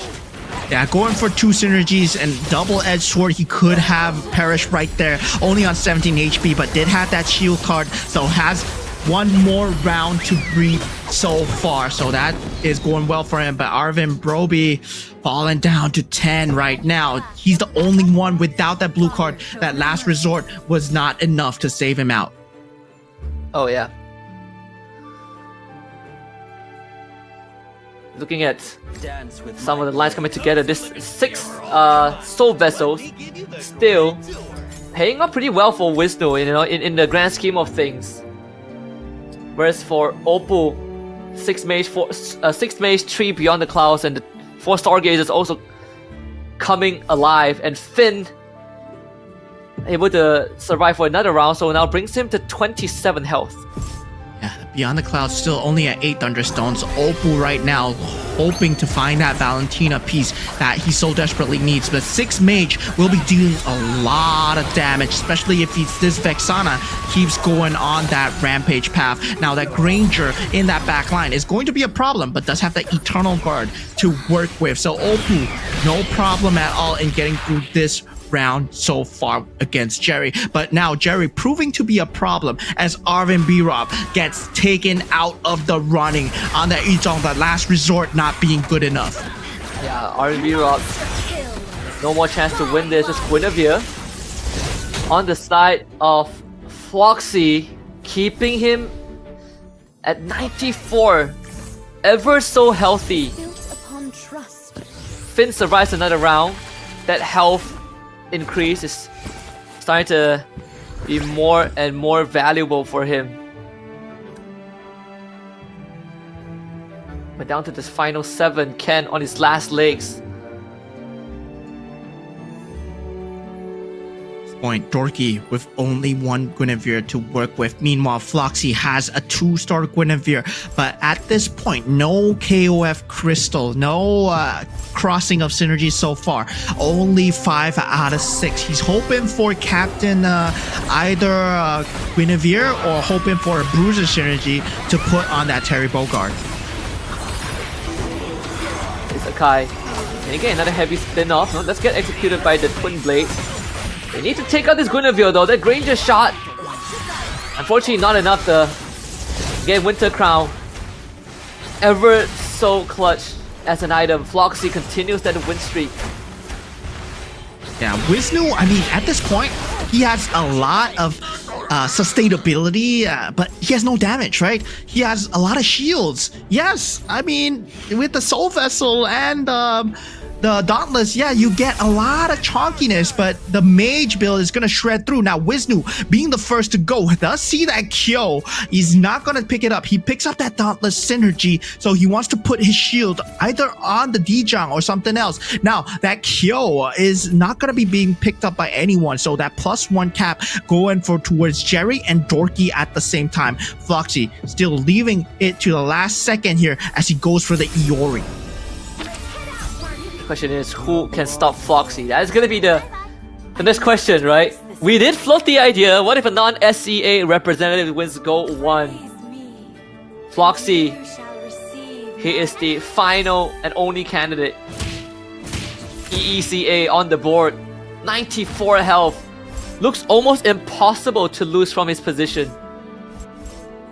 Yeah, I mean, these guys, I love the representation coming out from them. Their opinions, their perspectives on the game, very different from the Southeast Asian meta. They have really given us a taste of the commanders coming through right now with the Kagura as well, showing that it's not all about that commander, right? It's all about putting the pieces. But now, Oppo with the magic damage coming out, the Valentina able to shred through a lot of the front lines, but look at the shield coming out from the side of that Iori, and it does pull him through for Floxy.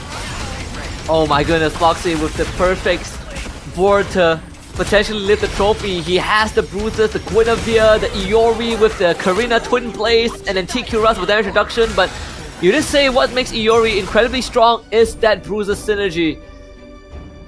And Floxy still 94 health. Finn taking his first L in a long time, down to 16 on his last legs. Jerry as well. Need to survive this round to get to the creep round, but whoever faces up against Floxy, if it's Wisnu, Jerry, or Finn, they're almost guaranteed to be eliminated.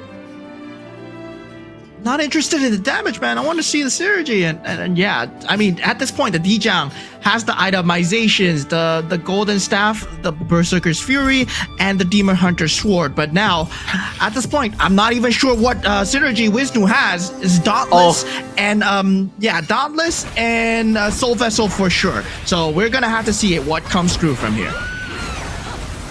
Yeah, the Iori found the barrage. Is this crowd going to be enough? Ah, look at that shield! That is some nasty stuff. Negates all the work that has been done by Iori. Could be the end all, unless the Dijang can make magic happen, but doesn't seem to be the case. Wisnu out of contention. So we are down for final 5. Not yet. Wisnu is still in it. 3 HP. 3 HP? Ooh, 3 HP. The blue card, it saved him. So we still have 6 players in the game. So yeah, that Dijang, yes, with the Dauntless and the Soul Vessel, I think it's not enough. Right now, the Metro Zero build that we were highlighting way before has been fulfilled. Now, I didn't know why the Observer moved out so fast, but once again, now Finn, we're looking at him going with the copy traps. He has that 6-star wing synergy, but he's still looking for that 3-star. Now, with that 3-star on Oppo as well, that Valentina is going to be a problem. But the Beyond the Clouds, he has not maxed out that Thunderstone yet.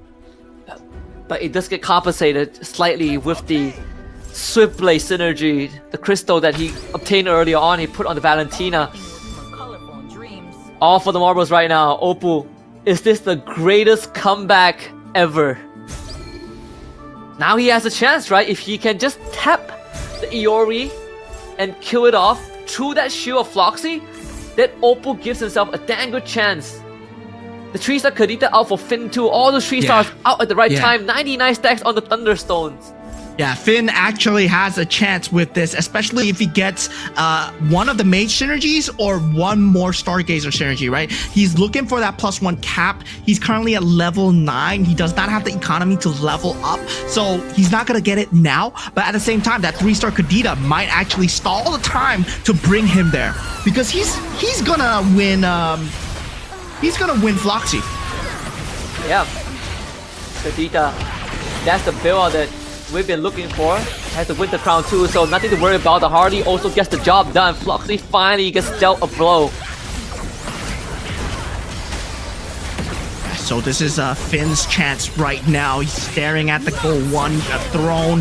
At the same time, Dorky is also doing extremely well for himself. Has almost a very similar build, right? But the Beyond the Clouds still at 66 Thunderstones. He does not have the 3-star that he needs. The Harley's the only one. Now staring down at the 3-star Granger, does pick it up. But will this be enough? I mean, this is a Starwing Synergy. Itemizations, it's not Granger focused. Yeah, it's not there. He doesn't have the items for Granger. And Floxy is looking for a 3-star Gwyn right now, and that could be the game changer, and he has plenty of health to do so. He can definitely survive the next 2 rounds and then go into Carousel, and maybe that's where he would come online. But for Finn, it's a long way to go. Let's see the 3-star Granger. Is it enough to deal with Finn?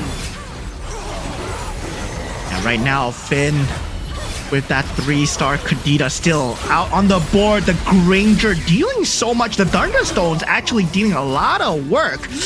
And yeah, that 3-star Granger proved to be the game changer here. Finn now on 5 HP. Dorky pulls it through. Yeah, the 3-star Granger making all the difference, and Nerf starting to get to Dorky too. Takes a sip of that water. Finn, oh man. We look back at the Go-Go cars. Go-Go cars, the healing fountain was exactly what Finn needed to get to this point. Is it too little too late though? He needs to survive the next round. We know he can deal with Floxy. We know that Floxy and Oppo are contesting the 3-star Gwyn. He just lost to Dorky. He might go up against Oppo next. At this point, Oppo still trying to hang on here. Doesn't have much except that 3-star Valentina. So that mage build not fully complete, but it might just be enough. That 3-star just chonkiness might be enough to carry him through. But the 3-star Freya, it might be coming through now. Finn. Oh, Finn survives. Oppo hands on his head. Worked against the grain the entire finals, but just not enough. And Finn gets to call dibs, takes the Defender Crystal instead. So Floxy earns himself the +1. Yeah, at this but point, we know Finn wants to buff up the 3-stars, so he's just going for synergies to put on the 3-stars.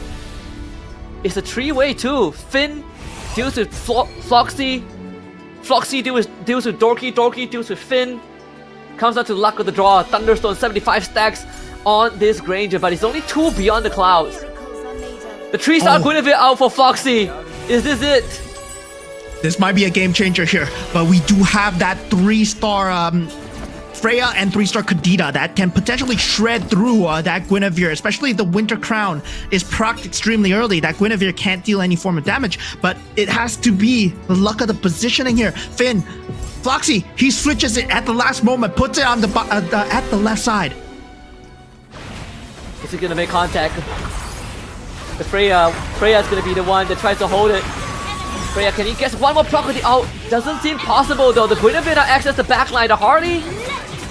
The Hardy doesn't get away in time. This could be the final swan song of Finn. The Kagura shield, way too big. Yeah, the Kagura shield coming in clutch, the twin blades at the same time. The Winter Crown not even popped. Oh, the now timing! Does pop it, and now Floxy does get taken out. Finn showing a very good show here, but Floxy just way better. Just better. That 3-star Gwyn made the difference. The Haskell on top too. Terry Bogart with the BOD on top. Now, this becomes a question of whether the Thunderstone's shred is enough to go through Floxy, right? But it suddenly is not even a question because Floxy is a Kagura. And who expected this? Game 6, a Kagura with that shield, with that hybrid defense, just being that main factor that actually affects the state of the game. And once again, the genius switch up to put the Guinevere right in front of that Saber to take him out. Floxy, he is playing the game on a different level right now. He's evolved. Yeah. Look at that shield. It is impossible to go through. Oh, we might be already looking at our champions, man. Okay, so Dorky has an out here, right? Dorky has an out, is to get another feline blade or to get that ultimate synergy. So he still has HP to work with. He still has one more round. I don't think he has the economy to though. So it's with that 3-star K. Okay, never mind. 3-star K makes it impossible. Yeah, it's never too early to celebrate right now if you're in his shoes. But, you know, it's never over until it's over. Who would have thought this Kagura was what it took, right? Floxy, we knew that he has some tricks up his sleeve, but this Kagura would definitely be the last on the list that I could think of.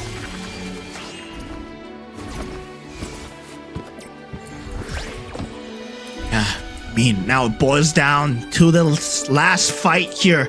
The Kagura shield just standing tall on top of that 3-star Guinevere, who knew that it would be coming full circle back to the 3-star Guinevere, right? We saw all kinds of strategies coming out. Popo and Koopa securing us this game 6. Now the culmination in the sudden death. Can Floxy do it? Can Floxy take home the GO1 crown for himself? It's very possible. I mean, Floxy, unless someone can get through this Gwyn with like 10,000 HP, this Gwyn against the world. Saber holding it down. The Granger goes to work. Winter Crown proc. There might be a chance for Dorky to turn it around. Yes, the one last shot. Dorky can do it. Dorky, the itemization switch. We said that he didn't have the itemizations for the Granger. Granger needs attack speed. That golden staff from that Lord round might actually change the tides here for Dorky. Now what Floxy needs is more meat shields. He needs more 2 stars. He needs to start rolling down. And Floxy, well, he's still looking at it. He knows that he has the HP to work with. He's thinking about his next move. Do I go for the synergy? Do I go for the 2 stars? Do I deal with the Granger? That's one of the 3 possible options for him to take the route right now. We get... Man, Floxy came so far, but is this where it ends here? He has to somehow find that Granger and take him out. The K, not enough. But the repositioning might be though. The Gwyn now on top of the Granger. Granger is dead. Edith to follow. One last round. If Dorky survives this, we go to Carousel, but if not, then Floxy lifts the trophy. Yeah, Floxy at this point does get that 2-star Terry Bogard. We said that he might be starting to go for all in here. No, he chooses to keep the economy at 20. He's kind of keeping it safe, playing it safe, knows that he's on 30 HP, doesn't need to roll, doesn't need to force anything, knows that his opponent is at 0 gold right now. So Floxy doing an extremely good job of keeping discipline. Can he win out? This positioning war here is gonna be like a thumb war if he can find just where the Granger is, if the swap comes in at the correct time. Last second, swap once again. In front of the Granger. Oh boy. The Gwyn's gonna walk straight to the Granger because there's nothing to stop him. Oh. Gets distracted. Turns left. No way. Turns left. The Saber is already dead. The Gwyn is on top of the Granger. The face warper is not enough. Granger's dead. Not enough. It's not enough. Guys. Floxy has done it. What a story. What a story. Floxy securing the GO1 World Championship all the way from the EECA. TTTS Floxy, this man has been low-key, chill, but lethal. And we said it, he is lethal. When he strikes, it goes full circle back to the Guinevere. And now Floxy, his name is etched forever in the Hall of Champions here at GO1. What a story from Floxy, all the way from across the globe, from EECA to Jakarta. Floxy is your first ever Magic Chess Go-Go World Champion. Yeah, today we just didn't even witness a tournament. We witnessed the birth of a new legacy. And congratulations, as he will be going to pick up the GO1 trophy there. It's stoic as always. I mean, he has such a good economy, right? Like 94 health, so much to work with. But for now, to officiate the awarding ceremony, we are honored to invite our VIP representatives, Mr. Gao Chong, the producer of Magic Chess Go-Go from Wuntan, to join us on stage and present the championship medal to our winner, Floxy. Yeah, I mean, this man from the maker of MCGG himself, and he will lift the trophy and, of course, take a picture with our champion from the EECA here. Our first ever GO1 tournament and our maker of Magic Chess Go-Go. What a moment in front of the Jakarta home crowd. Half the grand finalists are the home crowd favorites, 4 out of 8, and yet it was Floxy who defied the odds, who defied the narrative of SEA power to come out on top. Your champions of the Magic Chess Go-Go inaugural World Championship, Floxy.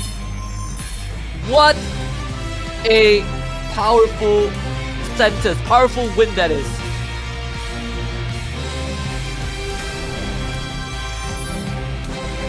Done? We're done? What? Huh? That's it? That's it. What? There was no cue. What? Yeah, I just heard. 1. It's not just a number. It's Wait, a is that it? being first and how a legend begins. It's the moment silence breaks and history listens before the crown.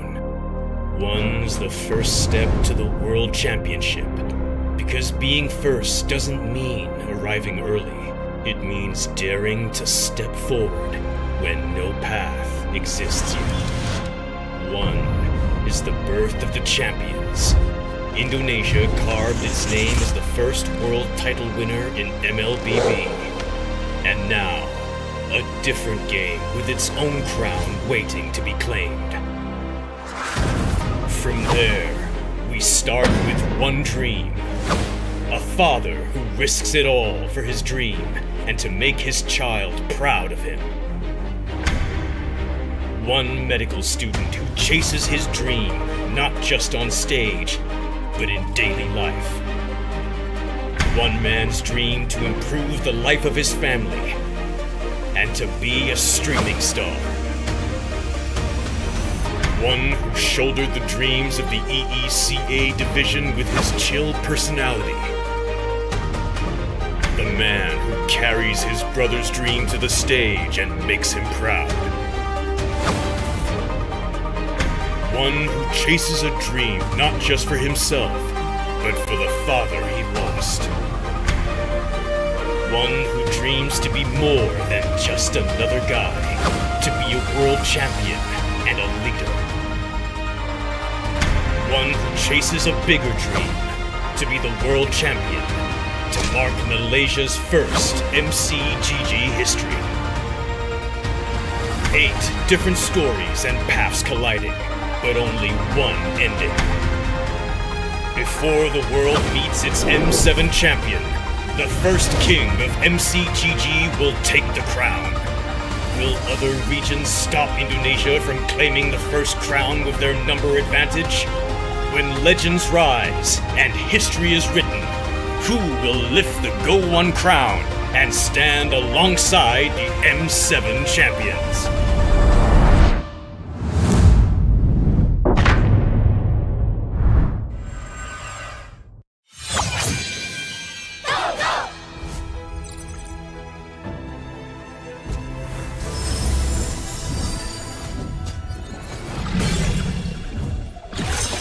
Rise beyond greatness and reignite the star. Come then, embrace the struggle.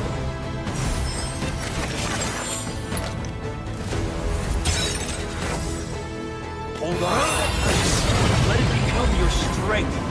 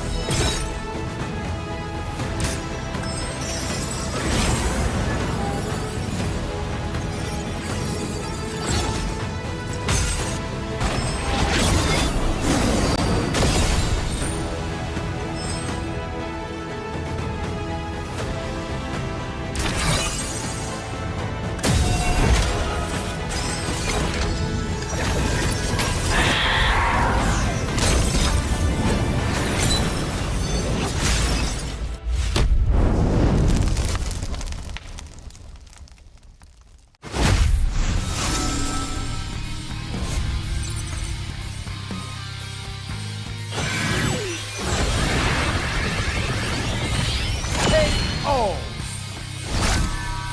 私たちは負けないわ。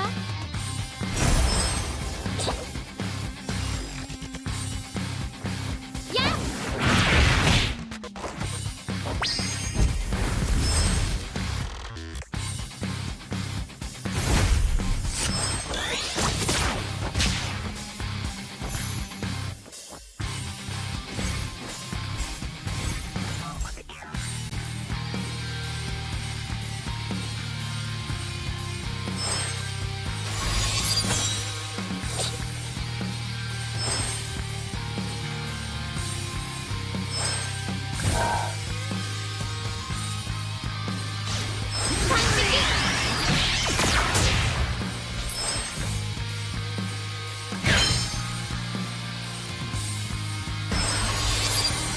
イエーイ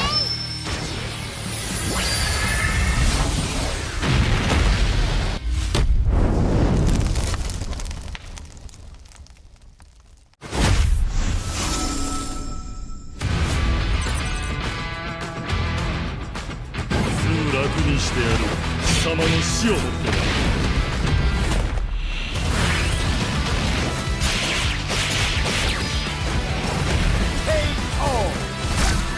俺が怖いのか。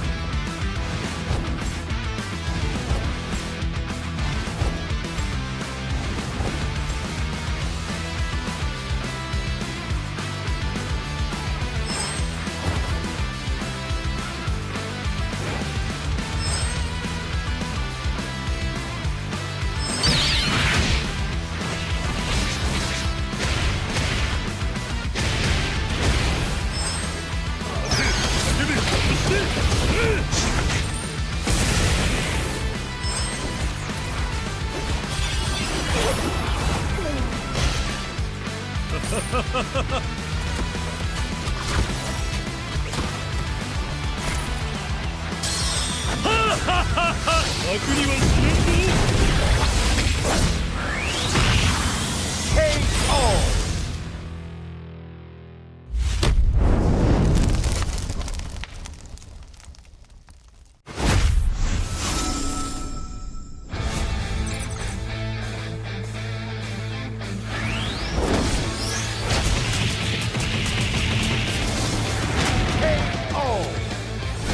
終わりにしようぜ。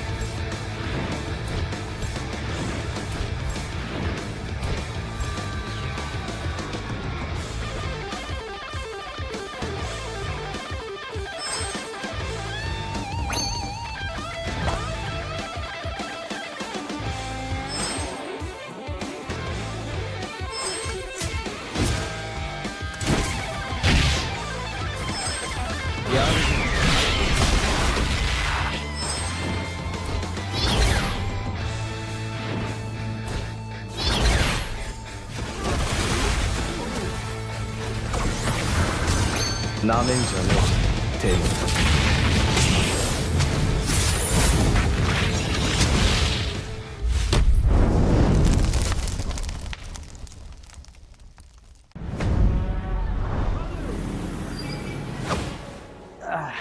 So, how do we start this?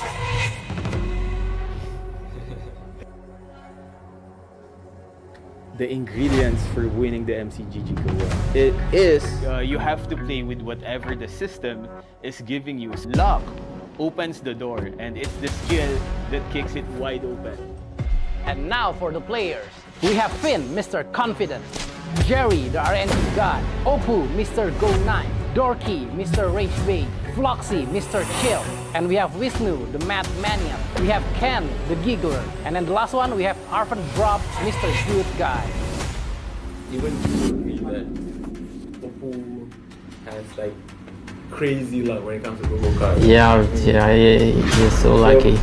Emang Oppo sih. Soalnya waktu di Rising kemarin ya, dia dapatnya kartunya bagus banget. Oppo, Kin dan Arvin, mereka nggak perlu hoki, mereka hama. Lu tunggu gua di final sih, Nu. Kalau ngomong hoki-hokian, nggak mungkin gua sampai di sini kedua kalinya. Ya tunggu 3 kalinya lah. Nggak ada sih, soalnya udah masuk final semua kan.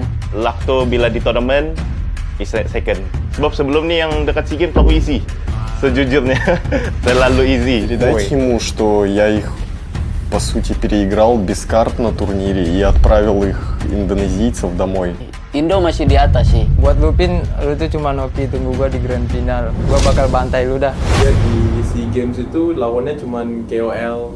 Ya. Semua player dalam 7 orang tuh ada macam speciality masing-masing. Tapi yang betul-betul mendekati saya tidak lah. Tak ada langsung, seorang pun tidak. Semua bot. Так, ну, я играл этот турнир без карт. Первый день я играл без карт практически. У меня там, ну, просто 0 карт было. Everybody has weakness. I will beat him. Floxy is easy sabar. Finn, you go to sleep. Kalau di Arvin gua kayaknya kurang deh Angel lah. Yeah, and I hate him, bro. Karena salah satu musuh dari gameplayku sendiri ya. Nggak bisa lah bersaing di final. I mean, I 100% agree with it. So like in the group stage and semifinals, I played like a very safe style. Yeah, secure the place. Sebenarnya dia adalah key untuk saya untuk nomor 1 sebenarnya. Arvin, kepanjat lu kok. Finn, I see what you're doing, but I'm one step ahead of you. 8 Arvin, bro. Arvin. Arvin lah. To all the players who placed me 8th in their list, you're playing right into my hands, and I'll see you in the grand final. Ooh, we do not expect this reaction. But if you guys want to see more, you can watch it live at the MCGG GO1 Grand Final. We'll see you there. Go to the top.